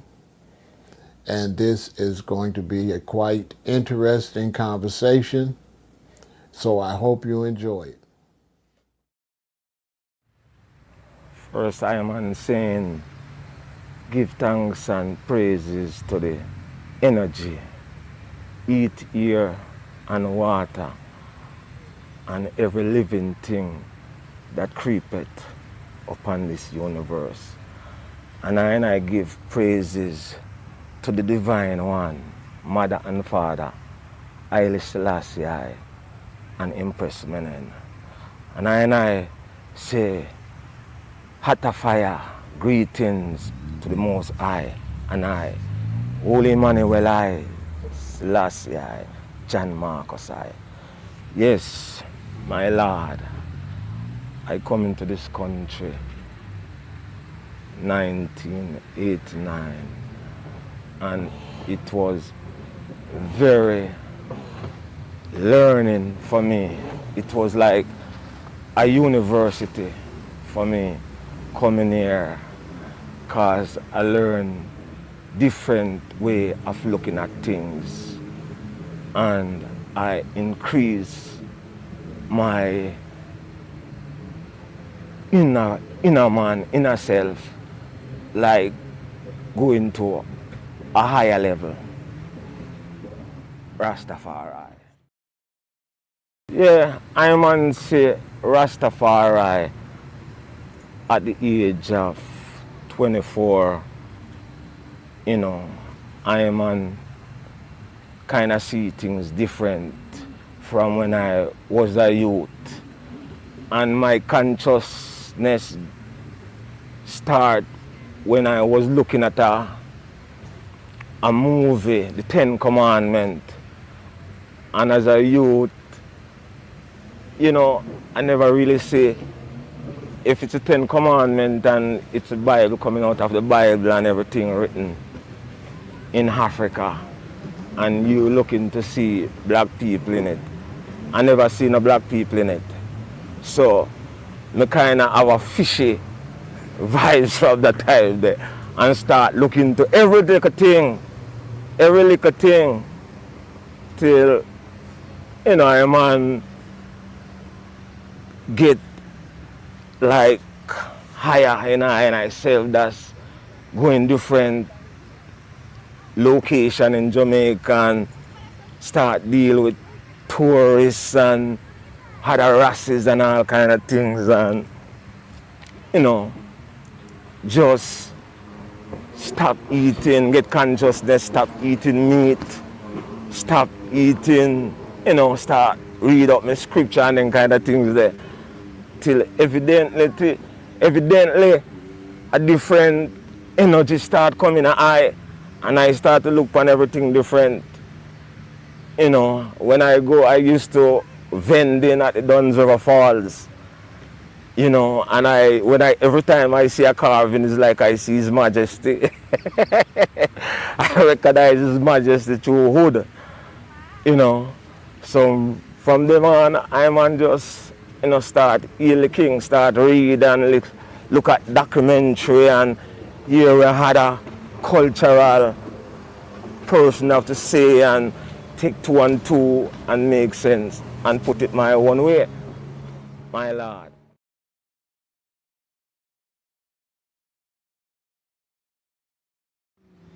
Yes, Haile Selassie is higher than God to I. You know, Haile Selassie is Exabir, Amlak, Ra. You know, Haile Selassie serve, Rastafari serve His Majesty as the Almighty, you know, over all other gods or whatever. You know, because when a person in human flesh come out of themselves to search somewhere like outer space and them kind of things, them illuminate themselves, it's an illusion. Everything is within I and I. So through a man and woman govern earth, I man looking at earth to see, you know, a higher one, a higher energy. And I never find the energy in Europe. I never find it in China. I never find it in Japan. I never find it in India. I find it in Ethiopia. You know, reading the Bible, going to Kings, and I read about Makeda, went to the visit Solomon in Jerusalem, and when you check off Ethiopia, it have the Kebranegas, the law of the king, where is a sacred book that is in the Bible. So that means we can't all burn the Bible, because the Bible have right thing in it and good thing in it. You have to read it with the third eye, read it with a clear conscience, because everything have good and bad. Even ourselves, we have good and bad in ourselves. Is how we exercise it, my Lord.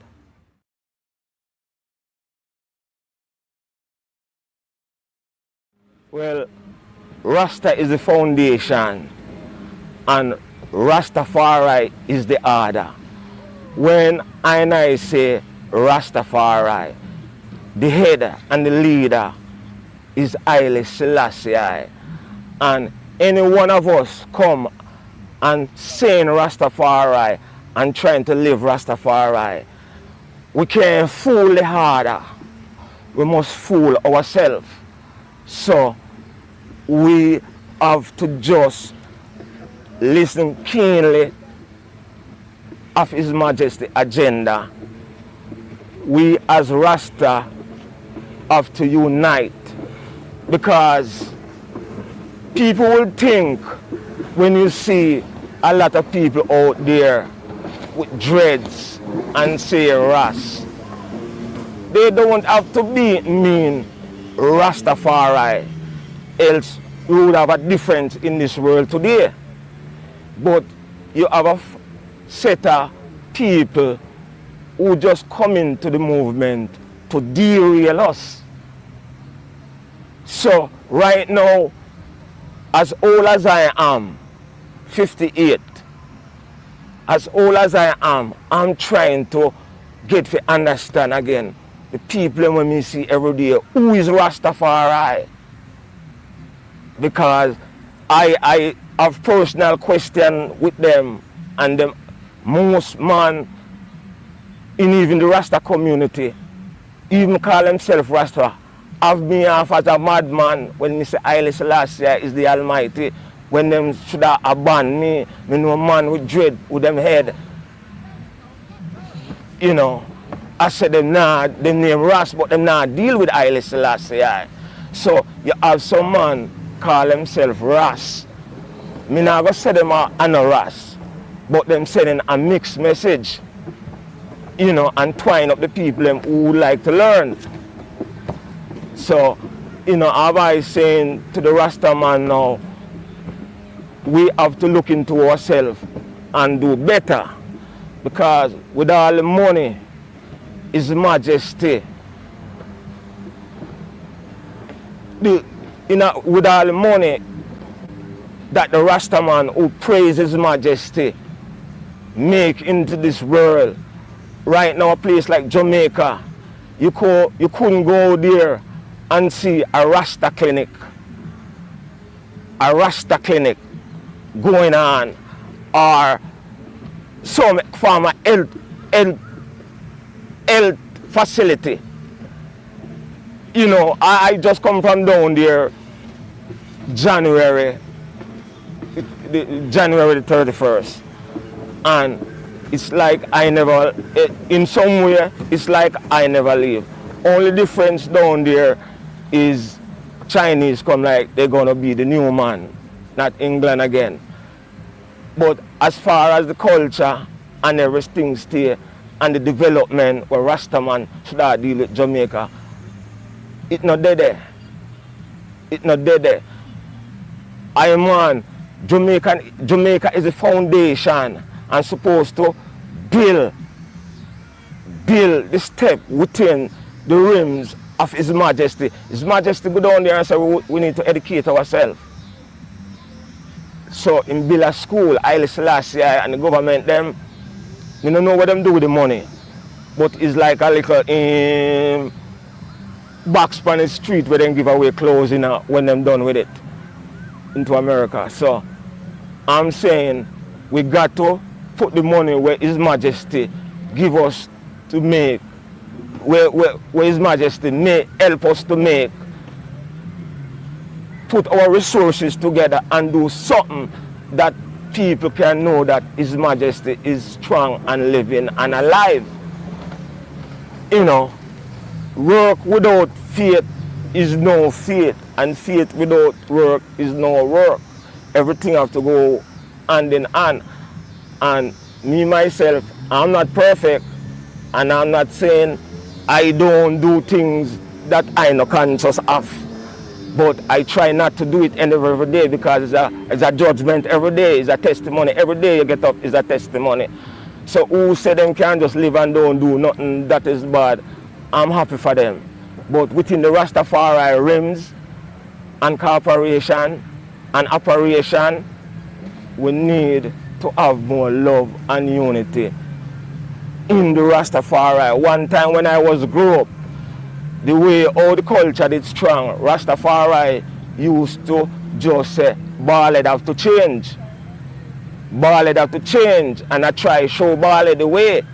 But now the thing gets so complicated that as a Ras have to put it to themselves to show other Ras the way. Else, cause blind can't lead blind. So instead of we teaching ballhead and bun that, we as Rastaman have got to reteach ourselves of His Majesty order.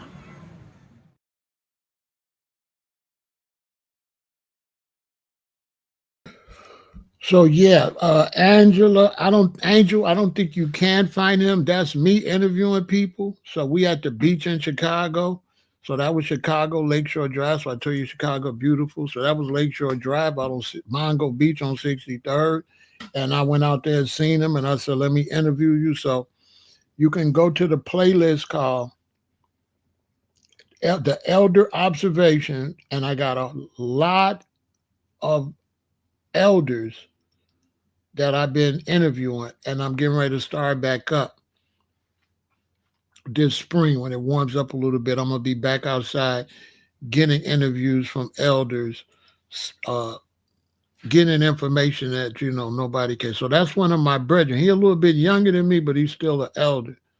So that's one of my brethren. I've seen him at Bongo Beach. I took my phone, edited, because I got to get these interviews wherever I can. So that's one of my brethren right there, Abba.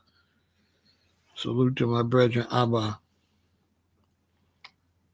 What I just showed you, because I just showed you my Egyptian guru or teacher. Then I showed you one of my roster brethren. You know what I'm saying? And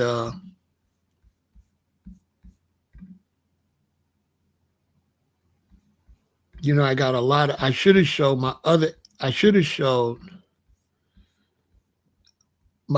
elder. That's what I should have showed. I should have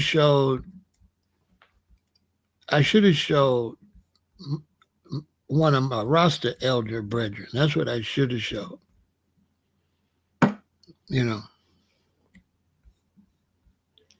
I should have did that. You know what I'm saying? I should have showed one of my teachers, my roster teacher, brethren. That's what I should have did. I wasn't thinking. I didn't download his stuff. I got to go download. Everything. And I hope I didn't delete anything.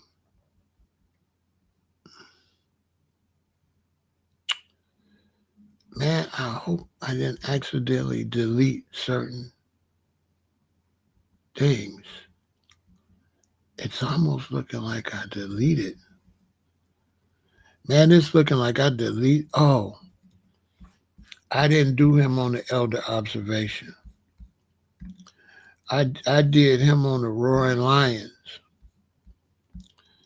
I didn't do him.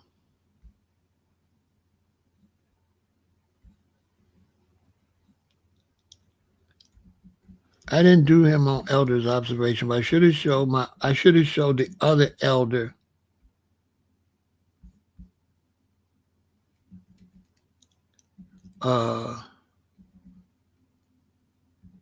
That's what I should have did.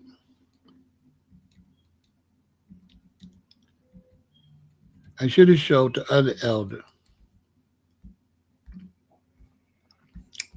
That's what I should have did. You know what I'm saying? That's what I should have did. I should have showed you my other elder so you could get a good idea of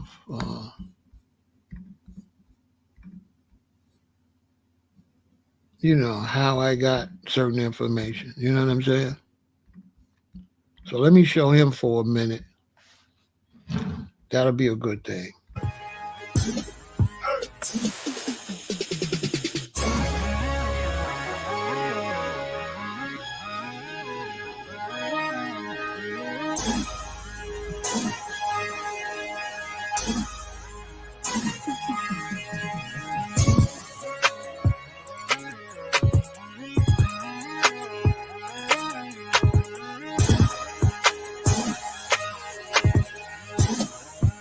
And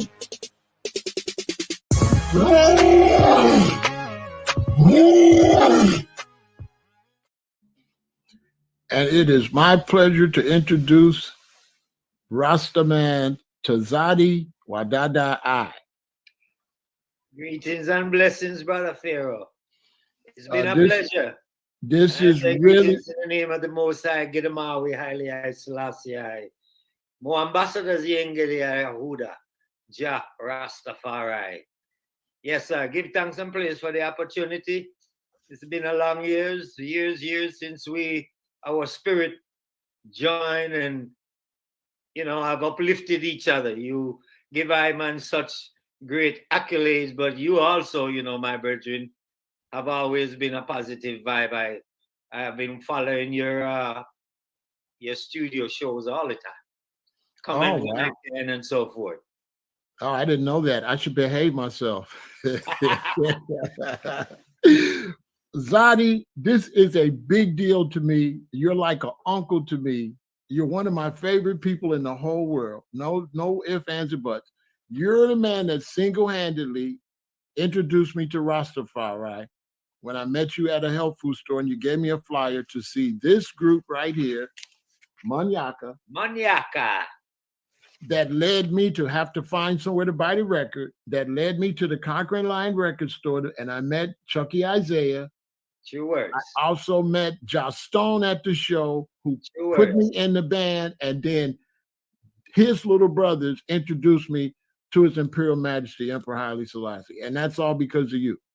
Give thanks and praise, my Lord. Well, the energy is as such. I couldn't hide my candle under the bed, I had to put it on the mountain so that brothers can see it from the valley, from the depths of darkness, So reasoning with you has always been a pleasure, I love to speak of King Selassie. I love to speak of the culture. I love to speak of Pan-Africanists.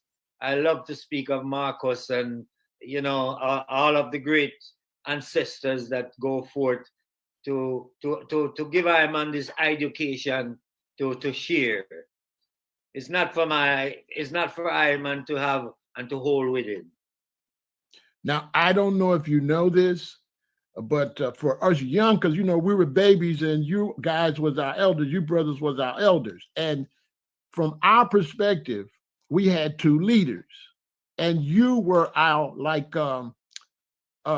liberty, Rasta liberty leader that had the knowledge and the positive wisdom. And Chucky Isaiah was like our social leader, where we could go to the Conquering Lion, we could meet the artists. So you two brothers was our two leaders at that time. Give thanks. And you were the head of all knowledge in Chicago concerning Rastafari. I don't know if you know that.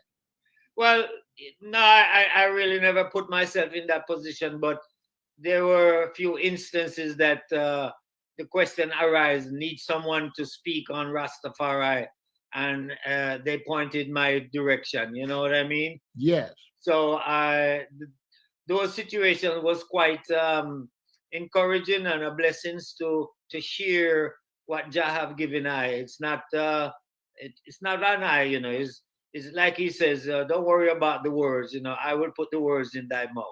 Yes. Well, it wasn't just because of Rastafari, but at that time in America, dreadlocks was a new phenomenon. Hey, Sila. And yours was all the way down your back. So you was a superstar, right? When you got the short dreads and you see the long lion man there, you know how you act. You go, oh man, how long you been growing that? Oh man, and you ooh and you ah. So true words, the ooh and the ah. I still get it now, Yeah. I still get that, I mean, and the most important thing I can say to anyone who's going, and I try to, let's go with this terminology. I do not like to use the word dreadlocks because that word dread, we are not a people to be feared. Right. The word dread means to fear. And that was a word that was attached to us by the colonial powers, the Europeans, who when they first saw the Rastaman coming out of the hills with not let's say, pretty locks like you and I, locks that are groomed, but conga horn locks like Samson, seven big horns, you know, they feared, and they attached the word dread to that man and called him the Black Heart Man, the dreadlocks Black Heart Man, which was a negative all the way around for I and I as Rastafari, you know. But yeah, it was something that I would always say to anyone until you know, and they ask how long, I would say it takes patience. It's all about patience. That's what you said to me. It's not 6 months, it's not 6 years. It's patience, because it is the covenant of the Lord and the consecration upon thy head. You know, Numbers 6 verse 5. And all the days of your vows that you have separated yourself or sanctify I and I to the Most High King Selassie Jah Rastafari, shall no razor or scissors come upon thy head in the fashion of shaving the temple or cutting the precepts. Number 6. Yes, sir. This is very good for my audience because they think I don't listen to nobody. So it's good for them to see a teacher that I have to shut up and listen to.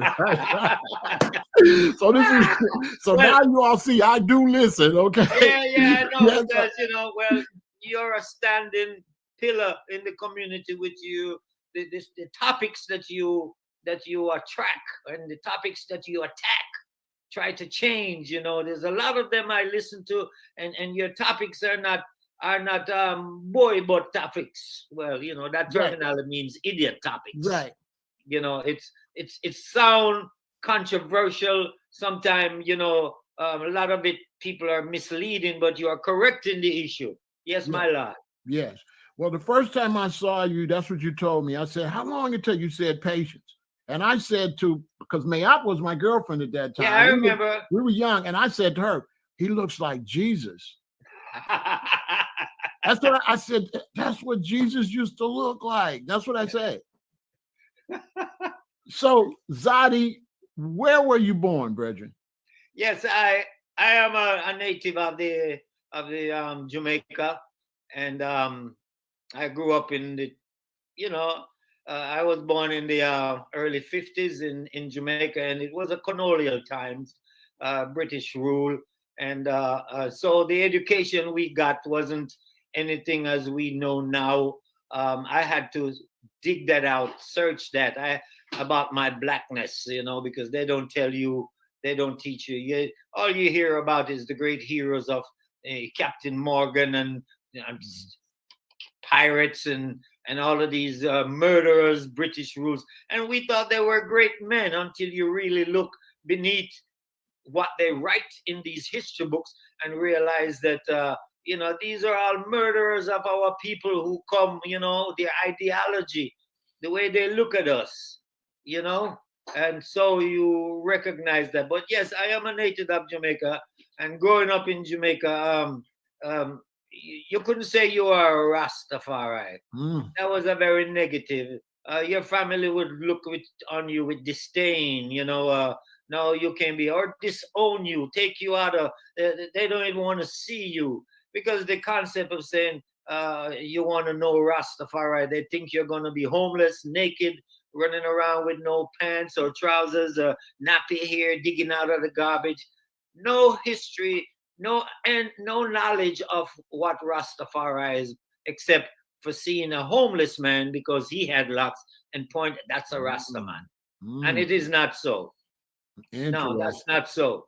Rastafari is universal. And so as I grew forward, coming out of that sheltered time in the 50s, 60s, and coming here, going to school, and I'm going to pull this on you. When I came here in 1968, brother, the west side was burning. The south side was burning. I came here in June of 1968. They had just assassinated Martin Luther King, and months before that, it was Malcolm X. And some months later, right down the street from where I live, it was the slaughter of Mayor Daley and his police force up on the Black Panther Party right there on Adams Street, just half a mile from where I lived, on the west side. So, you know, coming here, I remember stepping on the back porch lifting my head up and see Madison Street in fire. Mm. And I was dismayed because I said, I've never seen buildings burn before. The only fire I see in Jamaica is cane fields burning. Mm. You don't see houses burning. Mm. And I saw this and I was like, and I said to Mama, why are they burning the buildings? And she said, because they killed Martin Luther King. I never knew who the heck that was. Mm.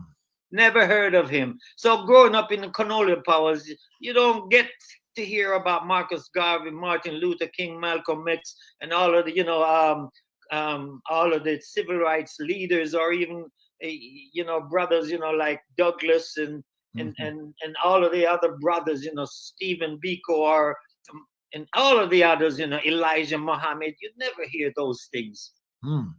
You hear what Europeans want you. So when I came here, the education was, yes, Chicago was much more proud. Black people, they were more, say it loud, I'm black and I'm proud. Yeah. Not today as we see it. It look right. Like we have lost. Right. Yeah, that's right. Well, we haven't lost, but the young generation is going the wrong direction, I think. That's a great history you just told us, brethren. So at what age, what year was it when you started checking for Rastafarian and growing out your locks? Well, when I came here, I was practically finished with school, and so I attended one of the most how should I say? I don't want to say bad, but John Marshall High School. Woo. You give it a title. That's where I graduated from. Whoa! And when I came, they analyzed my situation and put me in a senior class. All I had to take was gym and the U.S. Constitution, because my education from Jamaica was far beyond what the U.S. education to the black people here was. I already had enough credits to graduate. All I needed was to go and do gym and the Constitution. But yes, at that time, coming out of that period, I decided to go to college, and I started to go to like Malcolm X College up on Wilson, not Malcolm.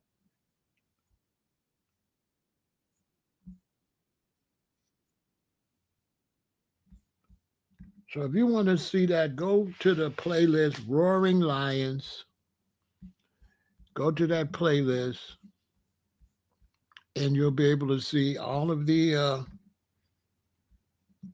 You'll be able to see all of that at Roaring Lions, and there's a whole lot of. There's a whole lot of great interviews on Roaring Lions. I thought that I had put that on the other one, but this is Roaring Lions, and if you go watch Roaring Lions interview, it's some of the best interviews really on social media, to be honest with you. And these are people that I'm interviewing myself.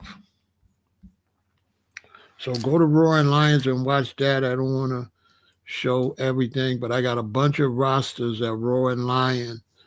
And so if you're a roster man and you want to hear a bunch of roster information, or even if you're not, go to Roaring Lions.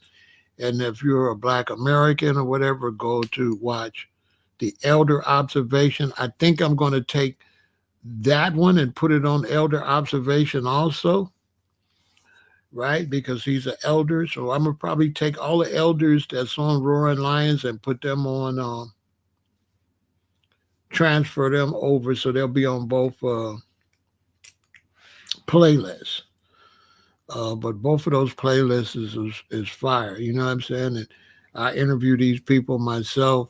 I was a young student, so a lot of y'all, you say I act like I don't listen to nobody. Well, I'm interviewing the people that basically raised me.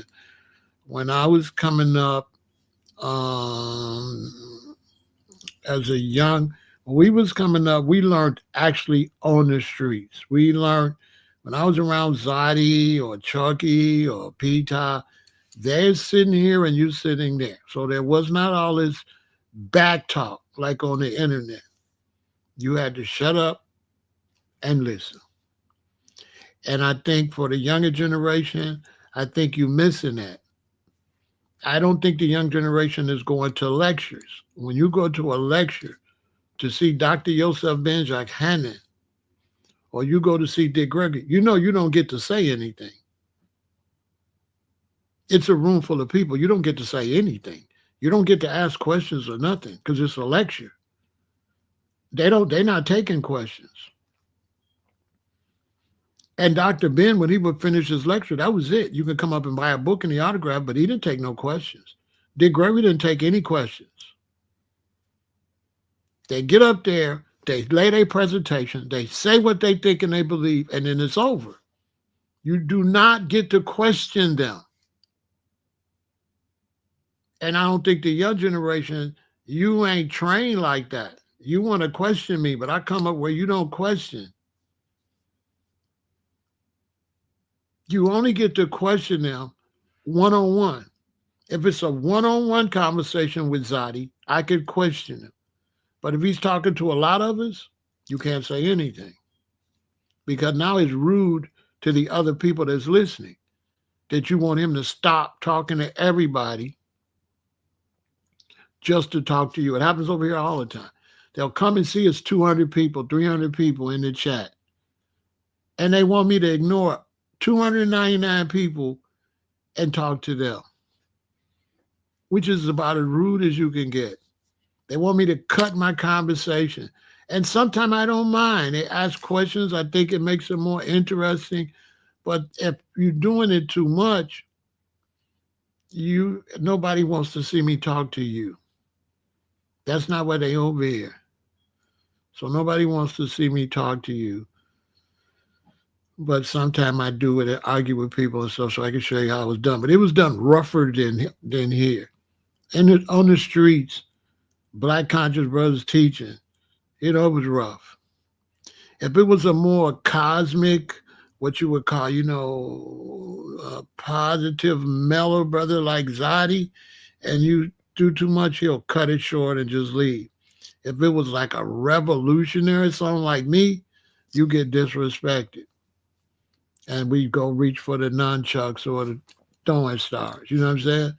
Because we had brothers that was teaching from the conscious point of view, and then you have people like me teaching from the militant point of view. And talking from the militant point of view, it's like the military. You get court-martial. Salute me or shoot me. So when you're talking to a militant, you can't go and talk to Chairman Fred right now and be talking crazy, because he's a revolutionary. And revolutionaries don't play like that. They lay the law down and that's it. There's no questioning them. Especially if you ain't got no credentials. You got to have credentials to go toe for toe with Chairman Fred. You can't just be some bootleg brother, think you own something. Chairman Fred's not finna argue with you. You got no skin in the game. You got to have skin in the game for somebody to listen to you. You ain't got no skin in the game. What you doing? So this is good for y'all to see that you understand my listening days is fucking over. I did my time. I did my listening. I did my learning. That shit over now. I'm the man now. I ain't listening to no motherfucker. That's for you young brothers be trying to challenge me. Get it straight. I'm not fucking listening to you. My listening days is over. I'm dishing it out now. Now you either take it or get lost. And then your day will come where you'll be the boss, where you'll be the big man, where you'll be that took so much knowledge in. You all got to remember, you take knowledge in to put it back out.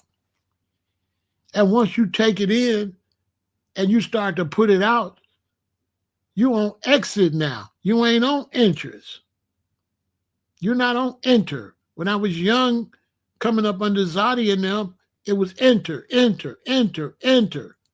I'm doing this. I'm taking knowledge in. Now I'm going this way. So fuck what you talk about. I'm not listening to you. And I was like rough, they'll all tell you. I was, the elders used to get on me because I was really very extremely militant. I was more militant than my elders, and they was always telling me, calm your ass down. I was, you know what I'm saying? They used to tell me, calm down. As a shorty, I was militant. But, they used to diss me and tell me I don't know what I'm talking about, so I used to have to shut up and listen. Because they'd be like, no, man, are you talking crazy? That's how I came in the game. My elders would be like, you talking crazy. That sounds stupid. Just like that. And then tell me it's like this, and this. They didn't tolerate me going back and forth. When I was coming up learning, they didn't tolerate back and forth. They tell you, nah, man, shut up and listen, youth. Listen, me youth. Shut up there and listen. Just like that. And if your heart pumped Kool-Aid or you was feminine, you couldn't stand around soldiers. If you get mad and all, you know what I'm saying? If you got feelings, you couldn't be around us. You couldn't be around my elders if you had feelings. If you had feelings and couldn't nobody tell you nothing, you couldn't come around. If you want to come around, you got to shut up and listen. When I was coming up, you was treated based on your age. And if you 14 and he 18, then you lose. We was coming up in an age where the people older got more experience. Point blank, period. You don't have the experience they have. You cannot challenge them. And if you don't believe what they say, that's fine, but you cannot interrupt them. You just listen to what they say, and when you leave, you use the part you like, and the part you don't like, you don't use. But as far as talking to them and challenging them, that's a no-no outside. That's a no-no. If Khalid Muhammad come to the beach and get to talking, shut the fuck up. Period. And the other soldiers around him, they going to be on his side every time. They're never going to be on my side. If Khalid tell me to shut up, everybody going to agree.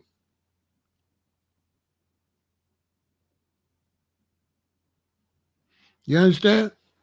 This is just the way I came up. I came up hard. I came up under real bosses and real, you know what I'm saying? And you're going to listen. Because they was like this, if you don't want to listen, stop coming around. You couldn't come around and don't want to listen. Because now they looking at you like, what's wrong with what you came around for? What you come around me for? You don't want to listen. So that's why I find it weird when you log in over here and then you don't want to listen. And I'm looking at you like a little bitch. Because what the fuck you log in for, bitch, nigga? Go somewhere else and listen to some other shit. You know what I'm saying? Don't watch me, motherfucker. Watch TV. Don't ever come over here watching me and try to challenge me and you watching me. Nigga, I'm not watching you. You watching me. So it's what I say. It ain't what you say. What you say is on your motherfucking channel. Don't come try to say no shit in the motherfucking chat, nigga. Big niggas ain't on the chat. We on the camera. I ain't in the chat. Nigga, I'm live. You understand? Because I ain't going to come I ain't going to come when you live. I ain't finna come over there and interrupt nothing you say because you doing you. I'm not going to come correct you. You ain't going to see me try to correct no brother. Even if you somewhere teaching something I disagree with, I'm not finna come over there trying to straighten you out in front of people listening to you. That's some pussy shit, okay? Black man, take their pennies off. Stop trying to correct brothers in front of their audience. For somebody correct your motherfucking jaw out here. So anyway, as you can tell, I was a little rough around in college, okay? You can tell what kind of revolutionary I was. I was, the OG revolutionaries, they was even like, you're going too far, bro. They used to throw me out the black shit because I'll be talking too black. They're like, bro, that's too black. You can't, bro. Will somebody get this little nigga?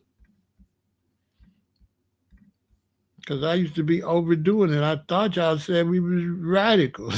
They're like, we ain't, bro. You saying too much. I got kicked out of a lot of pro-black stuff. I got kicked out. You know what I'm saying? I got kicked out of a lot of stuff. Even Black Panther said, I gotta get away from it. He gonna get us all killed. He gonna get us all killed. I was extremely militant, I guess you would call it. It took me a lot of years to learn how to, control that. And, when you see, like Zadi said, in the young generation, they ain't on that, so it ain't no need in wasting a lot of energy. They're a little more soft, The young black man is not militant anymore. He's secular. He's ready to sell out. There was a time where you would have never found a black Trump supporter. Not no dude. There's a time you would have never found that. You would have never found nobody out on the street talking like that. Even in my father's generation, you didn't discuss who you was voting for. You just go vote. So there was a time you would never hear a man pushing his political, who he vote for political. That's all feminine. For the masculine men that raised us, that was just your personal business. And you just went to the voters booth and did what you do, and you don't discuss that. You wouldn't even see husbands and wives discussing politics. When I was growing up, you seen nobody discussing politics. They would listen to both politicians, then they would go vote, and that was it. They wouldn't come back and talk about who they voted for or nothing. It was never discussed. So when a politician won, your parents never let you know if that was the one they voted for or not. It just is what it is. Nobody used to discuss that. That was something you didn't discuss. That was something you kept to yourself. Because even right now, if you're not campaigning, what you discussing it for? Because at the end of the day, you either vote or you don't. And so a lot of times I don't want to discuss that because you're going to be discussing with somebody that probably don't even go vote. Or somebody come and argue with you over politicians all day, who the best one and who they don't like, and won't vote. They didn't even vote, just sending you off. So for you young brothers, watch arguments and debates because people that debate with you for no reason and just send you off. But I'm going to end this live because I got to do another one and get myself in a whole bunch of more trouble, but support the channel. And I'll be back in a few minutes with another conversation. So you might want to do whatever you got to do to stay awake, right? But stay positive all the time, right?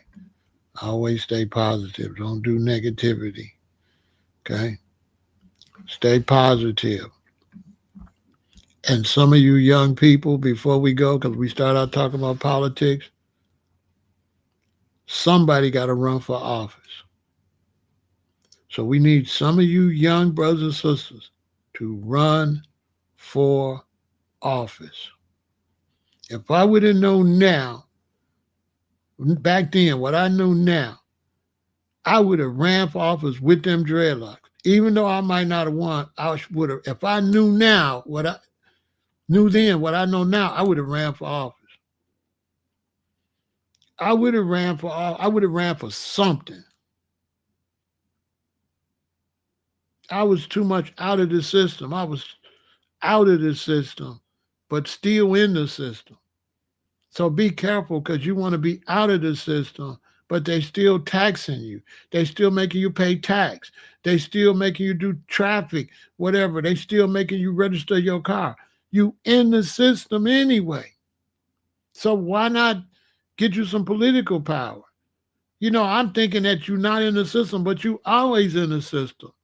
If you don't think you're in the system, let them pull you over driving without your driver's license, without car insurance. You're in the system. So you might as well try to change the system. You feel me?